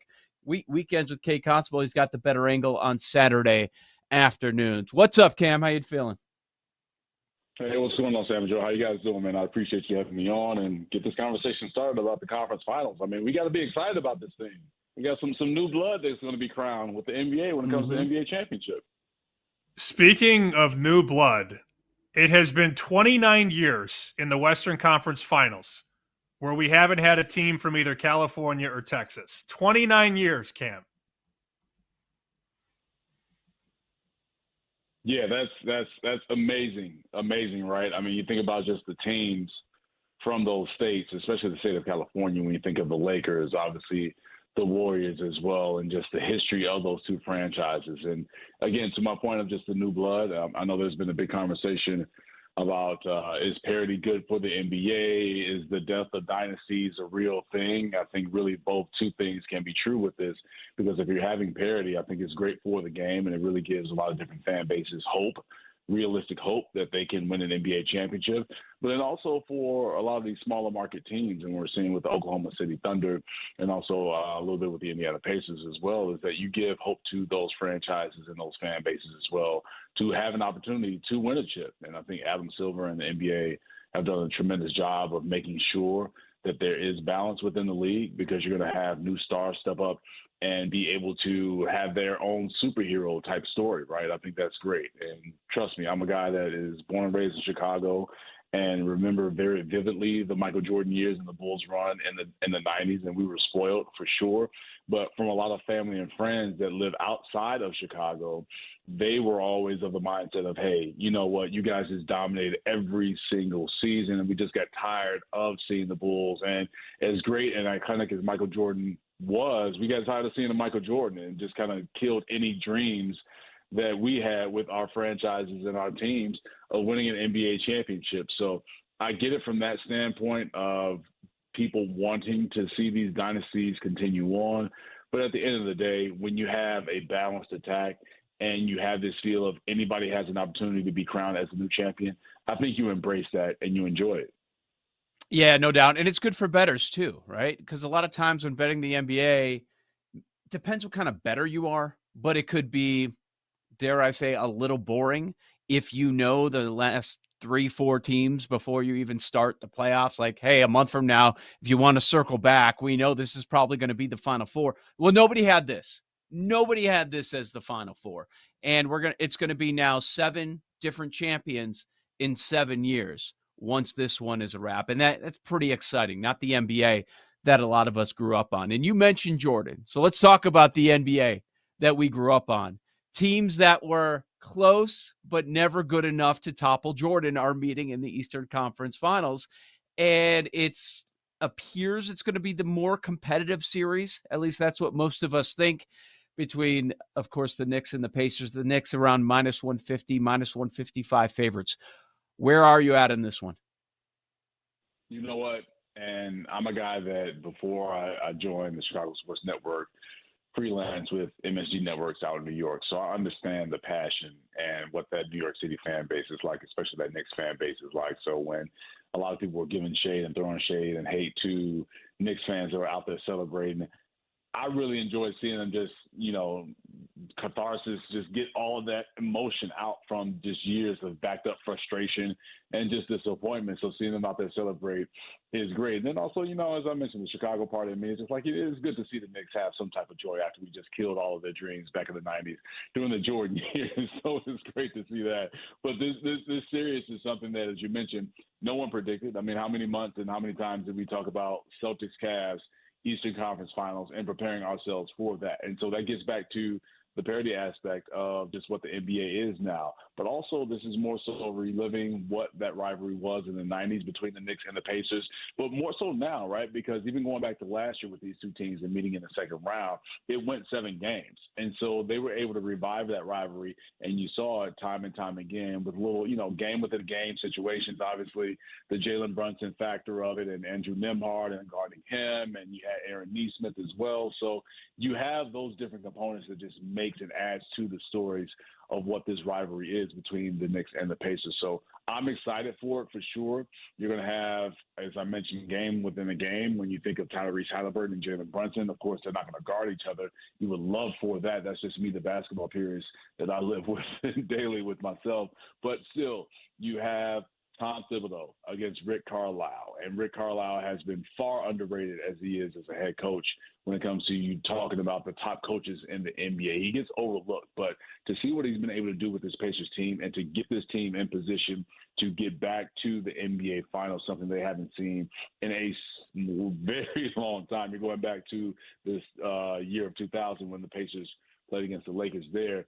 You can really put stock into Indiana, and you said the Knicks are the favorite in this series on BetMGM. You could put weight to the Pacers as they're the underdogs in this thing of being a team that could, with a little plus money, get that spot in the NBA Finals and represent the East because of how they're constructed. You have a team, and Kenny Atkinson said this perfectly after they just were humiliated last round against the Pacers, where he said that, and these are Kenny Atkinson's words, he said it's no disrespect, but the Indiana Pacers are like a college team because they press you full court, the pace of play that they have is through the roof, but then also they have depth. And so if you can withstand that and still find yourself in a position to win a ball game or win a series, then it felt like he was saying you have to have some kind of superhuman effort to beat the Indiana Pacers. And that's what I took from that. And so that's the dangerous part for this Knicks team. And we all know Tom Thibodeau, who loves to leave his starters in for an ungodly amount of time, especially when the game is well in hand. If you go back to Game 6 against the Celtics in that second round, where you need to get guys rest. And so my concern for this Knicks team is when the series shifts to Gainsbridge Fieldhouse for Games 3 and Game 4, especially Game 4, where you're looking at coming off of 3 games of trying to keep tempo and pace with the Pacers who want to go up and down and really get out and run. How are those legs going to be for Jalen Brunson, for Josh Hart, for OG Anunoby, for Mikal Bridges? Like, those 4 guys are what make the Knicks great. And this is no disrespect to Karl Anthony Towns. He's going to have a superhuman effort and should be the X factor for the Knicks if they're going to get to the NBA Finals. But those 4 guys, especially Brunson, you have to monitor and see how much just pressure and force is being put on them by Indiana's defense. And it's also a stepping up moment for Miles McBride. And, you have Precious Achiuwa off the bench. So it'll be interesting to see how the Knicks can really attack Indiana and maybe change tempo and force tempo on them to make it more of a half-court game than up and down. But I'm excited for the series because it's something that's going to be fun. Of course, the celebrity's going to be out. That's going to be one thing. But also you're going to see some great basketball between 2 great teams. Last thing, Cam, I know you got to run hard out here. You got a meeting. If I said you get the Thunder or the Field to win the title, which way you going? I'm going Field. And you see I didn't hesitate when I answered that because I have Minnesota beating the Oklahoma City Thunder and the Minnesota getting to the NBA Finals. So it's going to be Timberwolves and Knicks. For me, with that, my biggest thing with Oklahoma City is a quick turnaround after coming off a 7-game series with the Denver Nuggets and playing and only really having a day's rest. And Minnesota is rested, and I don't put any weight to the rest versus rust kind of conversation because Minnesota has been waiting for this moment to exercise their demons from last year in the conference finals. So I think Minnesota will make this a physical brand of basketball when it comes to this series. And I hope it goes 7 games because we need that when you talk about Shai Gilgeous-Alexander and Anthony Edwards.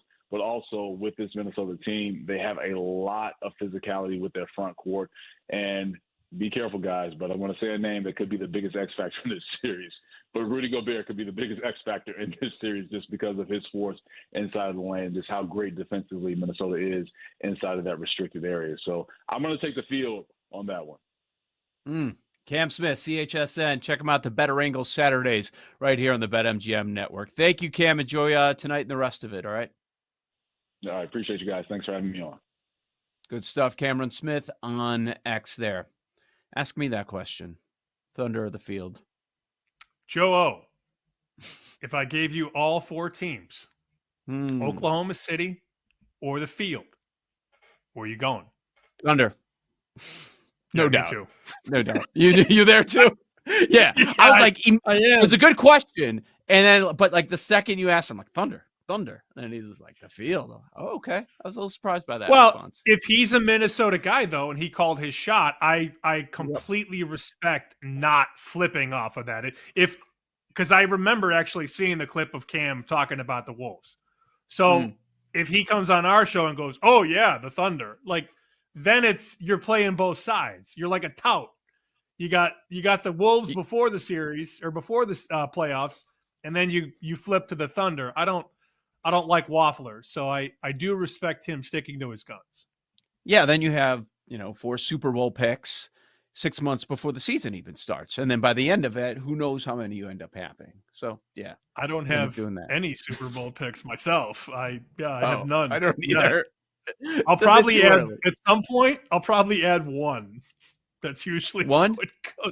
Hey, Buffalo? Joe, I filled out 8 brackets. Look, I got the national champ. I hate those people. Oh, Bills 8 brackets. You're going to be Bills. I have a feeling. No. No? I will not. Okay. No. All right. If the Thunder win, I'll be Chiefs because that's part of my parlay from the Masters. The second leg is Thunder. Third leg might be a little tricky. Rangers AL. Oh, they could still win the pennant. They could if they get in, they could still win it. If that happens, and I'm just waiting on Chiefs, oh, buddy, that's going to be talked about a whole bunch. But speaking of live tickets, and what do you do with tickets? One of our loyal listeners and viewers to Bet Sweats reached out to us about a situation that he's in, right? Kevin Hilmers at K Hilmers says, "Hey, Bet Sweats, I have a future question. I have 2.5 units on the Wolves to win the West, which he also boosted at MGM. Would you rather hedge OKC to win the series at minus 350 or win the title minus 165? Ooh. Damn. And if you're watching live on YouTube X, Nesson Nation, there's the tweet right there from K Hilmers. I think it's a very clear answer. If you're going to hedge, it's one or the other, right? But there's no way I'm laying 350 in the series. That's not happening. Okay, here's my debate, though. And yes, if you're taking your stance pre-series, my recommendation could get you into trouble. So keep that in mind. I don't think the T-Wolves are going to get smoked, but look, I'm not on the T-Wolves in any way. I'm not betting them. I'll bet them tonight because I like them plus 7.5, but I don't expect it to be 5, probably 6. I think that's the most likely scenario, but can Minnesota jump out 1-0 at any point? Can you get a shorter price there?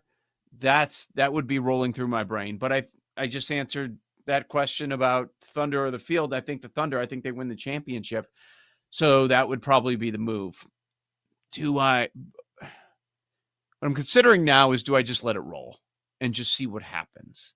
Because, yeah, most of us think that the Thunder are going to win. The betting market is screaming that the Thunder are going to win, and that would be a reason to hedge.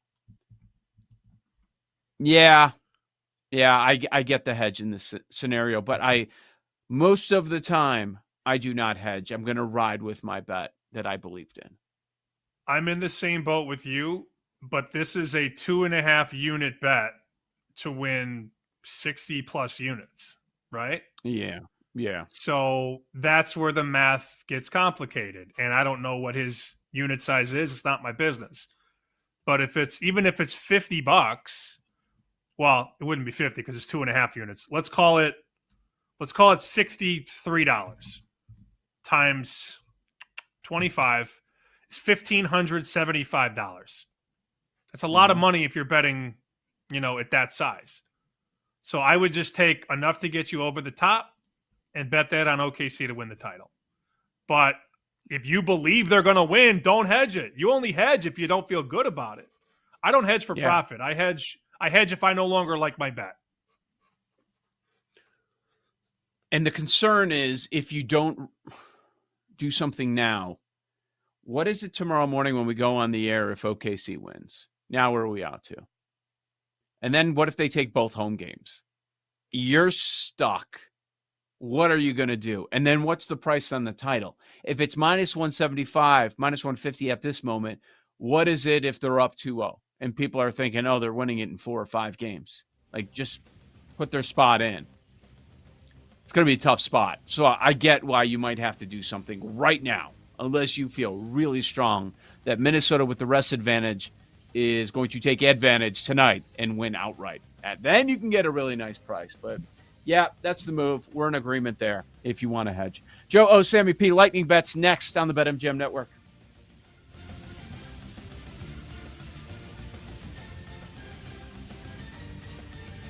You're listening to Bet Sweats with Joe O and Sammy P on the BetMGM Network.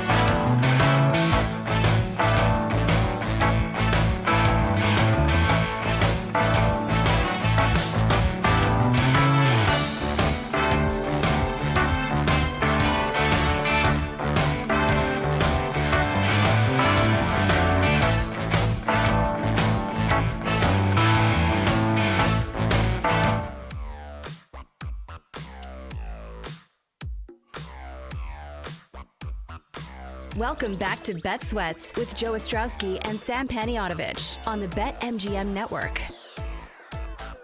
Lightning bets in a few minutes. BetMGMNetwork.com, the BetMGM Network YouTube page. Thanks for hanging with us every day, 9 a.m. to noon Eastern time. A lot happening in the Sports World Conference. Finals getting going tonight. And then we started talking about Caitlin Clark in the break. And I was like, oh, yeah, Caitlin Clark's playing tonight. I pull up one of the apps, WNBA. First tab games, second tab Caitlin Clark. They love it. They love, before you even get to the parlay builder, you've got your own Caitlin Clark prop category. Score the first basket, Caitlin Clark. Just score the first fever basket. Caitlin Clark points. Caitlin Clark made threes, assists, rebounds to score 20 plus, 25 plus. You can keep going all day. I wonder what the Clark props are versus like everything else bet on a regular basis when you have the fever in action in the WNBA. I want to get the number right because I know Portnoy had a big bet on Caitlin Clark triple-double the other day, and she got it. They put her in at the end of the game. She was pretty much there, but she needed a rebound. He won $350,000. $25,000 bet on Clark to record a triple-double, 13-1. So he plucked $350,000 sitting courtside in a Caitlin Clark fever uniform. And tonight, a triple-double, best price is plus 650. Oh, so they cut it in half. It's going to be popular. They're going to bet it. Do you see the number on her to win MVP is plus That's where I was 140, gonna go. plus 130. Yes, do we just make it now in expectation that eventually she's minus 200? Because you can make – I think it's so dumb, and we've talked about this in golf, when people constantly tell us, can't bet the favorites. And in the first two majors of the golf season, McIlroy, Scheffler. Everybody else, no. All your long shots, all your 70-1s, your 30-1s, dead. Can't bet favorites. Rory, Scotty. We lay minus 110 every day for the most part. If we're betting NBA, NFL, college football, if you're betting baseball, hockey, the juice gets a little wonky. Should we not just bet plus 140 MVP right now? I'm asking you. I don't know, so I defer to you. Last year, before the WNBA season, I remember people making the case, look, she could be the MVP. She's going to be the Rookie of the Year. It's Caitlin freaking Clark. She might go through her struggles, and she did early on, and you had the hack thing going on. But we know what happens. And I remember at the time thinking, okay, not MVP yet. They haven't realized what she's going to do for their sport. Yet a lot of stars talking out against her. Not yet, but next year she's going to be the MVP. And you're right. Today, plus 140, we're going to be laughing about that. If you don't bet it, we're going to be saying, why didn't we just bet Clark to win the MVP when she was plus money? Do you remember that? Oh, that's so stupid. She was actually plus money.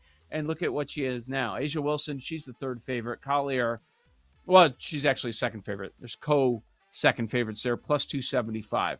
Then after that, it jumps to 25-1. So they're saying a couple of days into the WNBA season, it's a three-player race. It probably won't be a race throughout the year. They're going to want to give it to Clark. So if deserving, she's going to get it. I understand where you're coming from. What would you want to do with this? You just want to bet a lot on that, or do you want to parlay it with everything, including the Dallas Wings? I'd probably just take Clark MVP at plus 140. However, if you wanted to do Clark to win the MVP, Thunder to win the title, it's going to sit in your account for a little bit. Not that the WNBA season is this grueling 8-month ordeal. But the good thing about parlaying a plus price is that the odds, they go up exponentially. It's not like parlaying minus 140. At plus 140, you could turn a really nice ticket, 2-team Clark to win MVP, Thunder title. I'm going to guess that's probably around 5 or 6 to 1. I'm going to do the math in a second. But just to give you an idea, context-wise, of where she already is stat-wise, this is from @Fever Stats on X. It's the most 20-point, 10-assist games in the history of the WNBA. Okay? The history of the league. Courtney Vandersloot did 20 and 10 times in 430 games. Diana Taurasi did it 9 times in 565 games. Caitlin Clark's done it 9 times in 41 games. So she's going to pass Courtney Vandersloot by next week. The history of the league, 20 points, 10 assists. She's already won back in about 400 less games. Yeah, I guess there's no other award she could win, because that's kind of where I'm at. Whatever she could possibly win, the league is going to want to give to her. Right? More eyeballs, bring everybody in. But I don't think there's anything else. Can you bet finals MVP now? If you think they're going to get there? She could be like a situation we had with the Conn Smythe last year, where she could be on the losing side and she still get the award. That's how good she is. Ew. I just did the math and I hate it. Clark MVP, Thunder title, they're on to us. Plus 300. That's it? Wow. Well, I'm going to have to hook it. Yeah, okay, let's leave the Thunder in. Let's do one more thing that we know is probably going to have a good chance to cash. Oklahoma City to win the finals, Clark to win the MVP, and let's go Chiefs to win the AFC. Because you know they're going to be in the game. I thought you were going to add stars. Oh, not... I thought you said wings. You meant stars. Okay. No. I thought you were... Okay. No. I don't... Who knows who wins the frickin' hockey, man? Anybody that acts like they do is a liar. Nobody knows who's coming out of the Final Four. It's a but you total took the crap stance that the winner of that series was going to win it, and it's looking pretty good right now. Okay. But I built this instead. Thunder title, Clark MVP, Chiefs win the AFC. 18-1. Oh, that's pretty good. That's what I'm talking about. Yeah. And then assuming she wins the MVP, Thunder win the title, Chiefs get to the AFC title game, you're holding 18-1. And then you could bet the other side just to win the game, and that team's probably going to be a dog if everything goes to plan. Yep. I like that. Like it a lot. So we should look at building Clark stuff? Is that what we're saying? Like we feel so strongly about it that you could do a number of things with other sports. Clark MVP and hook it. Like we could look Clark MVP and you go with, I don't know, your next major in golf. Something like that. Barring injury, I don't think it's going to lose. I think she's going to win the MVP. And for those people looking for hot takes from this show, Caitlin Clark, Angel Reese, we don't need to do that. Let's hit you with numbers because that's what we do. Caitlin Clark is plus 140 to win the MVP. Angel Reese is 100-1. The debate is over. Yep. Yeah, there's no debate as far as that goes. All right, this kind of brings us over to lightning bets. And we had a conversation about today's MLB card and where we're at. We think a lot of these heavier favorites are heavier favorites for a reason, and they're probably going to win. You've stated a number of times, Dodgers. That is not a hot take either. You're laying over $2. They win. They probably end their 4-game losing streak coming up today. What do we want to hook with it? Philly, that's not a bad idea. Luzardo against Sensatella, who's gotten smashed by like 4 different players in this Phillies lineup today. Not the worst idea. You brought up Seattle as well. Are there any other teams we should add that we should take a look at? Maybe mixing and matching a couple of different things. We mentioned those 3. Braves with Strider at the Nats. Is that one? Yeah, it could be. I actually, though, rather than build this giant parlay, I decided for my lightning bets, I'm going to go Thunder -7, and I'm going to do Dodgers and Thunder money line parlay minus 107 at BetMGM. I get the baseball thing. I think a lot of these dogs are dead tonight. Yeah. But I'm going to keep it simple, stupid. Thunder -7, and then a Thunder Dodgers parlay minus 107. That's all I'm going to do tonight. Okay. I'm going opposite side on the NBA, taking the T-Wolves. The 7.5s are still there, right? Yep, you can get half. All right. I will take the plus 7.5. Yeah. That's interesting how their number of 7s, number of 7.5s available. Morning of the game, at this point in the playoffs, usually not the case, but I'm going to go there. I am going to take the Reds as long as this hasn't gone too far. It was minus 125 earlier this morning. I know it was on the move. Jeez, forget it. It's gone too far. It's up to minus 150 at some spots. The Reds are going to beat the Pirates today at Falter, but I'm not going to bet it there at that number. Let's go Dodgers, Phillies, Mariners is 2-1. I'll go there. Dodgers, Phillies, Mariners, each of them just to win. 2-1 is the payout that you're getting there. That's my baseball play. Paul and Jake, what you got?